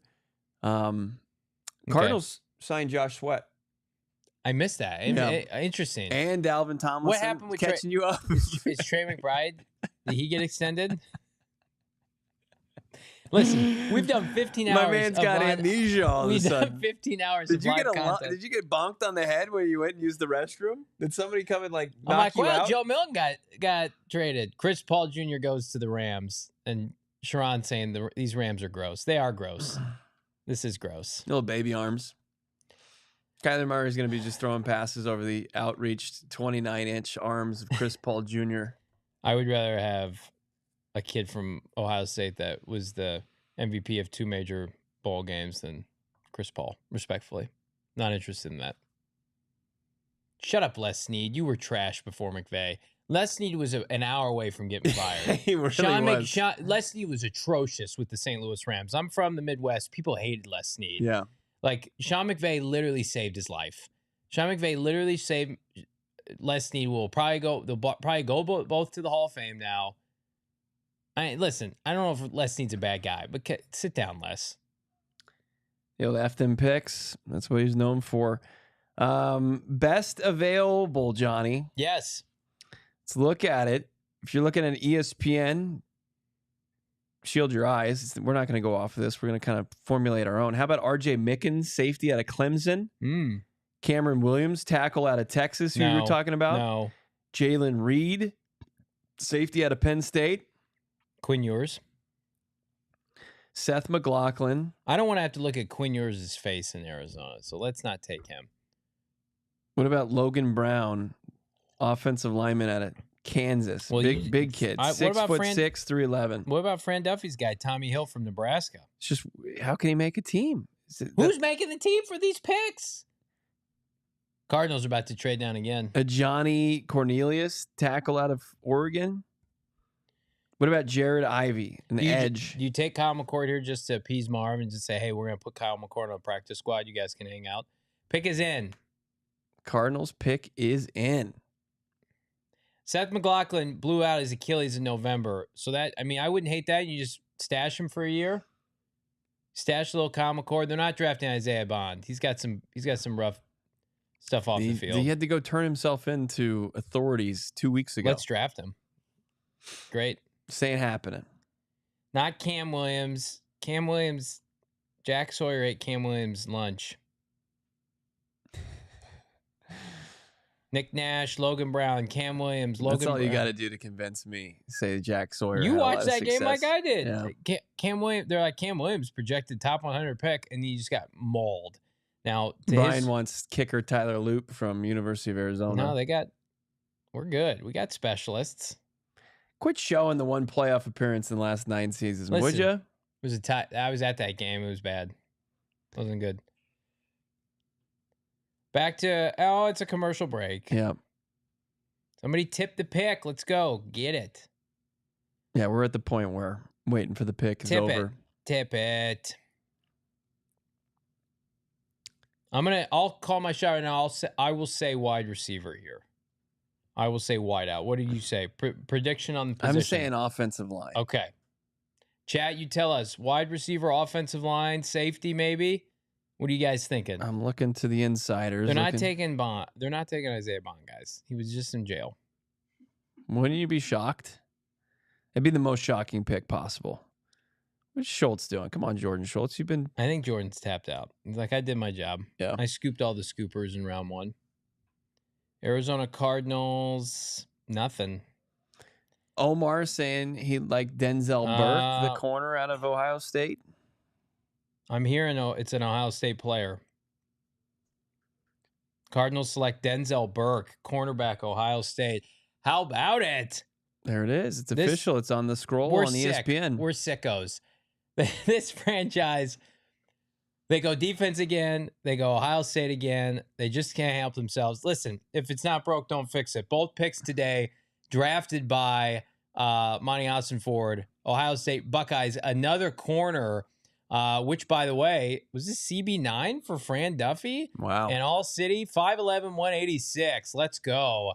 National champion, somebody who projects as probably a chess piece that you can move inside and outside. Slightly, I don't want to say slightly undersized, but I mean, this is somebody right now that he'll have to fight for a roster spot. But I mean, Keitrell Clark, Starling Thomas, I don't think Sean Murphy-Bunting's making this team. I'm just going to put that out there. I think Sean Murphy-Bunting's days with the Cardinals are probably done. They're going to go with a youthful secondary. Their second cornerback in this draft following Will Johnson. So you take the top corner, presumably from Ohio State, and the top corner from Michigan. The Cardinals, man, they love their Big Ten players. Yeah. They love their Ohio State players. Let's go. CBK saying a wasted pick. I don't know about that. What if he's just a gamer that can fly around, play special teams? People are wondering, like, is this too many corners? It's a lot. It is a lot. And you're right. Like maybe there is a pivot from SMB. I don't think Sean Murphy-Bunting's on this team. Yeah. I mean, Will Johnson and Max Belton, Starling Thomas, I think that's your conversation for your starting outside corners. That's the competition going into training camp. And then you've got, of course, Garrett Williams, who's locked down your slot corner spot. You've drafted 3 national champions in this draft. You can't tell me that's not semi on purpose. Your 2 Ohio State stalwarts in Simon and Burke have won national championships. Will Johnson won a natty last year. I'm okay with like putting an ownership on like, hey, what did you do at the collegiate level from a winning standpoint?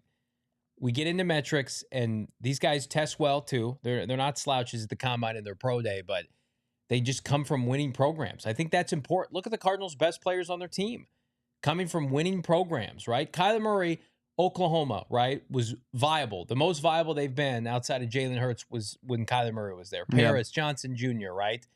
I think the only one that really kind of bucks that trend, Garrett Williams played for Syracuse, but that Syracuse team was good while he was there.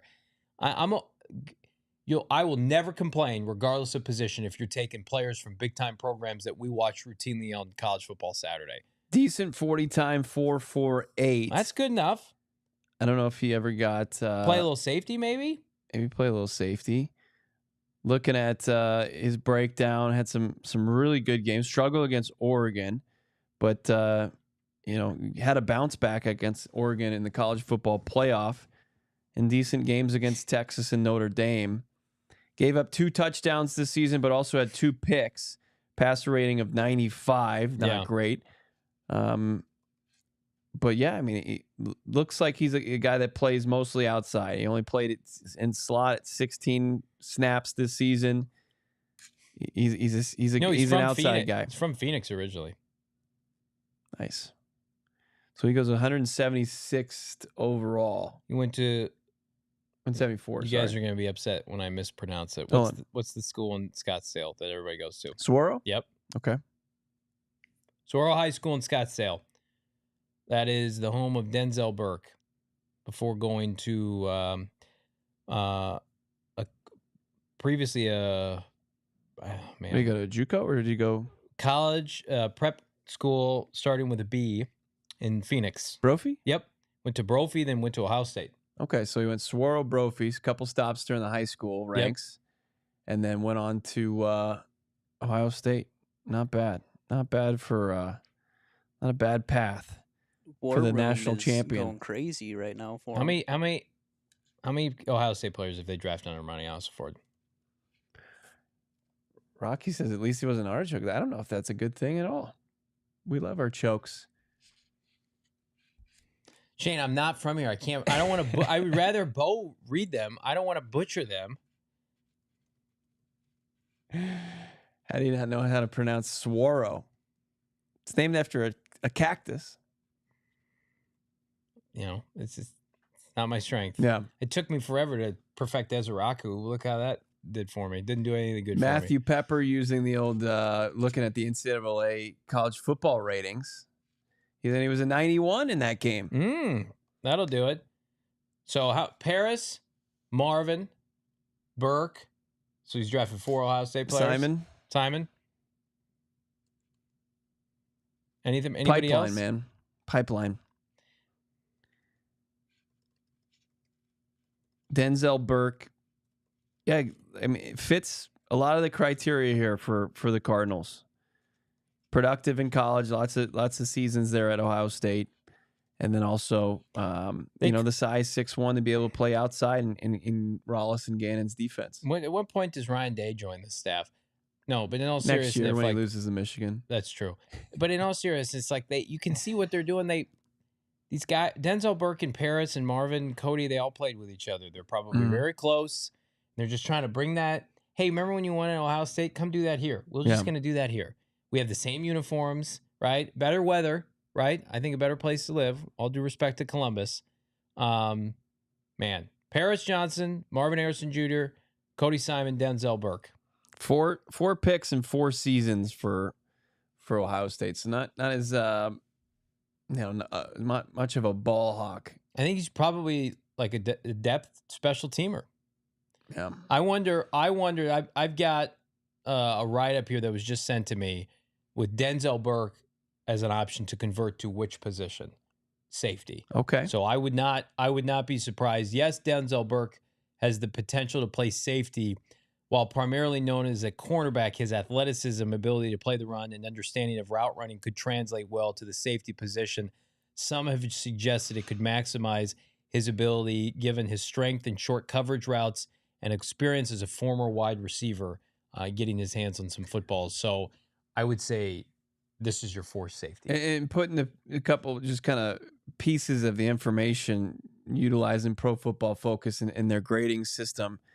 Graded a little bit higher run grade, but it's almost identical to his coverage grade, 72.4 to 72.9.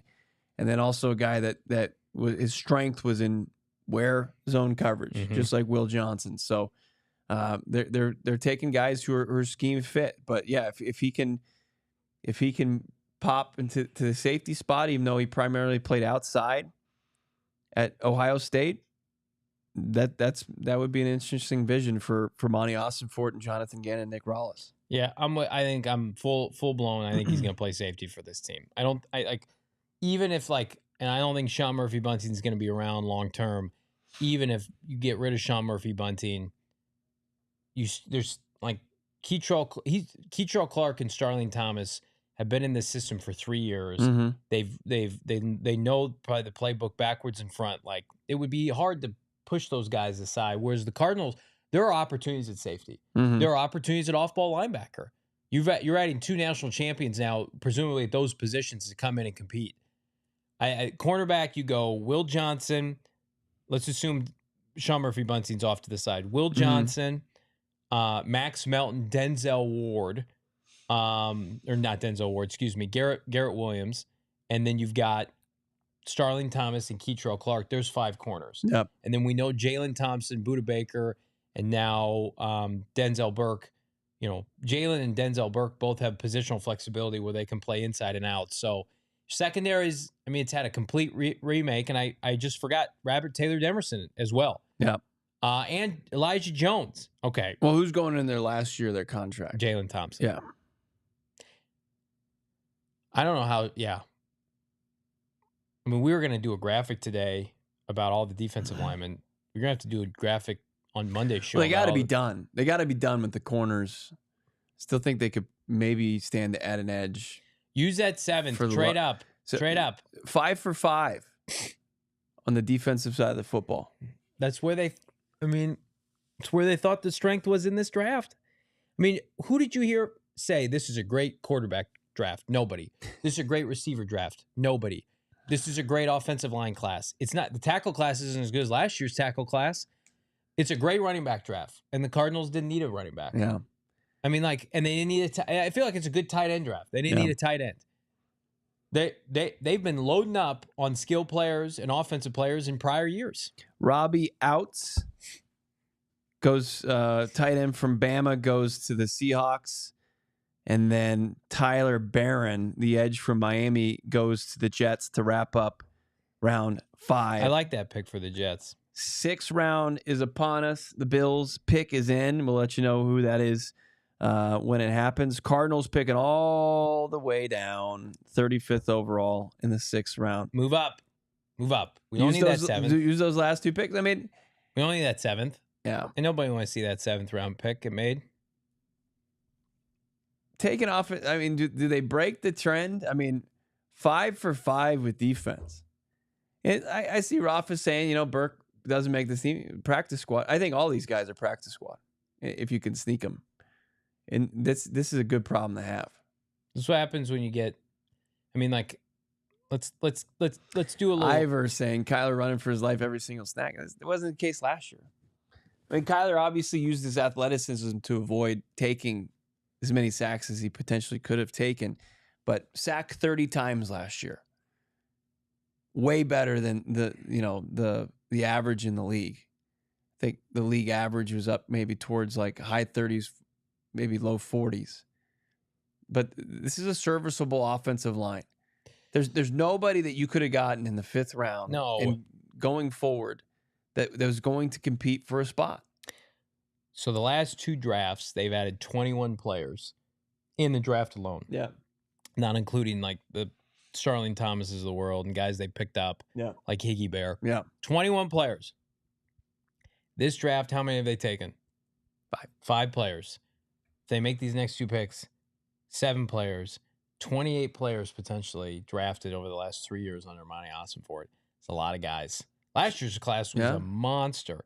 MHJ, D-Rob, Max Melton, Trey Benson, 12, Isaiah Adams, Tip Ryman, Elijah Jones, Taylor Demerson, Xavier Thomas, Christian Jones, Tajon Palmer, Jaden Davis. The Cardinals, this is who they are now. They want all the picks, man. They're not here to trade picks. They're here to acquire them. Over 1,000 people watching. Drop a like for this video. Subscribe to PHNX Sports. Almost to 40K. Do it. What do you think about the Denzel Burke selection? Continues to go defense. Arizona Cardinals do. Walter Nolen, 16th overall. They land the steal of the draft, Will Johnson, 47th overall. Then they take Jordan Burch, 78th overall in the 3rd round. 4th round, they get Cody Simon, linebacker from Ohio State, and then take his teammate Denzel Burke here in the 6th round after 5th round after trading down, adding a 6th round pick from Dallas. So they will have, as it stands right now, 2 more picks and a pick in each and every round after entering the draft with just 6 picks. Dorian Strong goes to the Bills as the top pick in the 6th round. Good player out of Tech. I thought he was an option for the Cardinals. I wasn't anticipating another cornerback selection, but I got to imagine no more defensive secondary picks. I got to imagine probably no more defensive lineman picks. We'll see. I got to imagine no quarterback picks and no tight end picks. So where does that leave you? They could, like the teams in the division, like the Rams and the Niners, who take a running back every draft, they could add to that room. Could they go wide receiver? We'll see if they like any of these players here in this draft. But trade up. Yeah. Offensive line, can they bring somebody that they feel like they could develop? Just think about it. They didn't get Cam Skattebo and Shedeur Sanders. That, media story, that national story is over. And you just wake up and you're like, I'm a Cardinal fan.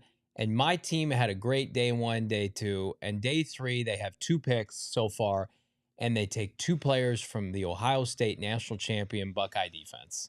It's like, yeah, it's pretty, that tracks. That tracks with me. Hey, a kid that could develop into a starting off-ball linebacker, a kid that can be a part of the safety room, that was a great player, Denzel Burke at a big-time program. Well, versatility as well. Yeah. He's got the ability, as it stands right now, to play outside. You can see what they're doing. Like the day 3 of the draft for so long was an anomaly for Cardinal fans. You would hear these names and you probably never hear from them again. Mm-hmm.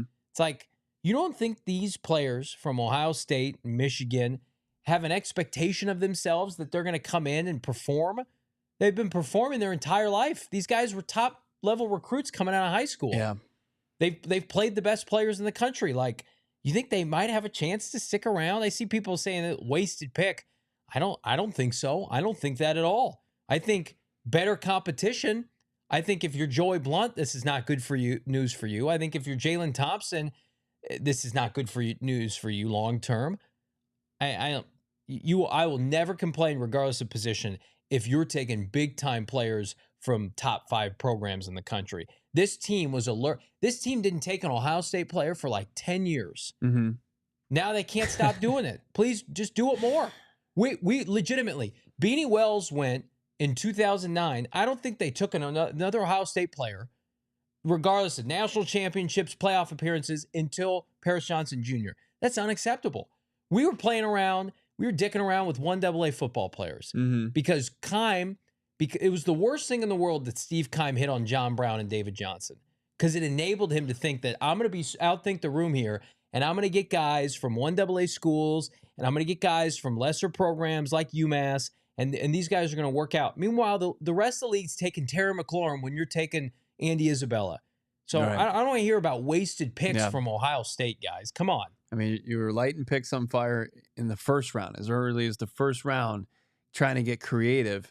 Now it's just you're uncomplicating things. You're making it easier for yourself, and you're getting guys that played at a decent clip at a high level against the highest competition on the biggest stage that college football has to offer. Our guy Ralph Amston got to cover Denzel Burke. Had caught a pic of him intercepting Spencer Rattler back when they were both playing Arizona high school football. So a little local flavor. You got to like to see it. It's not the local flavor that my co-host was craving going into day 3 of the draft, but you get Denzel Burke here and somebody. I like the trade down now. I'm officially team trade down. Keep drafting Ohio State players. Get Seth McLaughlin. The Eagles have their Georgia players. We have Ohio State. We're the Ohio State Arizona Cardinals. Seth McLaughlin in the 6th round, please. Get him to stash for a year. What other Ohio State players can we take? I think they are just going to take Ryan Day.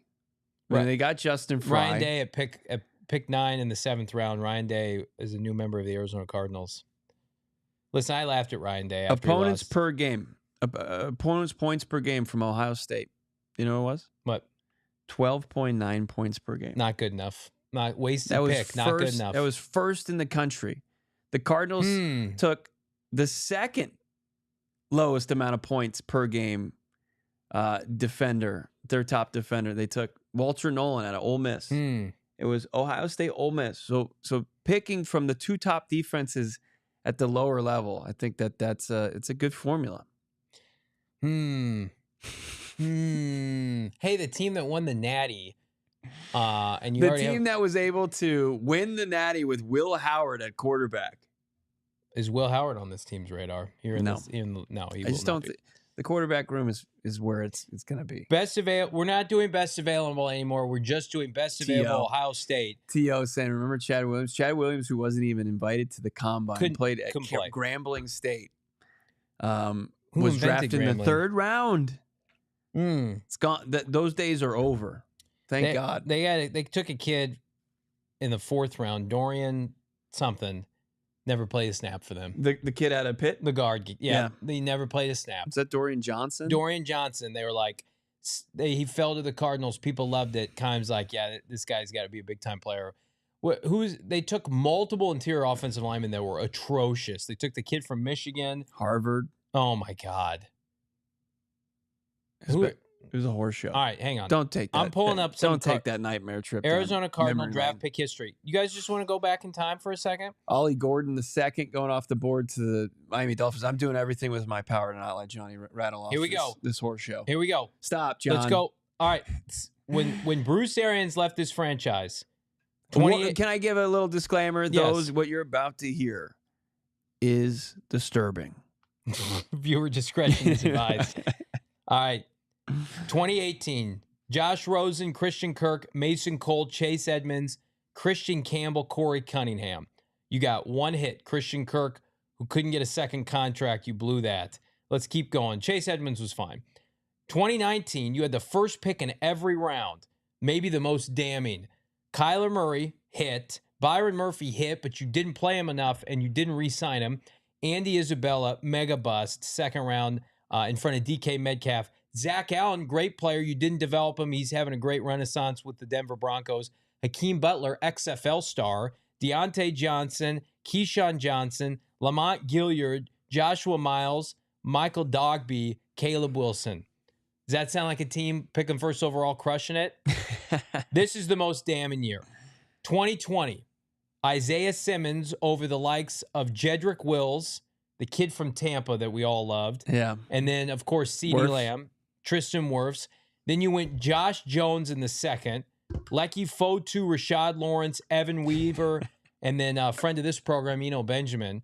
We've got Sag, stop it, Johnny. CBK so bad. 2021. Jeremy, ew, JV, stop. How about 2021? Zaven Collins out of position, Rondell Moore bust, Marco Wilson bust, Victor Dumakagi gone, Tay Gowan, James Wiggin, Michael Manette, the offensive lineman. Stop, John. Stop. All right, last one here, then I promise you get your barf bag.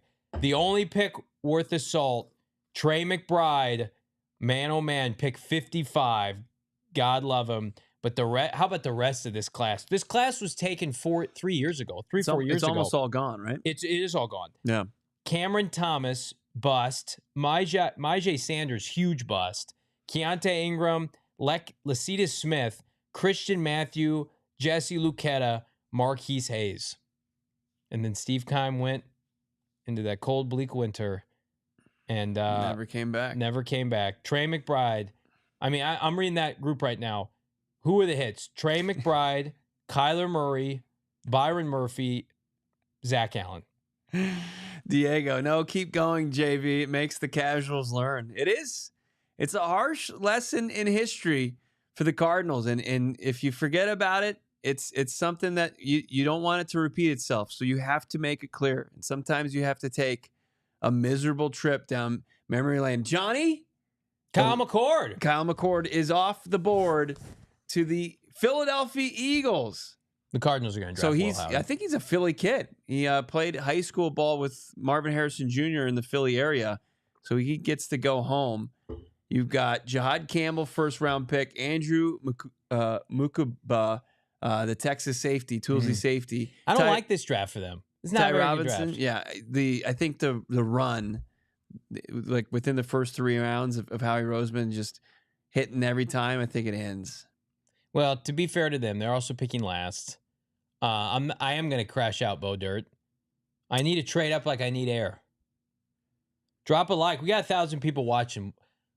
Could you spare a like for some bros? Listen to that. Could you spare a like for some bros going through Drop a like to end Johnny's his reign of terror. He can't hurt you anymore. He can't.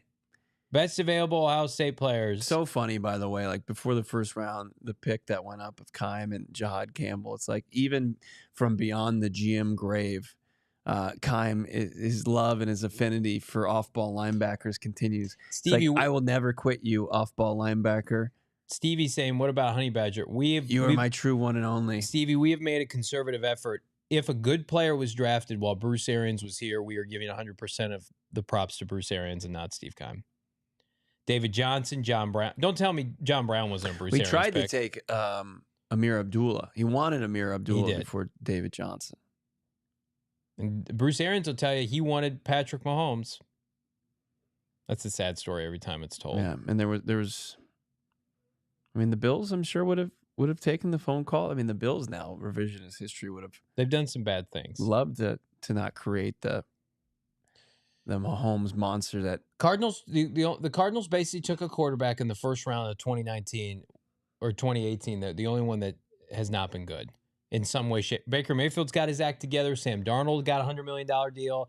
Josh Allen, Lamar Jackson have been superstars, and Josh Rosen selling insurance somewhere. I mean, that was Eris, our guy from California, tunes in.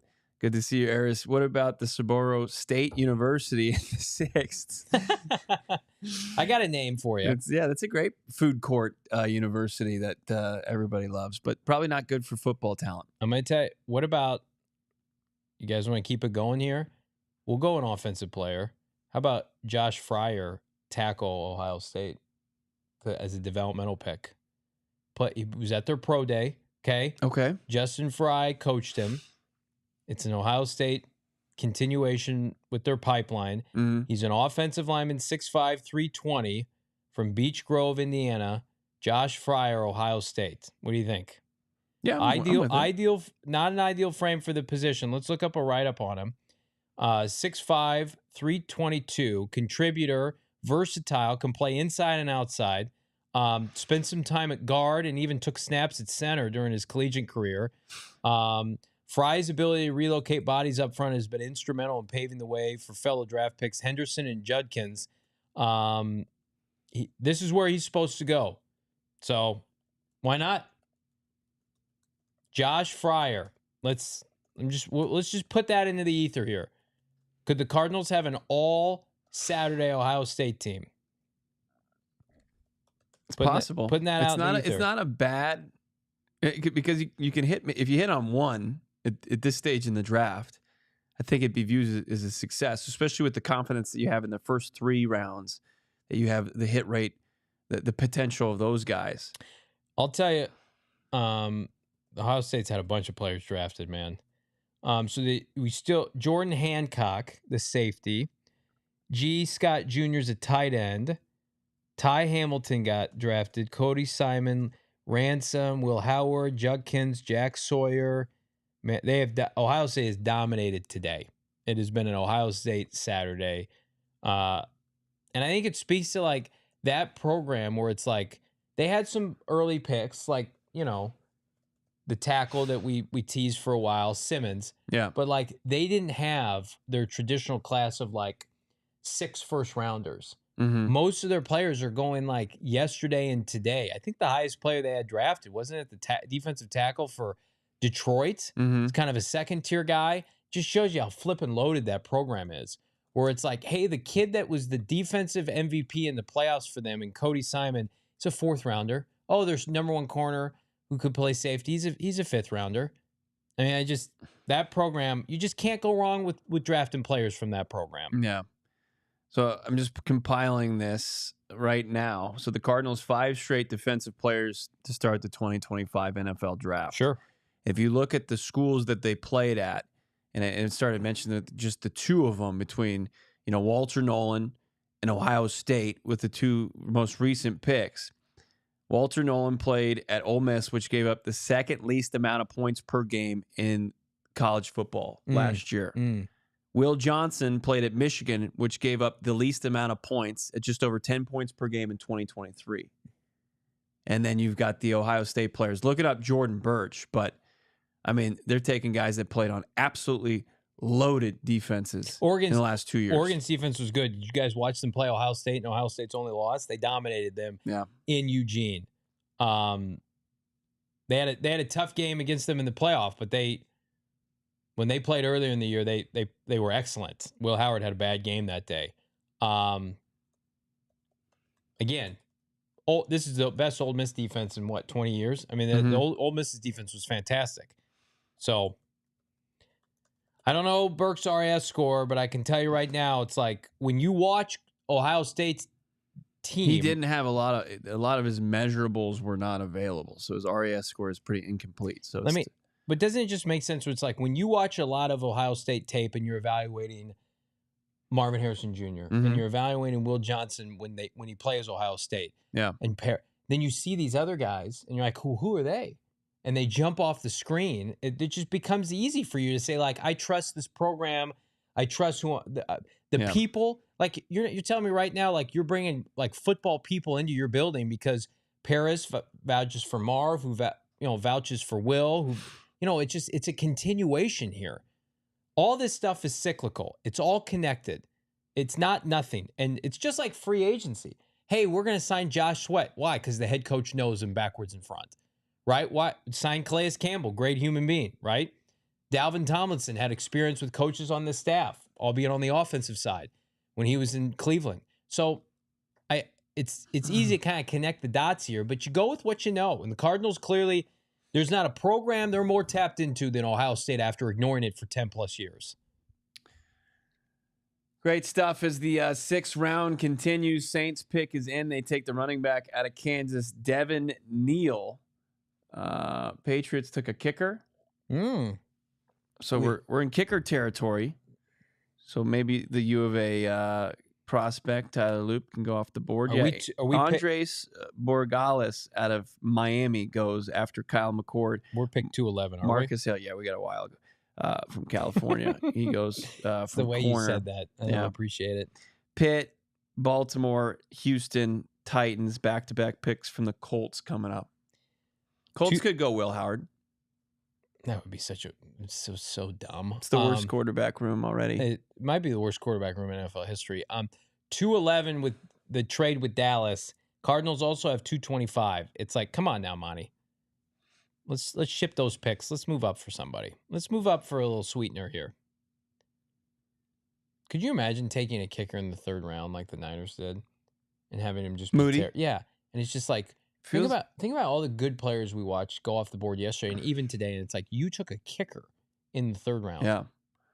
Well, and Patriots utilized one on Cardinals' current kicker, 4th round pick for Chad Ryland? Yeah.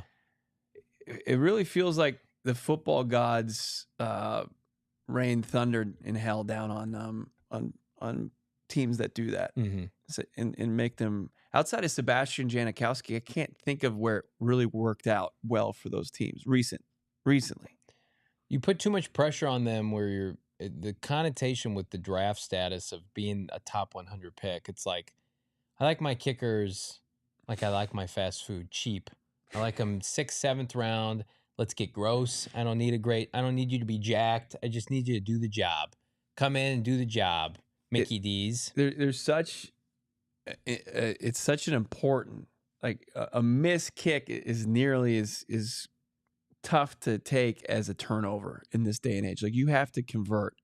It's such a pretty high percentage, almost an unrealistic percentage for your fan base to to appreciate a kicker and to do it like year in and year out, it's really tough to do. Steelers going quarterback finally.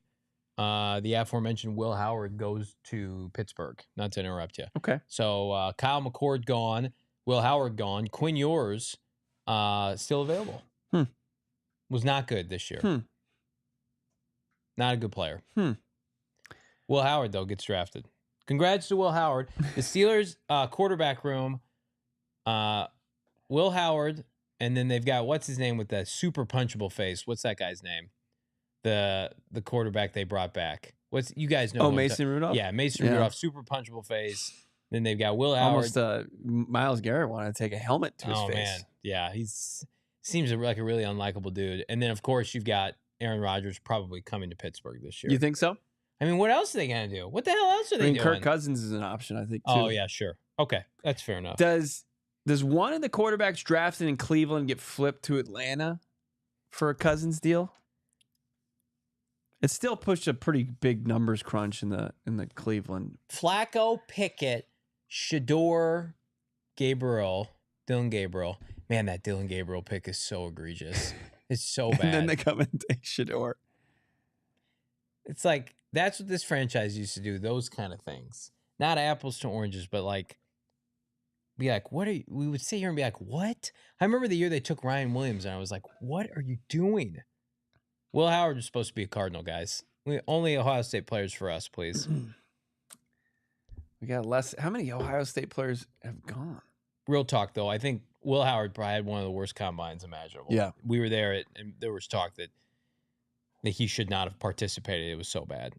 It was routes versus air, and he couldn't complete a pass. That's fine. It's like, when you don't give him Jeremiah Smith and these all-world wide receiver prospects, it becomes tough for him to just complete a pass. And that's why as Bo is making that point, it's shown on the screen his completion percentage like it's a coup, 73%, and it's like that's why I don't give two you-know-whats about completion. Yeah, you can't be Anthony Richardson, Nightmare World level bad, but that can't be your number one attribute. Oh, he can complete passes. It's like, come on now. What are we doing? He's a really nice, like, game manager for them, mobile, and won a national championship and deserved to be drafted, but at best is a backup. At worst, he's not going to be in the NFL very long. That's a good throw right there. Jeremiah Smith on the opposite end, but like there was not a lot of separation there, and it was against a good defense in Tennessee. That was a good throw too against Oregon. It was a Buka. I mean, those are 2 first-round picks right there. Jeremiah Smith will Cross be his body there one too. last year, but no, like you're not gonna. That's it. That's his one kind of thing that he stands on. That was underthrown. Yeah, is his completion percentage. It's not even close to the entire puzzle with quarterbacks. He's mobile a little bit, which this day and age is important. Boy, if you're the Steelers, man, you got no shot in the AFC. You got no. I love their draft. I think they've had some really nice draft picks. You know, they got Mike Green. If you put up the off the field stuff, like they got Derek Harmon. They got the running back from or they didn't get Mike Green. They got Johnson, the running back from Iowa, and they got Derek Harmon, Jack Sawyer. You know, I love. Like I like their draft. It's an all Big Ten draft. It's crazy, right? But because Oregon's in the Big Ten too. But it doesn't matter if you can't. Like they don't have you're in the AFC, bro. The AFC's like quarterback royalty. You got no shot. You got no shot. You're not outscored in Baltimore in that division and Joe Burrow. Like you're gonna have to make everything a tight contest to win football games. Who's the only Buckeye left according to Shaft? I mean, Seth McLaughlin, and then there's that tackle I mentioned. Put that up, from Bo Dirt. Damon Dog probably sitting in a hammock on a beach with a cold drink in a cup, and Johnny and Bo are waiting for a pick that will probably just be a practice squad player. Look, that's how dedicated we are. I'm not dedicated. I wanted to tap out. I was jonesing for a trade up, and then Ossenfort's like, sit your ass back down. We're going 6 rounds. How much did you put the blame on me when you told your wife that you weren't coming home? I said, Bo is making me stay. No, I live for this. This is our job. I love it. We're so fortunate to do this. God forbid we cover the Ryan draft. Walker giving us a couple options there with Ohio State. What we got? With McLaughlin. If you could scroll up, if you would. We need the All Ohio State big board, please. McLaughlin and Fryer are the best Ohio State, and G. Willikers. I think G. Scott plays tight end. You know, Drew would sign up for that. Hey, you guys want receivers? How about another tight end? Here you go. Is Monti Ossenfort just kind of like cleans off his hands and say, my job here is done. Let Drew in the room. Drew, you want to make a pick? You jonesing for a tight end at this stage? Yeah. Doc XD asking, is Damon ever coming back? Yeah, if we ever rehire him, maybe. It was brutal how he went out, you know? Yeah, good luck to Damon. In a fiery, expletive-laden tirade as they had to drag him out of the office. Man, that was brutal. Yeah, he broke a lot of stuff. Caused a lot of damage. Stealing from the company, you know? Once you catch a guy doing that. Yeah, just can't come back from that. Can't be stealing televisions. When they walked him to his car and they saw it loaded up with all of our televisions and computers, we decided we realized it was the right move. All right, hold the fort down. I'll be back. All right, Johnny bouncing again. I'll get you up to date here real quick as far as how the draft has transpired here in the 6th round. Dorian Strong, Virginia Tech goes to the Bills. You got Ball? Let's see, is that Coney out of Western Michigan? That's a corner there. It's one of Noah's hated rivals. Hates the Broncos of Western Michigan. Ollie Gordon, Oklahoma State running back, 20 rushing touchdowns in 2023. He goes to the Miami Dolphins, gives them a bit of a bruiser. So maybe they get a little bit thunder lightning there with Achane. You've got Puigs going to Mississippi, or from Ole Miss to the silver and black of the Raiders. Kyle McCord, Syracuse quarterback via Ohio State, goes to the Eagles. Played high school ball there in Philly, just outside of Philly. You got the first kicker of the draft, Andres Borregales, goes from Miami to the Patriots. Marcus Harris out of Cal, cornerback, goes to the Titans. Devin Neal, running back out of Kansas, goes to the Saints. Will Howard, Ohio State quarterback, goes to Pitt. And now, University of Arizona place kicker, Tyler Loop. Guy's got unlimited range going to the Baltimore Ravens. And what is that a sign of? The end of Justin Tucker, I believe, officially. Justin Tucker, with all this coming out, all these allegations, I got to imagine Baltimore has found their kicker of the future, and it's in the strong leg of the former Wildcat. Justin Tucker is no longer. Yeah. So Justin Tucker, it's had a run as one of the premier kicker in the league, and then some off-field allegations, some gross allegations came out this offseason, I believe, via like the Baltimore, I want to get the publication right, it's like the Baltimore Bee. It looks like the Ravens preparing for Tucker's successor. So there you go. Doc XD, the weirdo Tucker. So they make Baltimore here is going to own the 6th round. They've got a bunch of 6th round picks, not exactly the round that you want to own at this stage in the NFL draft. But the Cardinals' most up-to-date draft board, Walter Nolen, 16th overall. You went Will Johnson, 47th overall. Jordan Burch, 78th overall. Then they take Cody Simon, the linebacker, out of the Ohio State in the 4th round. Trade down in the 5th round with the Dallas Cowboys for a 6th round pick that they'll have here later in this round after a couple comp picks from Dallas. They take Denzel Burke, who played at Ohio State, but came after playing a Phoenix kid, went to, I think, was it Brophy, then Saguaro? Might have botched that. In which order is that before? Yeah, flip that. So Saguaro to Brophy to the Ohio State National Championship. So, look, the Arizona Cardinals leaning in defensive players. As I mentioned, Walter Nolen came from the program that gave up the second least amount of points this year. Will Johnson gave up the least amount of points at Michigan in their national title run the previous season.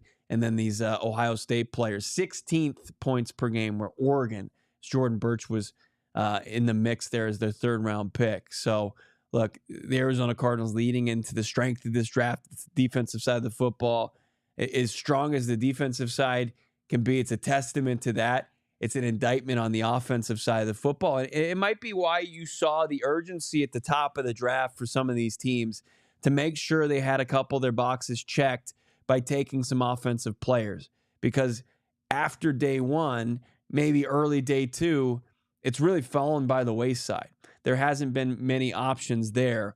So we've got the Cardinals that they're not playing that game. They're not going to try to zig while the rest of the league is zagging to an extent and just trying to find diamonds in the rough, where they're saying the strength is defense. We have need on defense, and we're going to continue to finish off what has been a monumental rebuild. Didn't notice we got a bunch of super chats. Let's get into that right now as everybody's giving me credit here for the strength of my bladder. Johnny, I think, had to take an important phone call. I believe he's dealing with the AC issue. So maybe not. Johnny isn't dealing with just a tiny bladder, but more important stuff. What's going on with Doc XD? He's got $1.99. Will wide receiver 1 Bo Brack finally go late in the 5th? No, the Cardinals hate my RAS score. It's unbelievably low. It's in the negatives, and they have no hands as well. That's well documented as well. Who else we got? We got Alex Dominguez with another $1.99. Says, Willie Lampkin, screw size, he's a dog. Willie Lampkin, you can fit in your pocket. That's the big issue with Willie Lampkin at a North Carolina University of North Carolina. 5'10", I think about 260, 270. Just unbelievably undersized for the guard position, but as far as what they said is his mechanics, his technique, it's all dialed in. Had a great Senior Bowl for himself to at least put him on the map. I'm trying to remember if Lampkin got an invite to the Combine. I don't think he did, but he's one of those guys that you pull for being tremendously undersized. Keep it going with Andrew.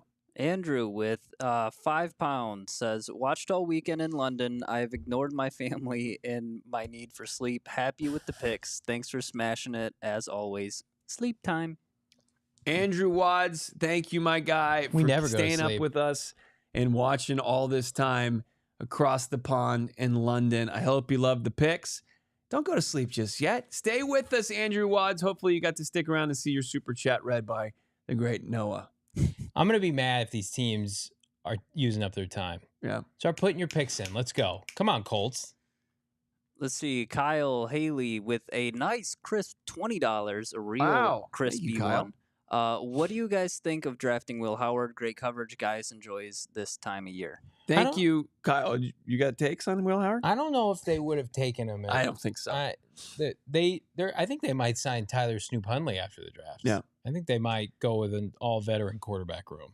I feel like Clayton Tune is just kind of an upgraded Will Howard. It's a good call.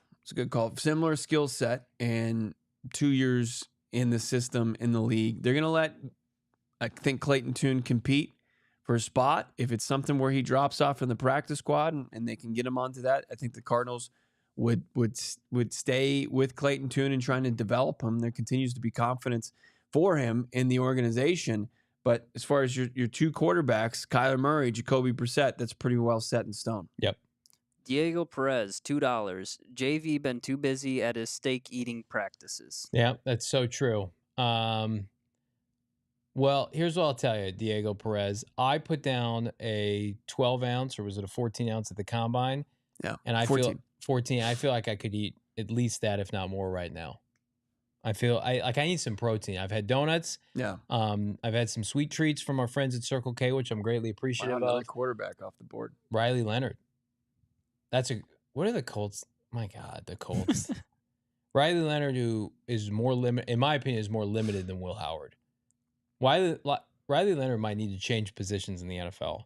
I thought he was I think he could be a good H-back if he can block. Look, he's got 15 rush TDs. He can't throw the ball. Yeah. They got a lot of people who think they're quarterbacks in Indy that probably aren't. Anthony Richardson, probably not a quarterback. Riley Leonard, definitely not a quarterback. Daniel Jones, we'll see. Yeah.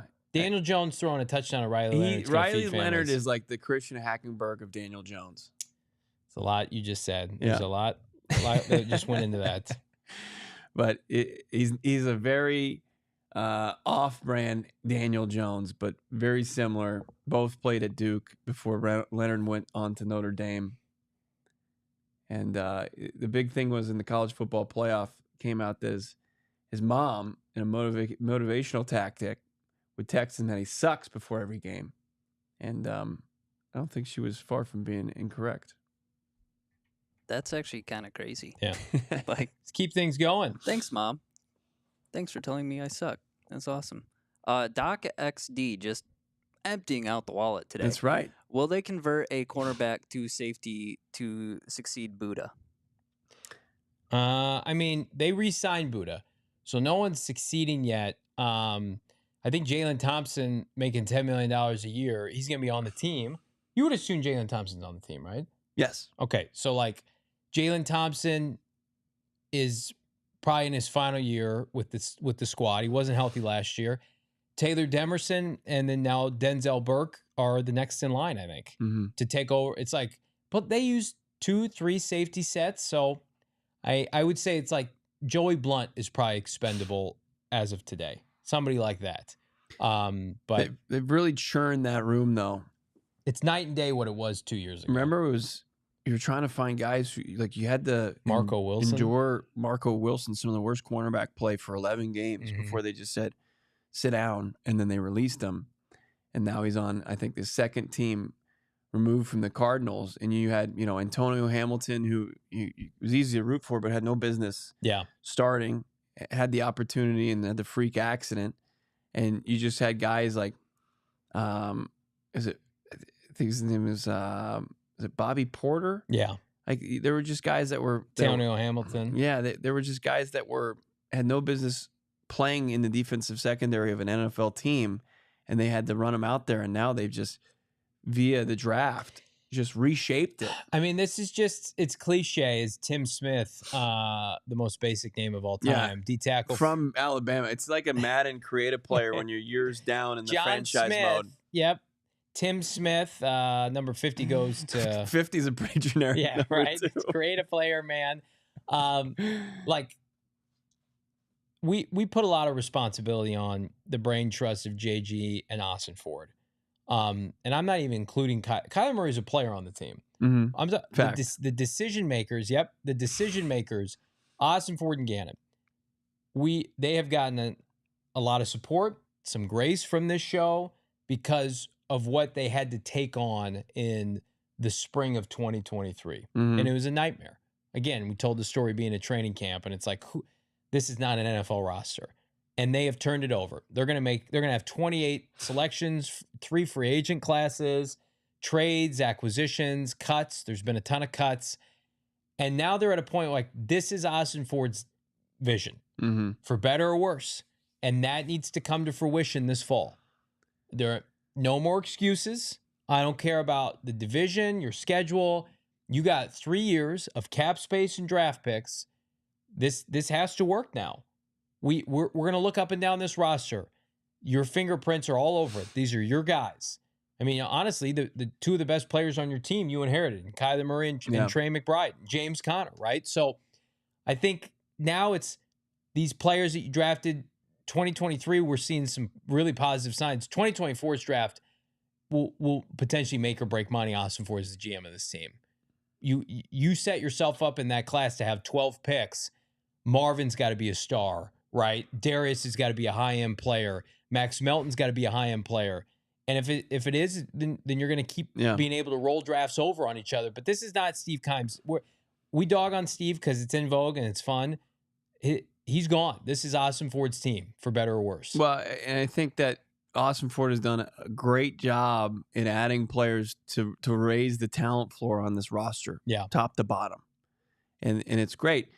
But it's pivotal now that the premium capital they've invested, the guys you mentioned that were holdovers that they identified as guys worthy of keeping, that those guys who have the star capabilities play like stars. I think the roster's in a good spot. Like, the roster itself can get you to where you finished last year, if not go you from 8-9 to 9-8. But what's going to separate you now is the star players in this pivotal season having great years. And if you do, you go from a 9-8 team to 12-5, and that's a playoff team. Yeah, that's a firm playoff team. And by building through the draft, it should be the first of many double-digit seasons. Like outside of Arians' run of 10 wins, 11 wins, 13 wins, and then a couple basically 500 seasons after that, we have not had prolonged success here. There has been no run of a half decade, 10 years. Look at the graphic dominance. they keep putting up. One playoff appearance in the last 9 years. I mean, you have to make the playoffs this year, and it can't be the culmination of a rebuild. It has to be the start of Cardinals dominance. I mean, we're not just saying this Cardinal, Homer draft or Homer show. Most national pundits are lauding the Cardinals draft, are calling it the best draft. Not people, Joe Blow TV analyst guy, people who are in the business, analysts, people who are breaking down metrics and value and positional value, and guys in Vegas, the people who have nothing but money to gain. People are saying the Cardinals are winning this draft. Will Johnson and Walter Nolen, are you kidding me?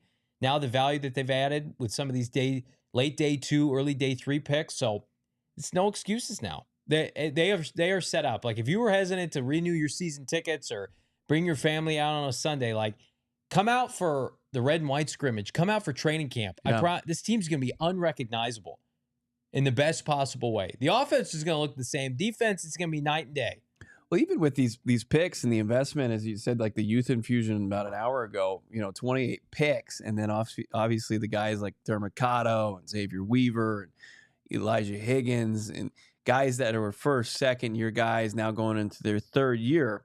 And you look at the talent on this roster, even going to a preseason game, you're not watching guys who are scrub McGrub that are going to have a tough time making any NFL roster. Like you've got guys that are going to playing and having to make plays in the preseason to make a roster. Otherwise, if they don't, there's guys that are firmly in place that are going to rock with this team going forward on the final 53.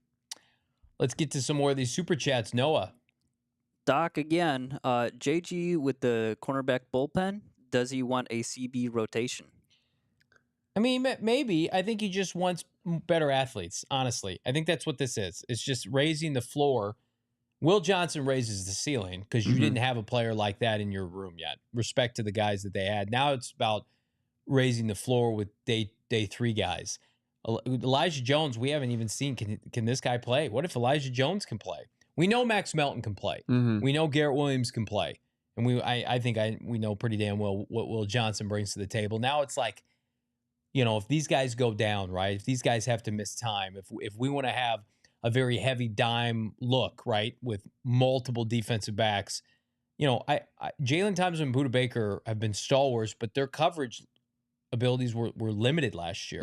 Not these guys, not these youthful guys in the early to mid 20s. So it's Gannon's baby. Of course they're going to invest in it. I don't get the sense that there's a rotation there. I believe it's going to be, 3 guys between Will Johnson, Max Melton, Starling Thomas, the 5th. And then you've got guys like Elijah Jones, Denzel Burke. We'll see what happens with Keitrell Clark. And these are players, Robert Taylor Demerson, more on the back end. These are guys that are going to play primarily on special teams and be there as depth pieces, and guys that are going to play in limited snaps, but given an opportunity, could take advantage of it. I mean, Elijah Jones is a 3rd-round pick. Injuries happen all the time. They're inevitable in this game.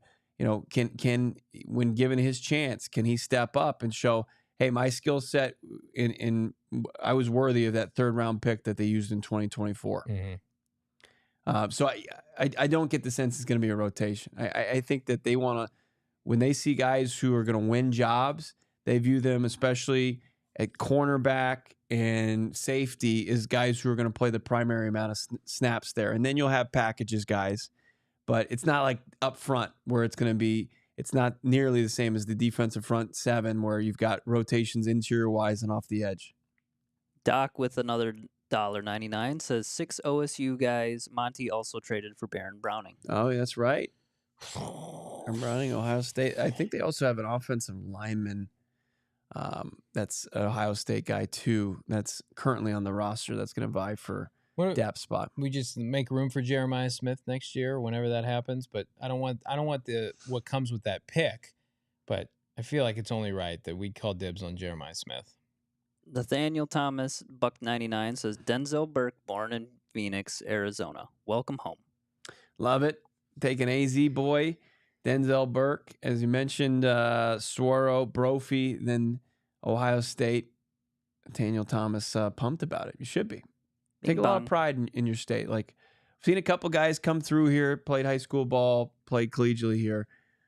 Any of them that can contribute, it gives a little extra oomph as a fan. Yep, absolutely. And again, talk about, hey, he knows the area, and he's from the university that they draft the most from. It's like, probably should have had that pegged earlier. Yeah. Big miss on your part. Yeah, I missed out. Steve Kimes Burner, $1.99 says Elijah Jones can be a good corner, Burkito safety. Burke to safety. Oh. I do like Burkito, though. Burkito. Yeah. It's like, oh, I'm not familiar with that. I think Burke, I mean, they're going to ask Gannon, if they haven't already in the presser, if he's going to play some safety. I'm sure they're going to be non-committal, but when they open up rookie camp, he'll be with the safeties. Richard with a crisp $4.99. Look, Johnny, I was right. I knew Monty would want to pick in every round. You were right. I was wrong. I thought today was prime trade up, whether it's for Scat or somebody else, because he's earned it. Because this roster, not too many holes left. But that crafty old veteran, Monti Ossenfort, he said, Johnny, you sit back because we got a long way to go here. We're still slumming it in the 6th round. Somebody has taken the sticks from Ryan Poles here, is taking another tackle. This time from Michigan State, Luke Newman. But look, if your idea is that you're going to find your tackle this late in the draft. They did get the kid Ozzie in the 2nd round. They did take a tackle, but yeah. That was a while before that. It wasn't, was it 2nd, 3rd round? I thought it was 2nd, yeah. I mean, I actually don't think the Bears defense is going to be very good. I think Dennis Allen's kind of like low-key not it. Yeah, I agree. All right, Dre, $4.99. Tez Johnson and Seth McLaughlin, please. So you like later? Yeah, still on the board, both of those players. We'll see. Lions on the board. They've been going on a run as far as offensive linemen. So we'll see if McLaughlin stands pat. Still a long way to go for the Cardinals. We're at 196. Cardinals aren't on the clock until 2:11. Yeah, 2:11. B Money with a crispy $4.99 says, Money boys, love the OH to AZ hookup. Just got my MGH jersey. Pumped about our future, gents. Rise up, Red Sea. MHJ jersey, love it. Yep, its future is looking very bright for the Arizona Cardinals as they've leaned into being a draft and develop team.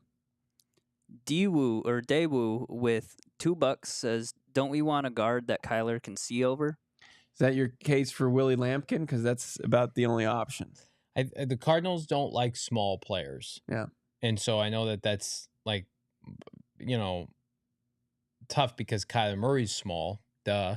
But like the new franchise, unlike Kime and Cliff, they put an emphasis on physical traits. And so I don't think they're going to draft offensive linemen small just because Kyler Murray is undersized. Lions going edge, taking Ahmed Hassanein out of Boise State, 4-time academic All-Mountain West. Hitting cooking the books, baby. Hassanein sounds like asinine, and I that poor guy. He's probably had the toughest time as he's studying in the library. Dang, he hits hard though. Who's he? Yeah, here's him against Penn State. Let's see how he does here. Pretty good. Lions needed to go D-line. They've added a bunch of defensive linemen. I didn't love their first pick in the first round. The D tackle from Ohio State. I thought that was a slight reach, but outside of that, they've done a nice job. This is it for the Lions, man. They're loading up because pretty soon Cap's gonna be coming down here on some of their extensions they got to do. Denver Broncos trading the pick to Houston. God, that would have hit like candy if they had said the Arizona Cardinals. But Monti Ossenfort's just kicking his feet up. He's already gotten his pick submitted for 211, and what's the other one? 225. Yeah, he's like, I'm good. These at least with 211 and 225, you've only got 14 That's picks true. there. That's true. It gets us to the other one. We're in the biggest slums of it now.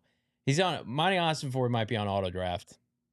He's got it queued up. Yeah, he's just got queued up, and people are like, "Hey, Monty, you want to just flip one of the?" I need my He would 7. never. I need my 7. He would never. $5 from Brandon says, do you guys think we'll get any primetime games this year? That ESPN Plus doubleheader trash last year doesn't count. It was so trash, Brandon. I think they will get a Monday night game and a Thursday night game. I don't think they'll get a Sunday night game because Sunday night football is reserved for fraudulent East Coast teams, and then the 2 slobber fests of the San Francisco 49ers and the LA Rams. So if I put primetime over under for you, 2.5, you're taking the under? No, I would take the over. I think they could get multiple either Thursday or Monday night games. But I think 3 sounds about right. Hopefully not I think they'll go Christmas Day game. Maybe a Monday and a Thursday.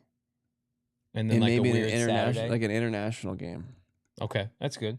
I would maybe be 3 in an international game. I'd be blown away if they got a Sunday night game. I think that this roster is too good to really overlook like they've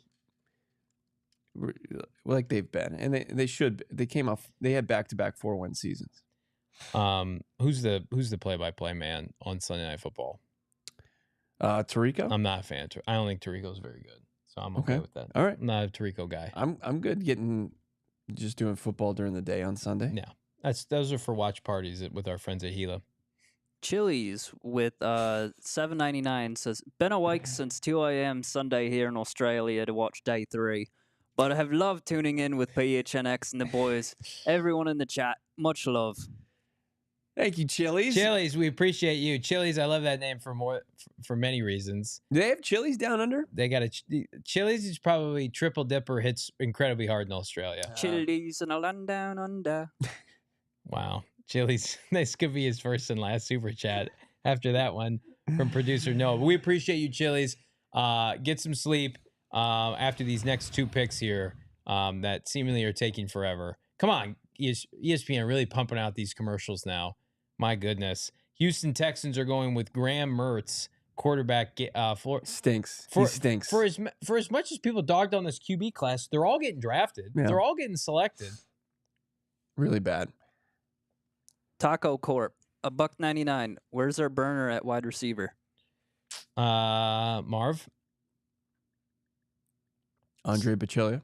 I'm kidding. Xavier Weaver. A good weekend for Xavier Weaver. Yeah. Doc XD, hopefully the offense will be much improved now that they're practicing with an NFL caliber defense on their team and not UFL players. Good point. Really good point. Wow, that's a great point, Doc XD. That's a high level point. If you're Kyler Murray, if you're Michael Wilson, if you're Trey Benson, this is gone about as good as you can imagine as an offseason.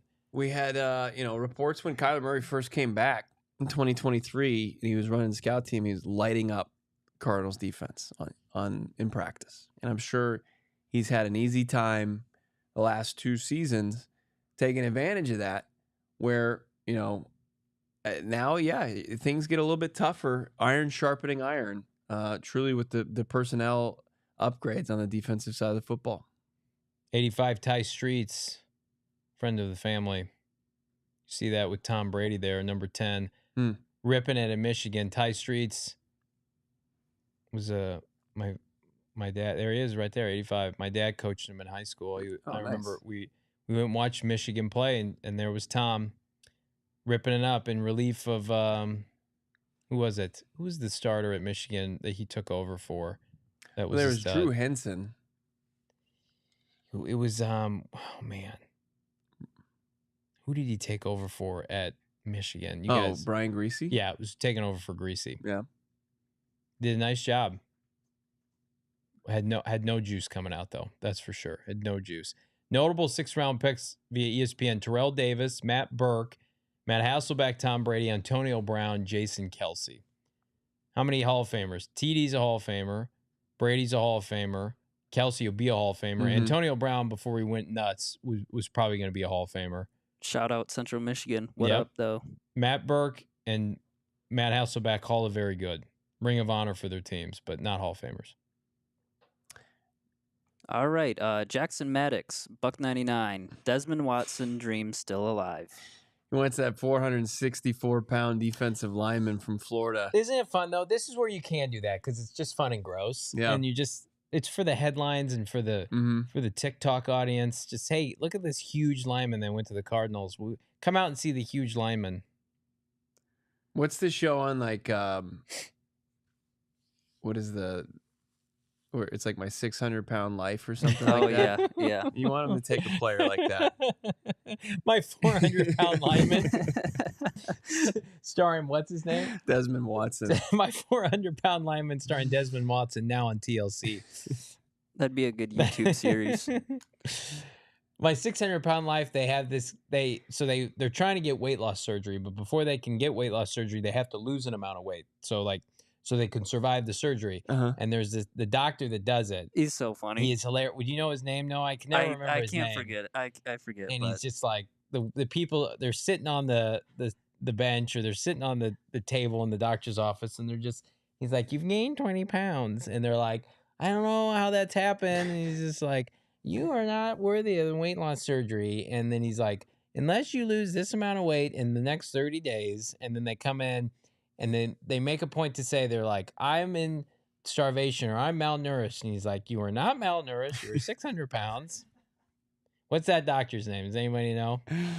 I didn't know you're so dialed into My 600-Pound Life. We watched it a lot on vacation, my wife and I did, and it was good. I liked it. Like there we brushing go. their teeth Dr. with soda. Yunin Nozaradin. Yeah, he's good. He's my favorite. I see his reels Emily on his... coming to the rescue. Thank Graham you, Emily. Mertz going to the Texans. Graham- Crazy. Graham Mertz, for a second. You play quarterback at Wisconsin. I know Russell Wilson did for like a season.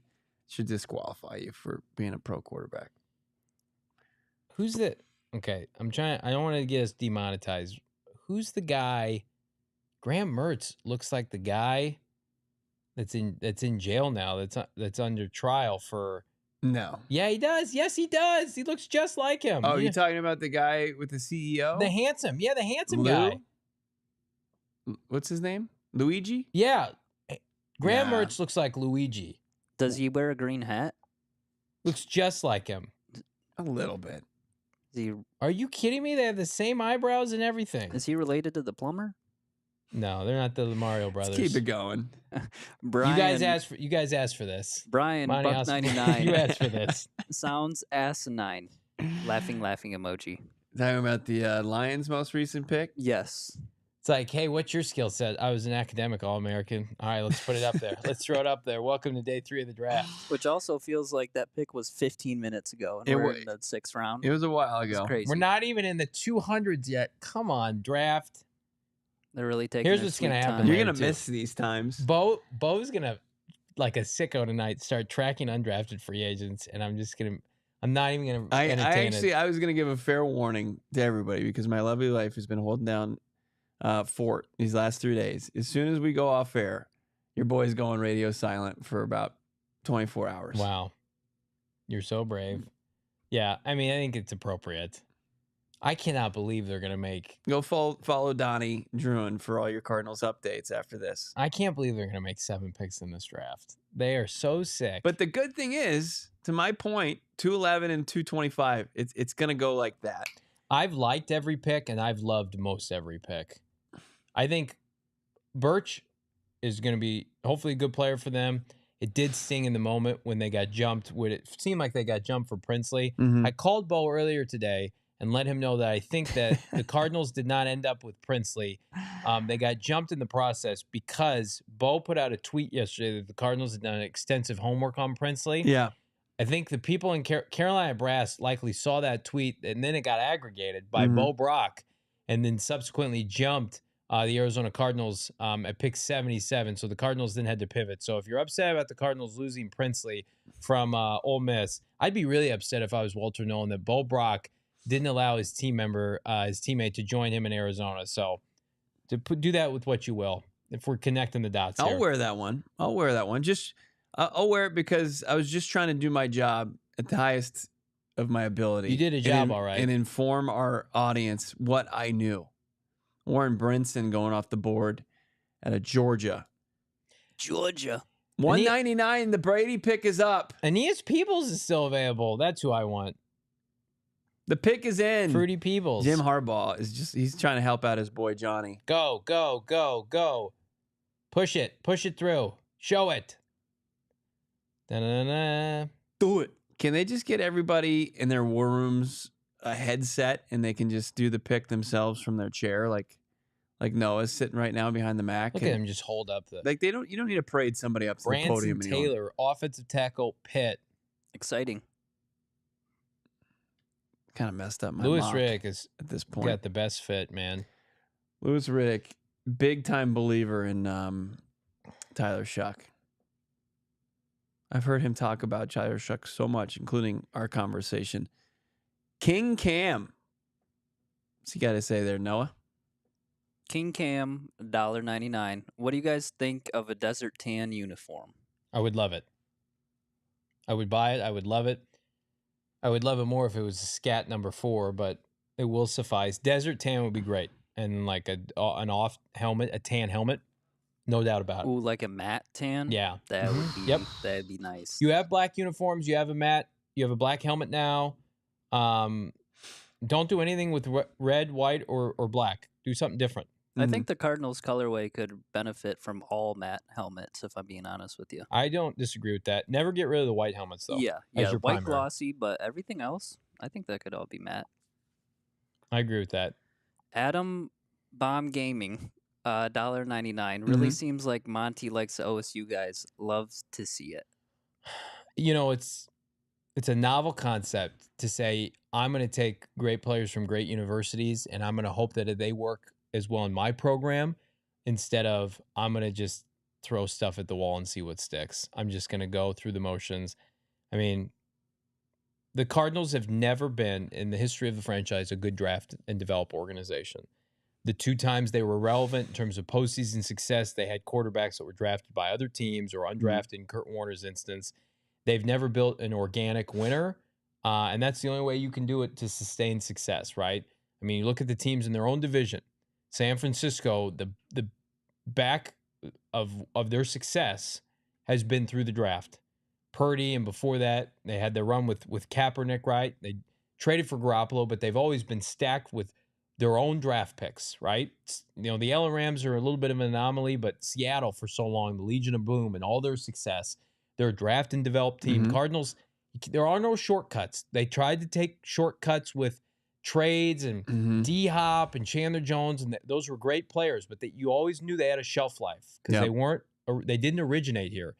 I mean, the teams around the league that are doing it, the Ravens are just ahead of everybody else. The Eagles now. You can make a splurge for A.J. Brown, but you got to be buttoned up everywhere else, and they are. So Cardinals are trying to get to that point. They're close. And their one run to the Super Bowl, they, with Kurt Warner, they took probably the most prestigious draft class of all time. 2004. Man, 2004, where it's Larry Fitz, and it's Carlos Dansby and Darnell Dockett and those guys. Antonio Smith in the 5th round. Yeah, it's the best draft in the history of the franchise. Yeah, and they were able to parlay that into success. Where for like a 2-year stretch there, they were the team that was going to win the NFC West, and then like once those guys they started to let them go via free agency, Warner retires, and it was over. And Graves is gone, a guy who didn't watch tape, and he was kind of able to strike gold that one draft and live off of it in his tenure with the Cardinals as general manager. And then Steve Keim, who was in the building the entire time too, goes from that and he lucks into Bruce Arians, and Bruce Arians kind of leads him in the right direction. And they're able to have some decent drafts here and there, hit on some guys like Honey Badger, and they're able to hit on guys like David Johnson, but it was too far in between consistently finding guys, especially with premium capital. Yeah. By 2018, it was way over. It was way over. And then they just couldn't get back on track. And then it turned into what you were saying, like trying to really kind of supplement, not just supplement in free agent, but build through free agency. Cheat. Yeah. You can't do it. You can't do it. Ian Rappaport reporting that nothing's imminent with Jalen Ramsey, but trade remains more likely than not. Said that reconciliation is not likely. So Jalen Ramsey's going to get dealt. Benjamin Albright was on our show about a month ago and said that NFC team likely not to the Cardinals. And I would say, given the Cardinals' robust amount of corners now, there's not much room for Jalen Ramsey and his bloated contract. The only spot I could see for the Cardinals adding a free agent of any note is interior offensive line. Yeah. I don't think they're going to sign a wideout either. I don't think a wideout helps them, given who's still available. Do you trade some of your extra corners for a player like Ramsey? It doesn't seem like you need it. No. Like between Max Melton and Will Johnson, you should be excited about the future. You want to see those guys develop. We got a another $1.99 from Doc XD. Wearing my Marv shirt to work today at Target. Let's Fire go. emoji. Yeah, I love that. Love that. If you're working at Target, it's got to be the all red one. Then it's got to be the one in the Yep. cruising in the vehicle in the Maserati. Or the one, the math tee. Yeah. Oh yeah, the math tee's great too. The MHJ shirt, it might have enough red to suffice. No? It's pretty black. Pretty black Man, tee. you would never accept that as when going to Target if you wouldn't acknowledge the worker there As if they weren't wearing that much red? Yeah, as somebody who's worked in retail and they know how big of a stickler those people can be.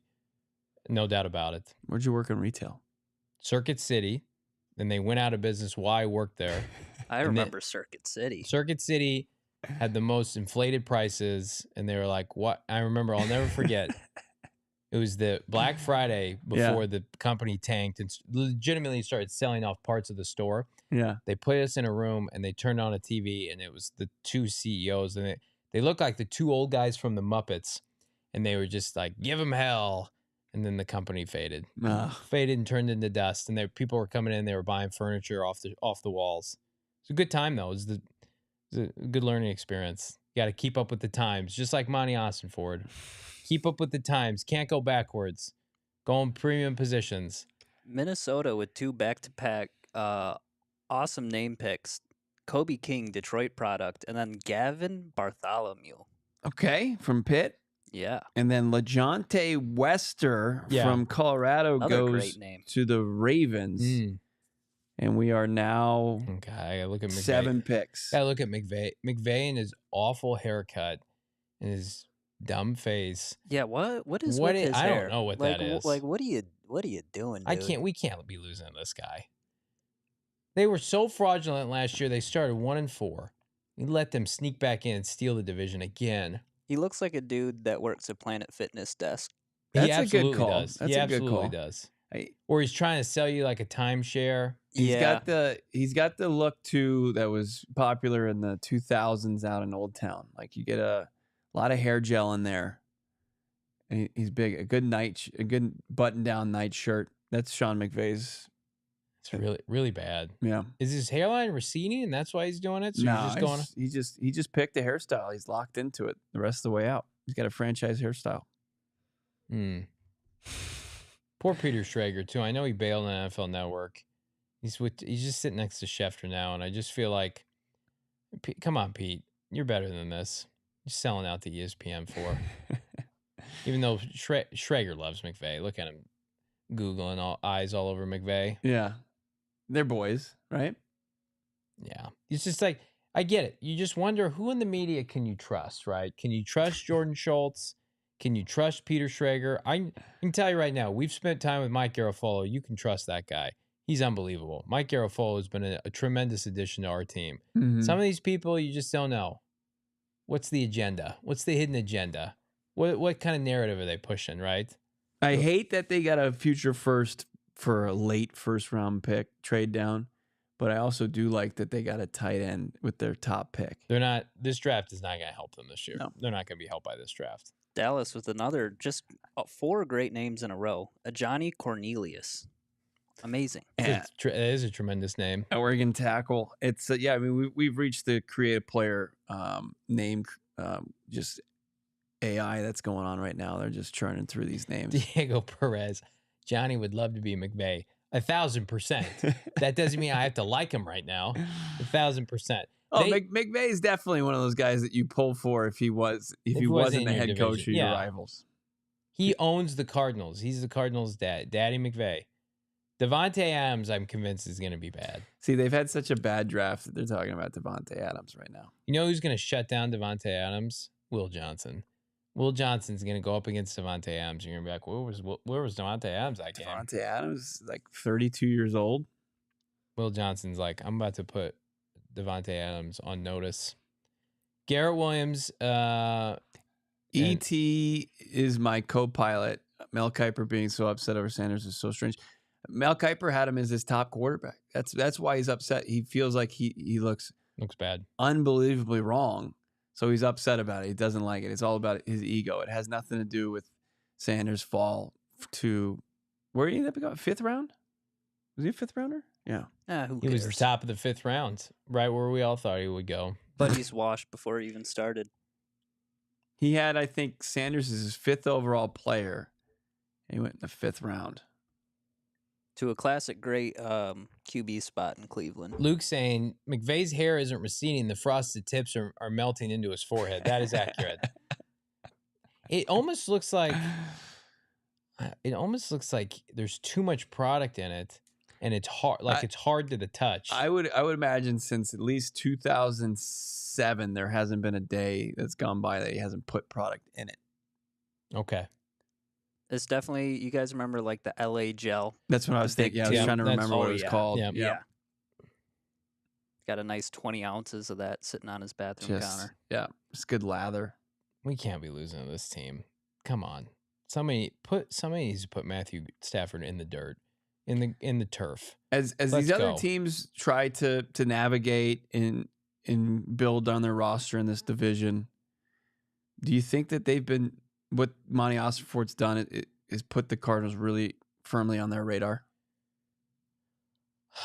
I don't, just because I think that if you're Sean McVay, you have to see Kyler Murray do it to be worried about the threat of Kyler Murray. When you hosted Kyler Murray in that playoff game and your building, it did not go well. And then the Cardinals, I know that Kyler and the Cardinals whooped up on the Rams in week 2. When the games matter, you got to have Kyler Murray's got to beat Matthew Stafford in a meaningful game, I think, to be concerned about it.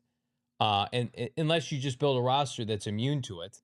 Like the Niners have built a roster in their previous iterations with Garoppolo and Kaepernick and Purdy, where the roster was just so undeniable that the quarterback could just, like a point guard, distribute, right? Yeah. I don't think the Cardinals roster is to that point yet by any stretch. So Kyler Murray's got to go make Sean McVay and Matthew Stafford pay in months of November, December, and January. And I'm all for that. I want to see that more than anything. I come on the show every day, and that's what would give me life, man, in the 6th and 7th round of this draft. I don't think that McVay is sitting there saying, like, I think he takes the Cardinals seriously, no doubt about it. But I think they think that this is their they won the division at 1-4 last year. I'm sure they have an immense amount of confidence that they are going to start faster this year. They're going to dominate the 2 bad divisions. Cardinals are just going to have to beat them straight up. Mm-hmm. There you go, Peter Schrager choosing like crazy talk to Daddy McVay. Another good name, Kane Medrano, UCLA linebacker going to Washington. Got a tackle, Chase Lunt from UConn going to the Bills, staying up in that area. Philly, Carolina, Philly, Baltimore, Cardinals. Dig it. I've been praised for my bladder. I'm going to bow out for just a second. Soft. Yeah. Some would call you soft. That's okay. Oh, look. Get to that one shot. This is the Johnny Hero shot. I was told there'd be no more one shots after I pounded that donut. Now would be a good time to remind everybody to drop a like on this video. We are almost 3/4 of the way there. 714 likes. Get us to 1,000 as the Cardinals come barreling in. What if Monti Ossenfort traded down again? What would you all do? I think that this is a point of the show where maybe Johnny goes backwards head. JV, Yeah. What do you guys think about I like that. How Good are luck. you doing, fellow kids? Noah's got his backwards hat on. He's got a better flow than me. We will persevere on. Everybody do us a favor, like this video, and then subscribe to PHNX Sports. We just hit 39.6 on the old YouTube. We are barreling toward 40K. You guys are crushing it. We got any super chats to get through, Noah? No we super do chats. not. So this is a good reminder, everybody. Become a diehard. Go PHNX.com. $36 for the year, $3 a month. You cannot beat it. Can't beat it. Let's keep going here. 871 watching live as the Eagles pick is in. Do I look like a used pasture? Could I be on Righteous Gemstones? One of my favorite programs. You look like the brother pastor. Do I look like it? A The little dude from bit. Workaholics? Yeah. I've heard that before. Just I think the backwards hat cements it. Hey guys, how are you? I'm one of you, even though I'm a 37-year-old 5'6" adult man. Let's see here. Let's take a look. Best available, and again, best available nationally. We don't know if that's accurate for these teams. We might think it's best available. The teams might say something different here. The overall best available: R.J. Mickens, from Clemson, the safety. Quinn Ewers still slumming around. Cameron Williams. Do they just take at this point? Do him a favor? Cameron Williams just went to Philadelphia. Wow, right now. Cameron Williams went to the Eagles as I said that. Seth McLaughlin, Tommy Hill, Zy Alexander, Jared Ivory, the other pass rusher from Ole Miss. Jack Nelson, tackle from Wisconsin. I wouldn't hate that. Man, Brew McCoy. How about that name? You want to take a wideout? How about, hey, my name's Brew. Brew McCoy, 6'3", 209 underneath. Tracks the deep ball well and runs good to threaten defenses vertically. That sounds good. I'm going to shoot my shot right now and say the Cardinals draft Brew McCoy out of Tennessee, who's got some Michael Wilson traits. At 6'3", he's definitely not a micro brew. End the stream right now. We're going to rehire Damon. You just got a dislike on that. I love that. Whoever did that. I usually hate to see the dislikes fly in this, but the fact that somebody was so disgusted by the little dad joke there by young Noah. That was Max special. Yeah. I love this from Bo Dirt. Johnny may be 5'6", but he's 6'1" in our hearts. That's what my wife tells me every day. I just ruined Mike's day. Yeah. Sorry, guys. Sorry about that to everybody. So here's what I think we need to do. As soon as the Cardinals make this pick at 211, we start to do our little recap, and then we'll bring it all the way home with the 225th pick if they make it in the 7th round. And we're going to start to throttle down here on the 2025 NFL draft, Johnny Venerable. I never want it to end.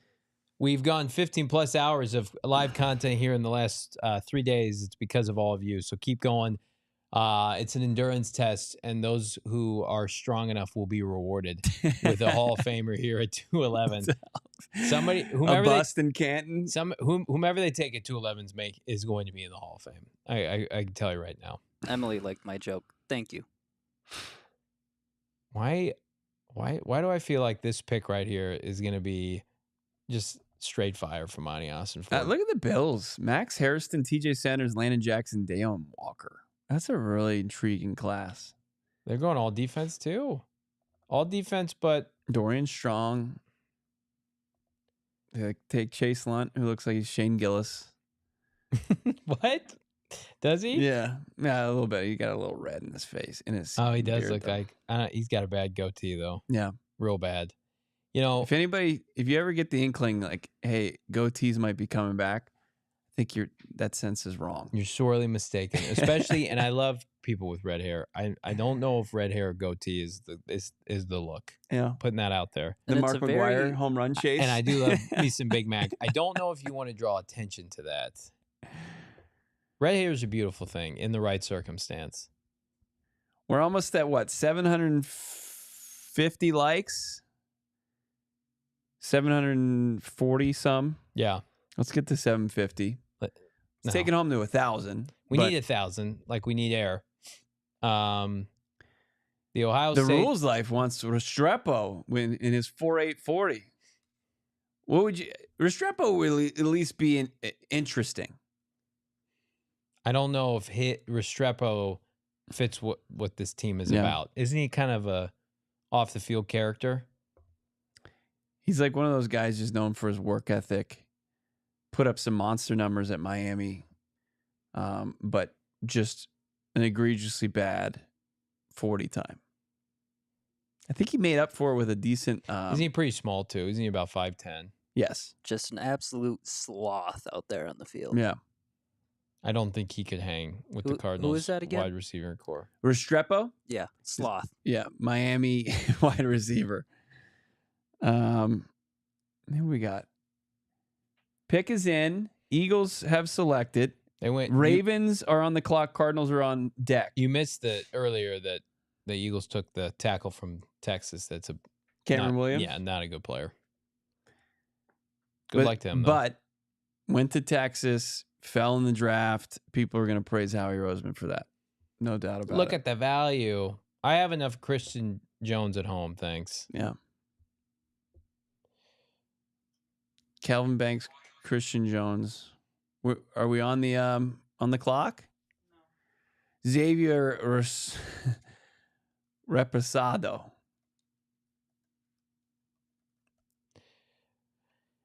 People are asking, has Kobe Bryant He went? hasn't. Lewis? I don't believe the corner out of Kansas is gone. No. But I don't know if there's any room for any corners any longer. We have enough corners, thanks. Got to be an offensive lineman, don't you think? Why go offense now? What's left to take defensively? Another off ball? Another edge rusher? I think you got to take an offensive tackle from Ohio State. I think you got to take that kid I talked about, Josh Freyer or whatever his name is. Elijah Badger, the former ASU Sun Devil. That's what some are saying in the chat. Zhao just said he threw up. Finish the job. Take all Ohio State. But maybe he just threw up in general. Yeah.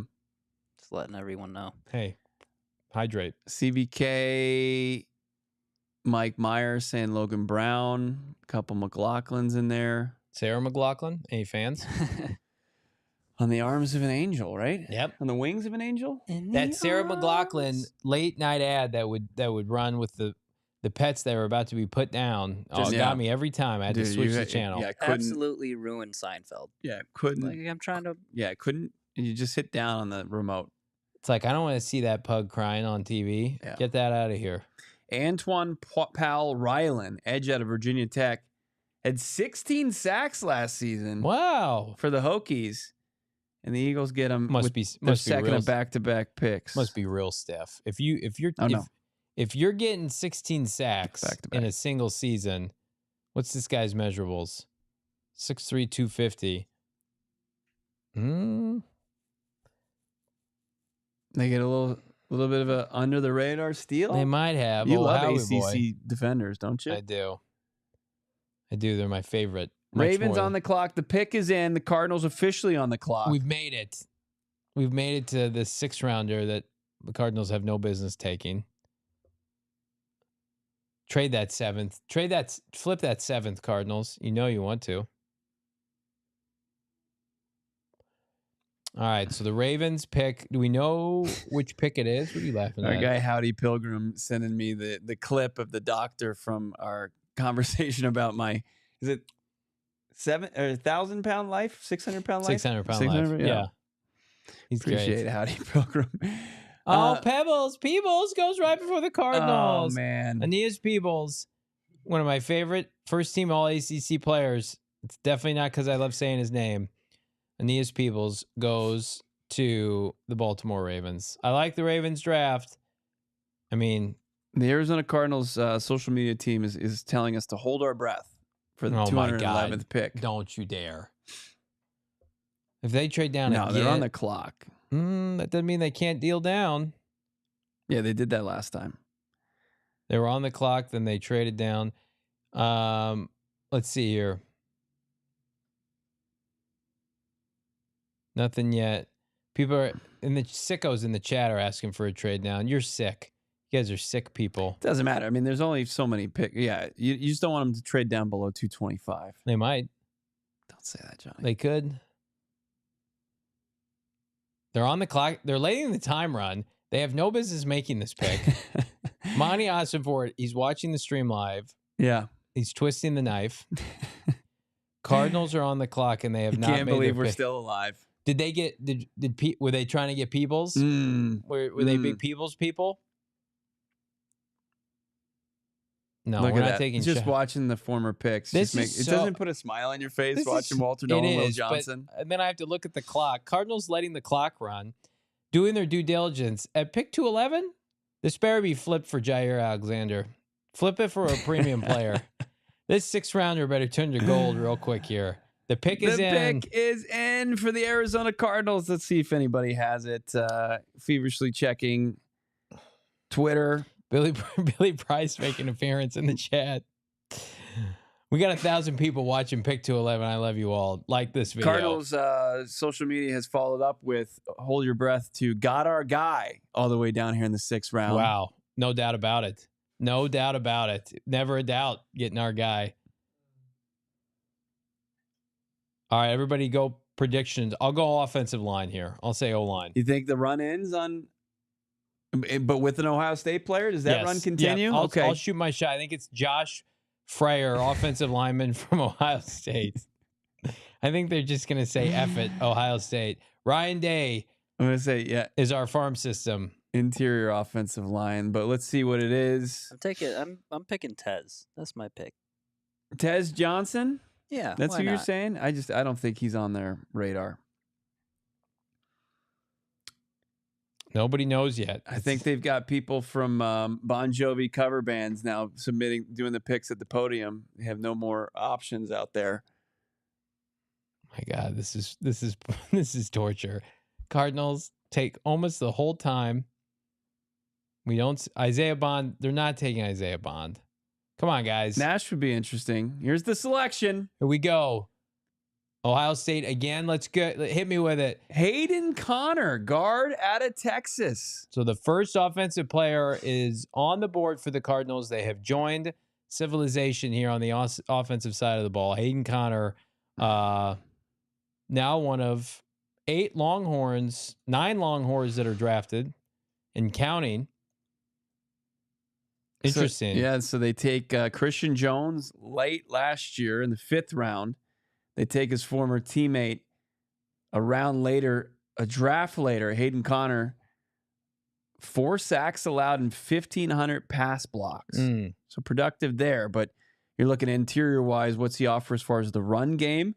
Be interesting to do some digging as far as what type of run blocker Connor is. But look, he was part of a team that played deep into the college football playoff. And yeah, there you go. Let's. You got any insight on Hayden Connor? I'm looking at him right now. He looks like he resembles motion caption artist Andy Serkis. That's who he looks like in the face. And in his shot, that's what immediately comes to mind. But again, in all seriousness, Power 5 program, a program that was known for running the football, their physicality. Let's pull up his profile. He was a senior, 6'5", 320 pounds. Blocked for Quinn Ewers, so we didn't get Quinn Ewers, but started all 3 games this past season, started in the opener versus Colorado State that helped for 554 yards of offense. Must have gone down at some point. Was ignited Texas to a college football quarterfinal win at the Chick-fil-A Bowl versus Arizona, where they tallied 375 yards of total offense, protected Quinn Ewers. Has been a fixture in their program for the better part of 4 seasons. So it's been at Texas since 2021. So, yeah, doesn't lack in size, but again, probably a very much of a fringe roster player, unfinished product, 6'6", 315, 6'5", 320, depending on who gets measured. He started, I don't know why Texas' site, he started 43 consecutive games at one point. Okay. So he's got some ability. People assumed he would get drafted. How's that for everything? He Texas guard Hayden Connor this season, you'd mentioned 443 pass block snaps, 0 sacks allowed, 2 quarterback hits, and helped pave the way for a 90 pass block grade. So a better pass blocker than run defender. Uses his hands well. Experienced guard with measurables to get longer look from NFL teams. Connor has a broad, well-built frame, and his natural power is evident when he lands with some momentum. How about this? He played well against Michigan's Mason Graham and Kenneth Grant, but he does lack the athleticism, making him scheme-dependent. So Cardinals must like how he fits scheme-wise. His size impedes static pass rushers looking to push the pocket. but he is ill-equipped to match movement of an active rusher. Connor is an above average as run blocker, but he might be too overmatched athletically to make it long term. So a flyer developmental offensive lineman out of Texas. If you like the pick, give it a thumbs up. Everybody's been asking for O-line. Certainly, this is not a player that is going to vie for playing time this year, but we'll see. Once upon a time, they showed Jason Kelsey once a sixth-rounder in his own right. So Connor, Cardinals go interior offensive line for the first time in this draft. Big boy, right? And you've got his RAS score here. I've got it 7.65. But you're looking at a couple low numbers there that are supplemented by some big numbers like his size, 6'6". His 10-yard split was in the elite speed grade. He had a 9.05 as far as his 10-yard split on his 40. 1.75 on that. He got a 9.05 grade on the wasn't a 9-second 10-yard split. That would be ridiculous. Yeah, I mean, not a great shuttle, decent 3-cone. So you're starting to put together this puzzle. Second year they've taken a Texas lineman. Good pass blocker at the collegiate level. Great size, great arm length. But we'll see if he turns into anything for them. Here he is. Here's forward. His highlights on screen. You're 6'6", 314. Doesn't he look like Andy Serkis? A big Andy Serkis. He looks just like Andy Serkis. He's pulling here. Yeah, not bad. I mean, that size, you get a hat on a hat, man, and he absorbs the defender. But you look at this, the movement looks a little slow. Looks like he's going to be kind of blocking in a phone booth. Heavy footed, absolutely. He's all a 6'6", though. I mean, he's a big guy. There he is doing a nice job pushing around some Florida defensive linemen. Yeah. Listen, the Cardinals like what Steve Sarkisian is doing up front, where they feel comfortable tapping into the offensive line. I mean, the Cardinals, they have their types now. They like Ohio State players. They like Texas players. They like Big Ten players. The draft right now, you can see on the screen, Walter Nolen, Will Johnson, Jordan Burch, Cody Simon, Denzel Burke, Hayden Connor, Texas, Ohio State, Oregon, Michigan, Ole Miss. Yes, please. There's no William and Mary up there, respectfully, right? These are big-time programs where you're going with kids that have been 5-star recruits out of high school, 3, 4, 5-star recruits that you can at least trust to come in here and look the part and play the part and help improve your already, aging players and elevate that ceiling for you. So, again, who knows if this kid can play? I'm not going to sit here and tell you he can, but again, give me a flyer on a kid that played at a major university that was consistently competing on the national stage, Bo. Yeah, just a big boy, the physical traits that you look for from the guard position, and just seeing maybe you get him under the tutelage of new offensive line coach Justin Fry, who took, NFL prospect after NFL prospect, just look at this draft, and was able to mold them into an offensive line that kept Will Howard really clean throughout a run to the college football playoff title. Can he take a guy like Connor or Hayden Connor and turn him into somebody that maybe you can say, hey, here's some depth at the very least, and then you can move forward from there. But probably a guy that is going to land on the practice squad but when it's all said and done. No issue with that. 6th-round pick, and with that's going to be able to help them prepare throughout the week to get ready for the game, and then hopefully go on from there. But look, this is a guy that's ton of accolades during his tenure with Texas. He was there forever. 43 starts, 51 games. Joe Moore Award semifinalist a couple times, and 4-time honor roll. I'm not going to give you too much of that, but look, he spent a lot of time in Austin, and it's a strong program. And the good size, we'll see what comes out of that. So the run on defensive players ends. Yeah, they take this Texas guard. There's not even like a lot of write ups on him as far as the draft process. So pretty much off the radar. Drop a like on this video. We are a little more than 200 likes away from our goal of 1,000 here on a live stream NFL draft weekend. The Cardinals up again with their final pick. Thank the football gods in 11 picks, which is a perfect time for your boys to maybe do a soft reset here. Let's get a reset, and we'll give a little recap here on the third and final day of the NFL draft, and we'll get that final pick. And while we're at it. Welcome back, friends. It's PHNX Cardinals NFL Draft Day live here on day 3. PHNX Cardinals, Johnny, Venerable, Bo Brack. The Arizona Cardinals, busy, Bo. Outside of their first 3 picks, they have gone almost exclusively Ohio State here on day 3, kicking things off, not with Cam Skattebo, who I would be remiss if I didn't mention, went several picks before the Cardinals to the New York Giants. The Cardinals stay on theme up until that point defensively. Cody Simon, formerly of Ohio State, off-ball linebacker, national champion, MVP, Rose Bowl, MVP, and somebody at 6'2", 235 pounds has an opportunity to vie for playing time opposite somebody like Mack Wilson. Yeah. Look, I mean, this is a draft, a portion of the draft where the Arizona Cardinals leaned in to some big Power 4 conference teams. Yeah. They went with two Ohio State players and now a Texas player with one more pick remaining.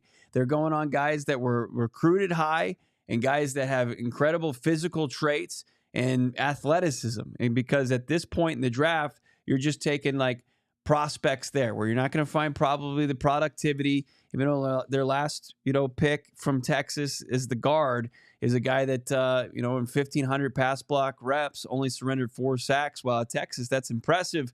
But if you look as far as what he projects to be, he's got a long way to go at the NFL level. But then when you look at where they started this day in the 4th round, they address a need, kind of an unknown going into this draft after letting Kazir White leave the organization, still remains unsigned, going to Akeem Davis Gaither for their off-ball linebacker. They add some help there. They take from the national champion Ohio State Buckeyes, Cody Simon, a guy that can do a lot of the things that Rawlis and Gannon want from that position.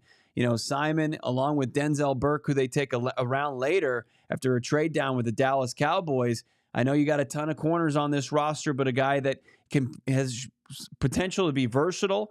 They come from a defense that gave up the least amount of points in the nation. They're leaning on the top defenses for their prospects as they're mining those guys and bringing them to the next level. Denzel Burke, 4.48 40 time. He's been a fixture at Ohio State. If you know him, like we all knew the name coming into this draft because he's been around forever. He's been on the team and playing a significant role since 2021 for Ryan Day.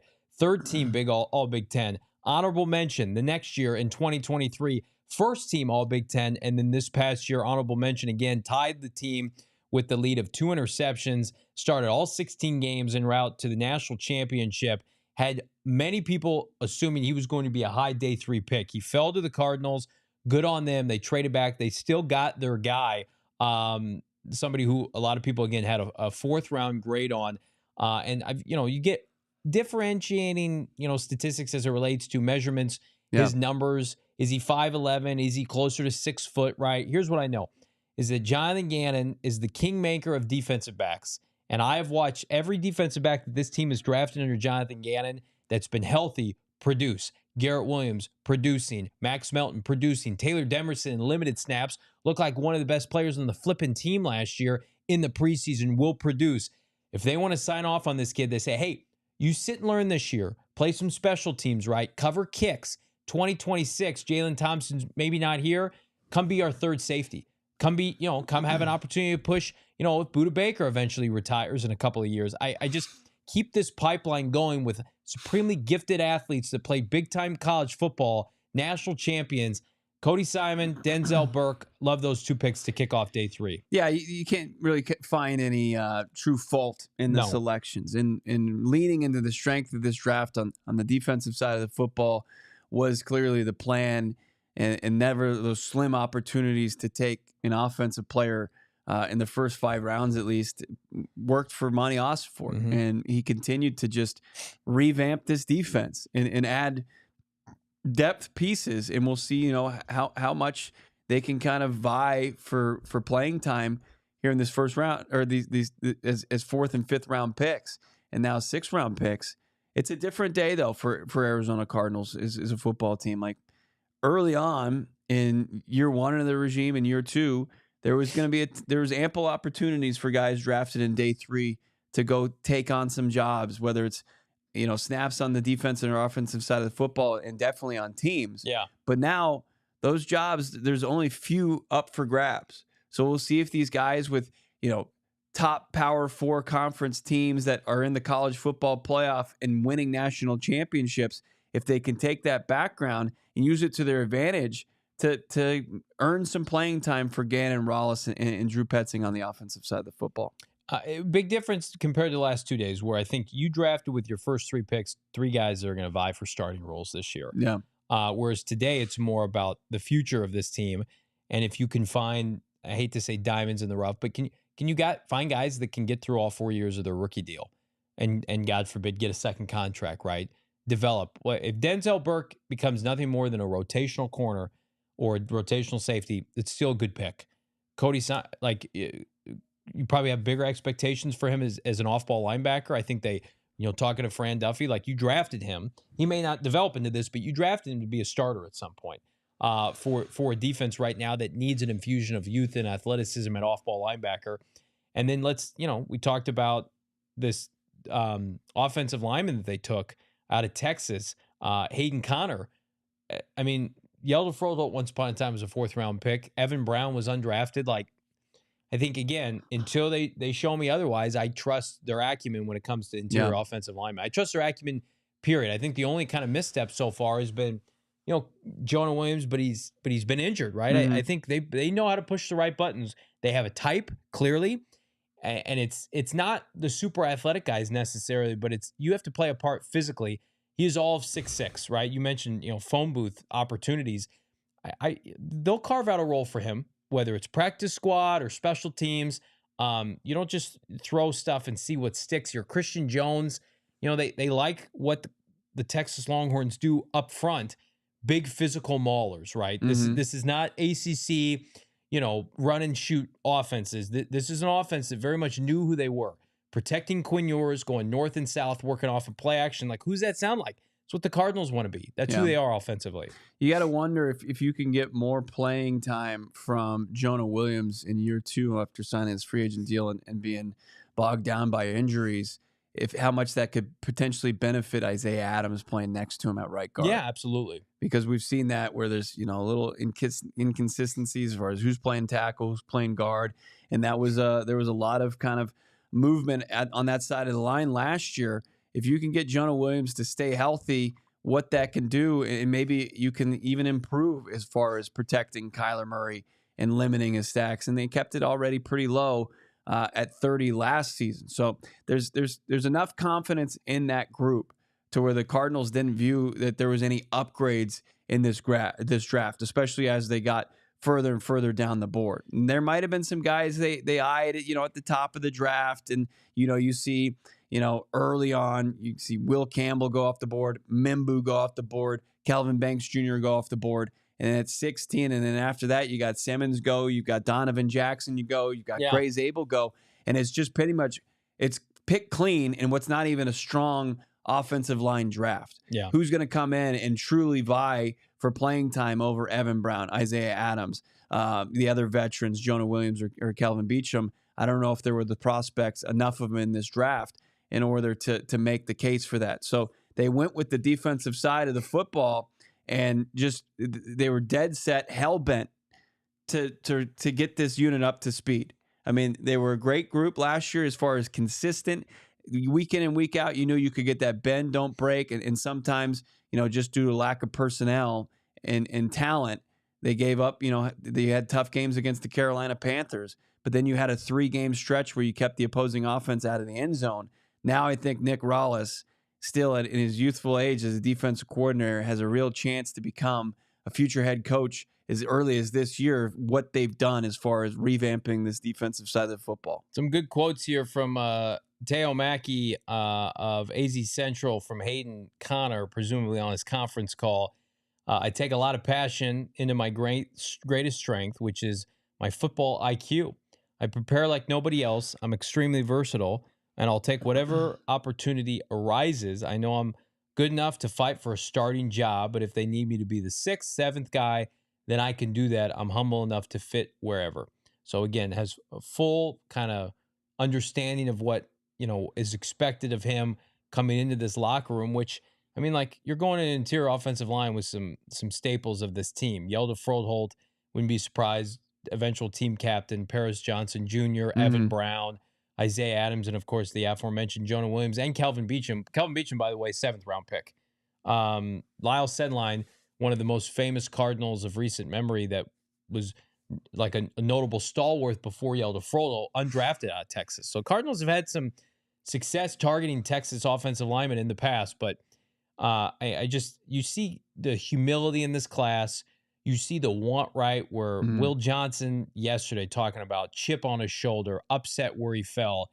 I mean, nothing's gifted with this team and with these players. And I would expect this is going to be, Bo, I think the most intense competitive training camp we've seen from the Arizona Cardinals in years, half decades maybe, given all the competition up and down the roster. And we'll see if they add, maybe a joint practice. They always like to do that. And it's Camp Country Club. Those days are in the past. Yeah. They're no longer here. And also taking flyers on guys from small schools are gone as they leaned into, look, Ole Miss, Michigan, you've got Oregon, and then Ohio State twice, and now Texas. I mean, could you talk about, more bigger, higher profile, college football programs? You'd be hard pressed to find bigger ones than that outside of like Bama and those other schools. So they're looking at guys that are physical, athletic freaks, and they're adding them to this roster that, they've done a lot of the heavy lifting going into this draft. The 12 picks last year, and then the 9 picks previous to that, plus the undrafted free agents. Monti Ossenfort really trying to put the finishing touches on that, along with being aggressive in free agency for the first time, really. Going out and getting Josh Sweat for the biggest contract he's signed off on, 76 or 74 or $76.4 million. And then you got, Clay's coming back, Dalvin Tomlinson. Like this defense has been revamped and in a position to really be a strength for this team and create opportunities for the offensive side of the football. 28 draft picks in 3 years for Monti Ossenfort, assuming he makes the final one here. Yeah. Mercifully, 8 picks away as the Cowboys take their sweet-ass time. I mean, good Lord, these last few picks. It's just ad city. ESPN really bakes them in, don't they? But we're waiting the last pick of the 3-year rebuild. Are you willing to say that the rebuild is over for the Arizona Cardinals? You were hesitant to say that this time last year. I was very much trying to be ahead of the curve. I thought that they could have won, and they should have won 9-10 games last year. But you were very much of the mindset that you think this team needed the benefit of one more offseason. Continuity, they have both coordinators, largely the same coaching staff, sans Clayton Adams, and then, of course, Gannon fired some people defensively. I'm looking right now on this roster. What's the biggest hole remaining, in your opinion? Biggest hole remaining? I mean, I think the biggest concern is, the offensive line depth. Okay. Going there. And then one of the curious, position groups you're looking at is off-ball linebacker. But the biggest part is the offensive line. Like, they've got to continue to get that consistency that they've got, and they're going to lean on the continuity there. They're running it back on offense. Like, there's no additions offensively that weren't in this building already outside of a couple of depth offensive linemen. Like, guy today, Hayden Connor is not going to be somebody that plays a role next year for this offense. It's all the guys from last year that they copied and pasted from 2024 to 2025. So it's going to be imperative, pivotal, that they take a step this year. And with that increased opportunity that's going to be provided by what you hope is an increase in a ball hawking defense, they're going to be in a good spot.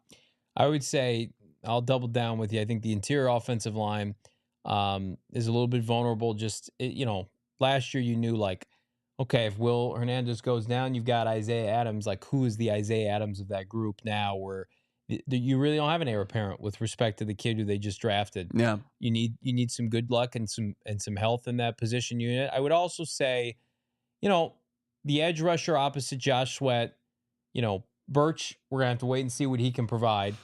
Like, that's a spot where I think this time next year wouldn't surprise me if they're looking back at that position group and still flushing it out, adding some capable bodies, because I just feel like I know what Baron Browning and Zaven Collins are and what specifically they aren't. Yeah. But I hope I'm wrong, and I hope that they can get creative. I know they will with Rollins and company, getting Darius and Walter Nolen in some favorable matchups, but the secondary stacked, skilled players. I know people are worried about wide receiver. I wouldn't be worried about it. I think Zay Jones and Greg Dortch are very capable. And I think you look at Higgy Bear as a vertical tight end, Trey McBride, they should be able to score points. Kyler Murray said he's going to run more. So for me right now, I think you could always want more depth on either line of scrimmage, even though this is a depth draft on the line of scrimmage defensively. But we'll just we're in a good spot here, because you look ahead to next offseason,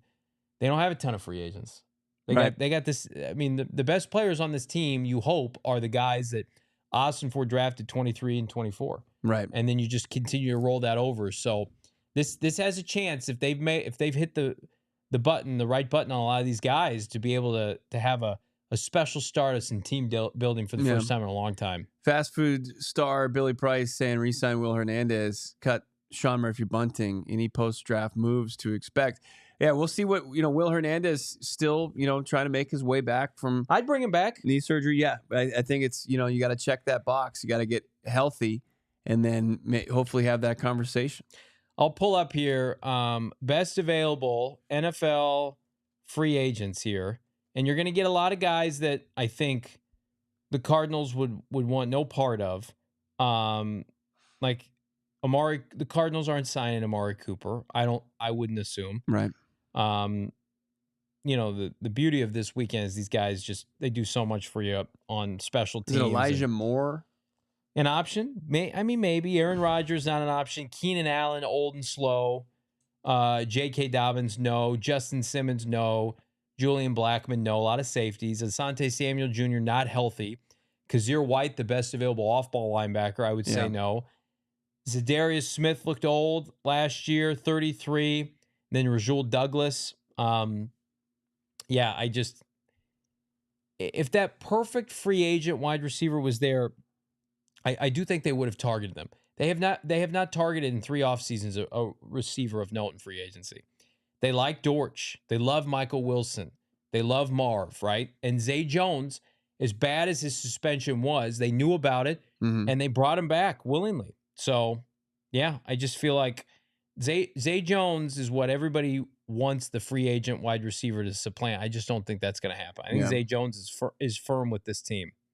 Play all 3 positions, knowledge of the system now. Obviously, the ear of the younger receivers in that room, a lot of confidence in that. Also, Bo, we don't know if Xavier Weaver might be able to play. We don't know that.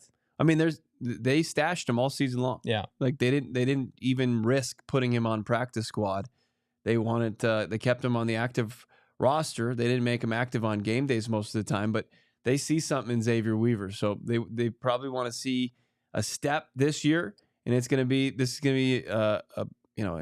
imperative for him to prove them right for stashing him this year. Where they still had expectations last year. I mean, getting back to where you were, where your mindset was, where my mindset was, like there was a path for what you envisioned in year 2 to get to the playoffs. Like there was the road. It absolutely was. I mean, they were in first place. They were close. Going after 10 weeks, they're 6-4 in first place in the NFC West, and then the wheels fall off, and they go 2-5 down the stretch.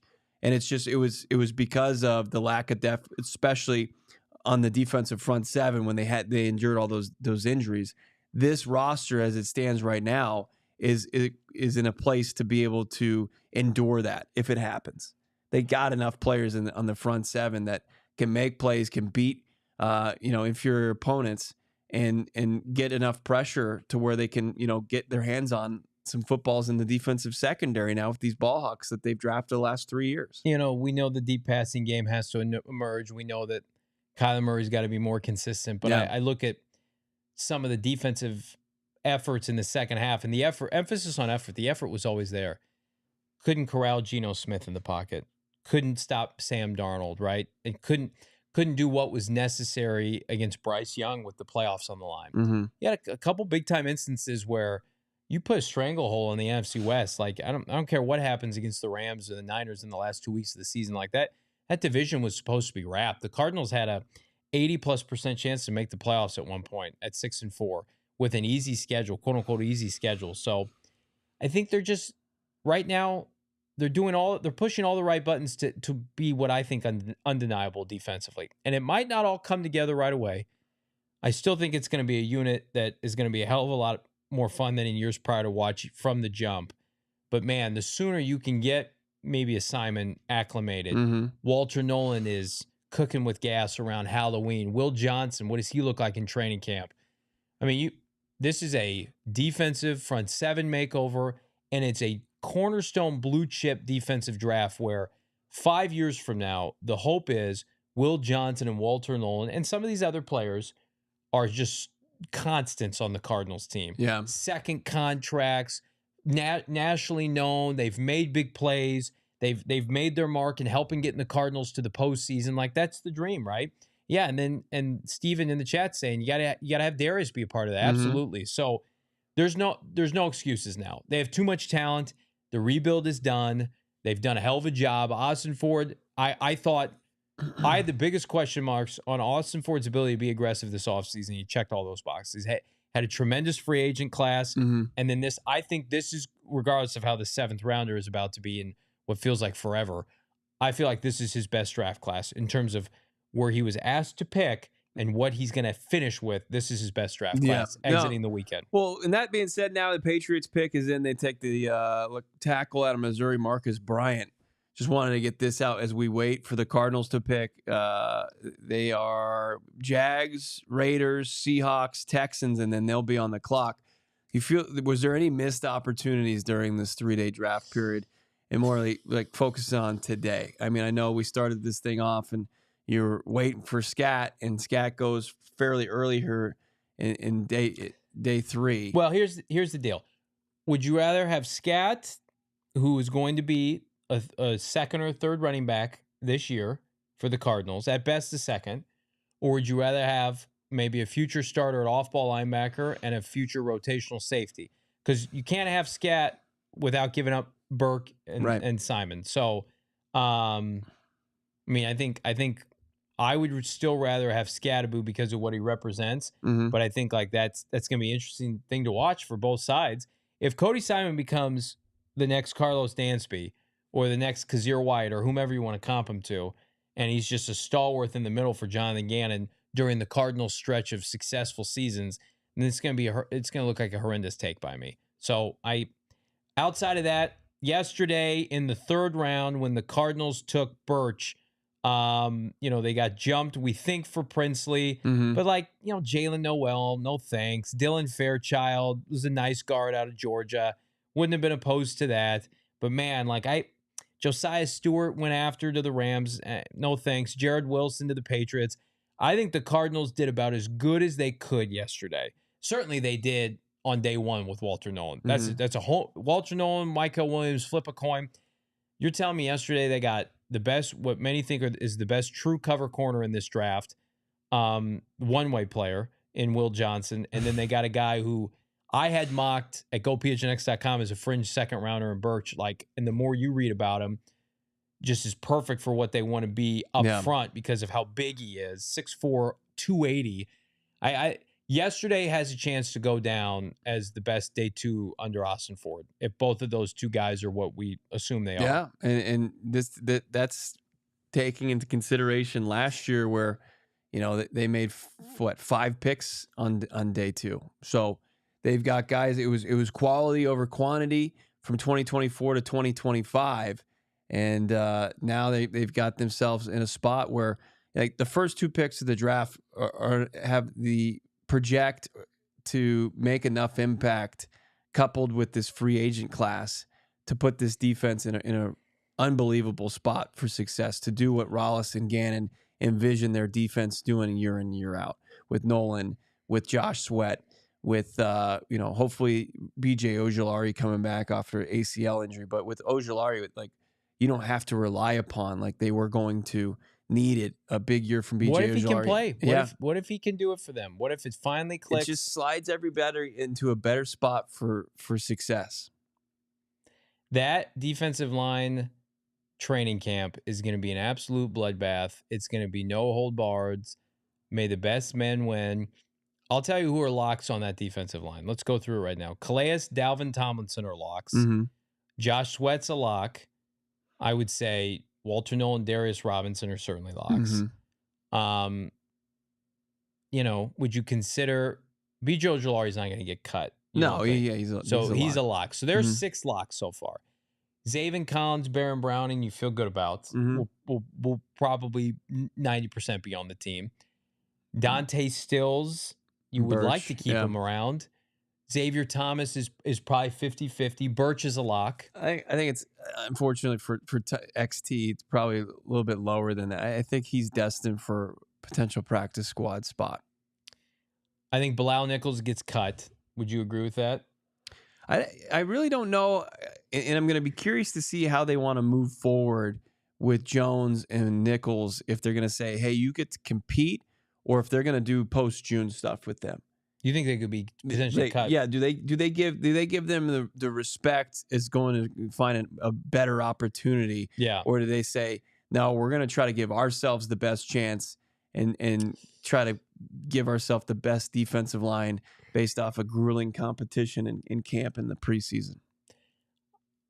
Yeah, I want as many snaps for Darius and Walter Nolen and Dalvin Tomlinson and Calais. And I don't want to give up on Dante Stills, who's been a stalwart since Gannon was drafted, and most importantly is there every day. Yeah. I would say I think you cut at least one of them after the draft. I think you just, whomever you have lower right now. Justin Jones is running around out there during OTAs. Neither one of them is going to help you in terms of cap savings. So it really is just going to come down to I don't think Bilal Nichols helps you as much as Justin Jones, because Justin Jones at the very least was a better pass rusher during his time in Chicago. Yeah. I think you're right. Bilal Nichols maybe is a post-June 1st cut. Let him go join another team. Yeah. Cardinals officially on the clock. Keontae Hamilton, defensive lineman out of Rutgers, goes. And Monti Ossenfort looking to put the finishing touches on his 2025 draft class.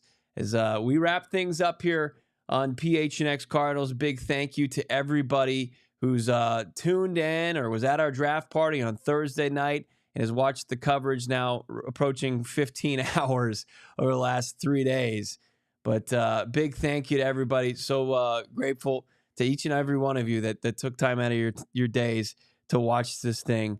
And hopefully, no matter what happens, everybody's pretty big fans of these picks. CBK still looking for Logan Brown, Sean Dolak. We'll see who comes up. McLaughlin's still out there. Jaw Joyner, Minnesota, who played under. Give Justin Fry one of his guys. Let's go.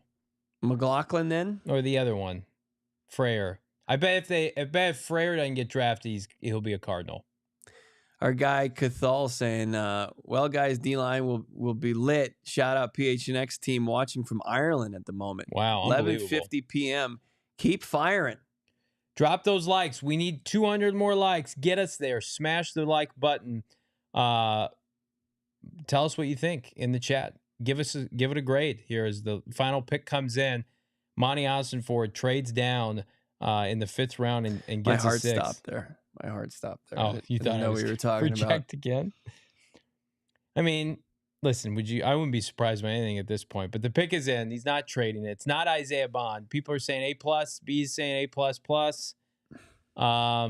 Man, let's see here. Will they go wide receiver? Will they go O-line again? Remaining team needs from Mel, or maybe those might have been the pre-draft needs. Guard, corner, and wide receiver. Sorry to disappoint. All the people that had Matthew Golden in the 1st round still waiting on that wideout to the Arizona Cardinals. Yeah. All those who came into the chat after a fantastic draft by the Cardinals to use it as their time to talk Kyler Murray. I mean, I don't get it. Sit here and just fire off, unload your K1 respective tweets, your K1 respective comments. your respective clip on K1 use this as your forum. Here we go. Pick is go in. off, I guess. Go off. That's right. 100 more likes and we are there, friends. Get us there. 914 watching live, making a sicko selection in the 7th round. Kitan Crawford.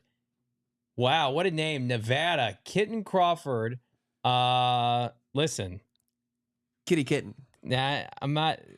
Damon Cat. Very appropriate here on the program. 5'11", 205 pounds. Previously had played at Texas before transferring to Nevada. A forced fumble, 2 picks, 6 passes defense.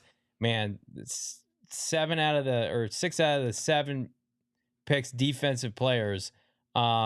Was really a consistent contributor on Texas's defense before transferring to Nevada this year. Had a career year, 76 tackles.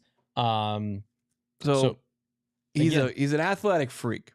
He's just looking about production wise in college, not much there. Athleticism score, safeties, he finished second as far as the athleticism score goes. So there's the RAS, darling. There's the intrigue. There's the want. 4'4", 140, 41.5-inch vert. My God, 10 feet 8-inch broad jump, and then could this be? I don't know, how big is he in terms of height? 5'11", 202, 31-inch arms. Could he? He might play safety. Yeah, he's probably not big enough to play off-ball linebacker. This is probably a guy that they like. His athleticism, his build is fine. Yeah. 7th rounder, practice squad guy. See if they can develop him and see what comes out on the other side. They're dirty dogs. They love their DBs. Kitan Crawford. I hope I'm pronouncing that correctly. Man, he got some big arms, doesn't he? Wow. So the Arizona Cardinals officially go defense with 6 of their 7 picks. The first really kind of non-marquee program that they've drafted from, but he was a Texas transfer to Nevada. So probably did their homework ahead of time, but no skill players in this draft. No running backs, no wide receivers. Remember we were talking to Kyler Murray a couple weeks ago, and you were talking draft with him, and he said, "Yeah, what do you guys want to know about my research on these guys?" And we're like, "You want to talk, wide receivers?" He's like, "Nah, we're good." No wide receivers, no running backs. Good weekend for Amari DiMercato, Trey Benson. Good weekend for Michael Wilson. Mm-hmm. Good weekend for, if they carry 3 quarterbacks and if Clayton Tune's one of them, that's a good weekend for him. Let's get to our super chats. Noah. We got a super chat, $10. Shaft, what's up, my guy? He said, doing my part to get to 40K, just made Mrs. Shaft and Shaft Jr. the newest diehards. Ride on. No way. Unbelievable. Thank you so much, Shaft. We appreciate you, my guy. Our guy, as I mentioned earlier, you get in now as a diehard. It's going to take you all the way through our pre-draft coverage in 2026. Yeah.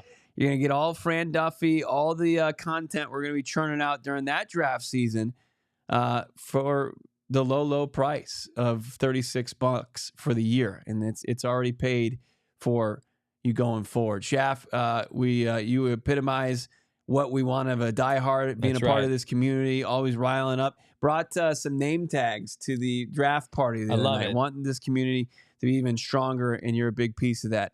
Keep it going, Noah. He continued on and said, love the draft coverage from my guys. Our new mantra, Cardinals go 12-5 in 2025. I'll sign up. We deserve it, don't we? Mm-hmm. No one deserves it more than us. And then Adam C. rounds us out with $1.99 and says, this DB thing is getting ridiculous. In the best possible way, though, Adam, lean into the strength of your head coach, who's a DB savant. I got a notification on Twitter. Are we CJM on Twitter asking me, are we trading for a wide receiver? I just think it's a good reminder to tell everybody the Cardinals don't value wide receivers like this franchise used to. Mm-hmm. They're not going to trade a first for Hollywood Brown. Marvin was the outlier. This is how they want a team build. So for better or worse, they are seeing their vision through. This was a defensive draft. They want to run the football. They want to work off of play action. Kyler Murray wants to run more. Yeah. Let's get Michael Wilson, Trey, and Marv their targets and go from there. a unbelievable RAS score for Kitan Crawford. Is it Kitan Crawford out of Nevada? 9.90 out of a possible 10, ranked 27th out of 2,500 cornerbacks since 1987. The only place he doesn't have a high score is his height at 5'10", his weight, his vert, his broad, his 40, his 20-yard split, 10-yard split, shuttle, 3-cone. It's all elite size. How about this super measurable chat? Chad, $100. Whoa. Unbelievable, Chad. You are the man. Just wanted to give some props to the boys for giving us nonstop coverage of our Cardinals every single day of the offseason. The late night pods, the insight, the interviews, y'all the best in the biz. Amazing draft. Can't wait for camp. Chad, that's unbelievable. Yes. Thank you, Very Chad. humble with the comments. We love it. We wouldn't do it if we didn't love it. We got the best team here from Emma, Shane, Leah, Espo, Noah, Damon, Kev, Totri, Eric, Derek, everybody here, Gerald, Steven. We got the best team. I'm leaving Max out. Max, Zach, Connor. Look, and then the interns who helped us out big They were time. tremendous. They were great. From Rome to Ayrton, Rome's been awesome. to Savannah, to Kaylee, who was doing some work for us yesterday. Everybody crushed it to make this possible. To the people at ALLCITY, from Kevin and of course Fran Duffy, just took this thing to the next level, created another gear and pushed it right into it. It's crazy. Every year we do this 3-day event and it just keeps getting better and better, and we think of new ways, our team does, we don't, to innovate, and I'm always just blown away by the final product, and you guys are such a big part of that. We also have $4.99 from Chaz. Howdy, fellas. Thank you for the spectacular draft coverage. Got me through a long flight. Rise up, Red Sea, 2 sunglasses emoji. Let's go, Chaz. Well, I hope, my guy, you landed safely. Great to hear from you. You got it. You can always count on us. I joking around, maybe we wouldn't fall through with that 7th rounder. It was always in play. It was always the 7th rounder that was going to be the final pick for this team. So we appreciate you. How about Skimmy? Skimmy with a crisp $10 says, love you, Bo, JV, absent Damon, and Noah. Keep up the great work, and JV, all we can hope is that the Giants mess up another running back situation and let Cam Skattebo come back home to the great state of AZ. Billy P. That's right. They took Otis Anderson from us, and he won a Super Bowl, so Cam Skattebo in 3 to 5 years will come here and win a Super Bowl here. I have breaking news on behalf of the PHNX Cardinals team. After firing Damon Dog, we have officially rehired him back on the show. Well, I haven't agreed to anything. Oh, we haven't agreed to that. Man, what a 3-day event. We, in all seriousness, appreciate everybody. Noah's done a tremendous job filling in for Damon Dog. Thank you. Big thanks to everybody who came out to Gila. Big thanks to everybody who's watched the last 3 days. Again, my final request to everybody here is just to subscribe to PHNX Sports. Get us to 40K. Keep helping us become the dominant force in Phoenix media, both digitally and otherwise. And it all starts with you guys. So, again, big thanks to all of our diehards. If you please consider becoming a diehard, $36 for the year. You get a free piece of merch. Give us a shout on Twitter. Immediate follow, immediate retweet from the Beat account. We're so fortunate to be able to get to do this, and it's been a hell of a 3-day event. Hell of a we're at 39,615 subs. Yeah, so we're almost there. Let's keep this thing going. Want to continue to impact the sports community and provide the coverage that everybody's been waiting for far too long. You're finally going to get the coverage you deserve. Cardinals wise, Suns wise, Diamondbacks wise, in the colleges around here, Arizona State and University of Arizona, plus Merck, Rising. It's all here, right, with PHNX Sports. So subscribe. We didn't miss Espo again, did we? We mentioned him. I mentioned him off the top. Yep. Big thank you to our families that held down fort. Yours fighting some battles there as you're gone. My wife, coaching my son's flag football team to an 18-6 victory. Shout out to her. Also, shout out to my sister-in-law, as we had our air conditioner need a new motor, which is lots of fun. But we appreciate everybody here in our personal lives, Bo. Undrafted free agent frenzy incoming. I don't know if there's enough space on the roster. I would imagine it's going to be about 5 more. Dante Kent, my Central Michigan guy, just went to Pittsburgh. Congratulations, man. Right Thank you. at Thank the you. buzzer for our NFL draft coverage. Guys, if you're tuning in, guys and gals, to the rest of the draft, enjoy it, finish it out, see it through. It's where our journey comes to an end until a Monday edition at 4:30. Wow, we're back. We're back right here on PHNX Cardinals. We all silly like the mayor.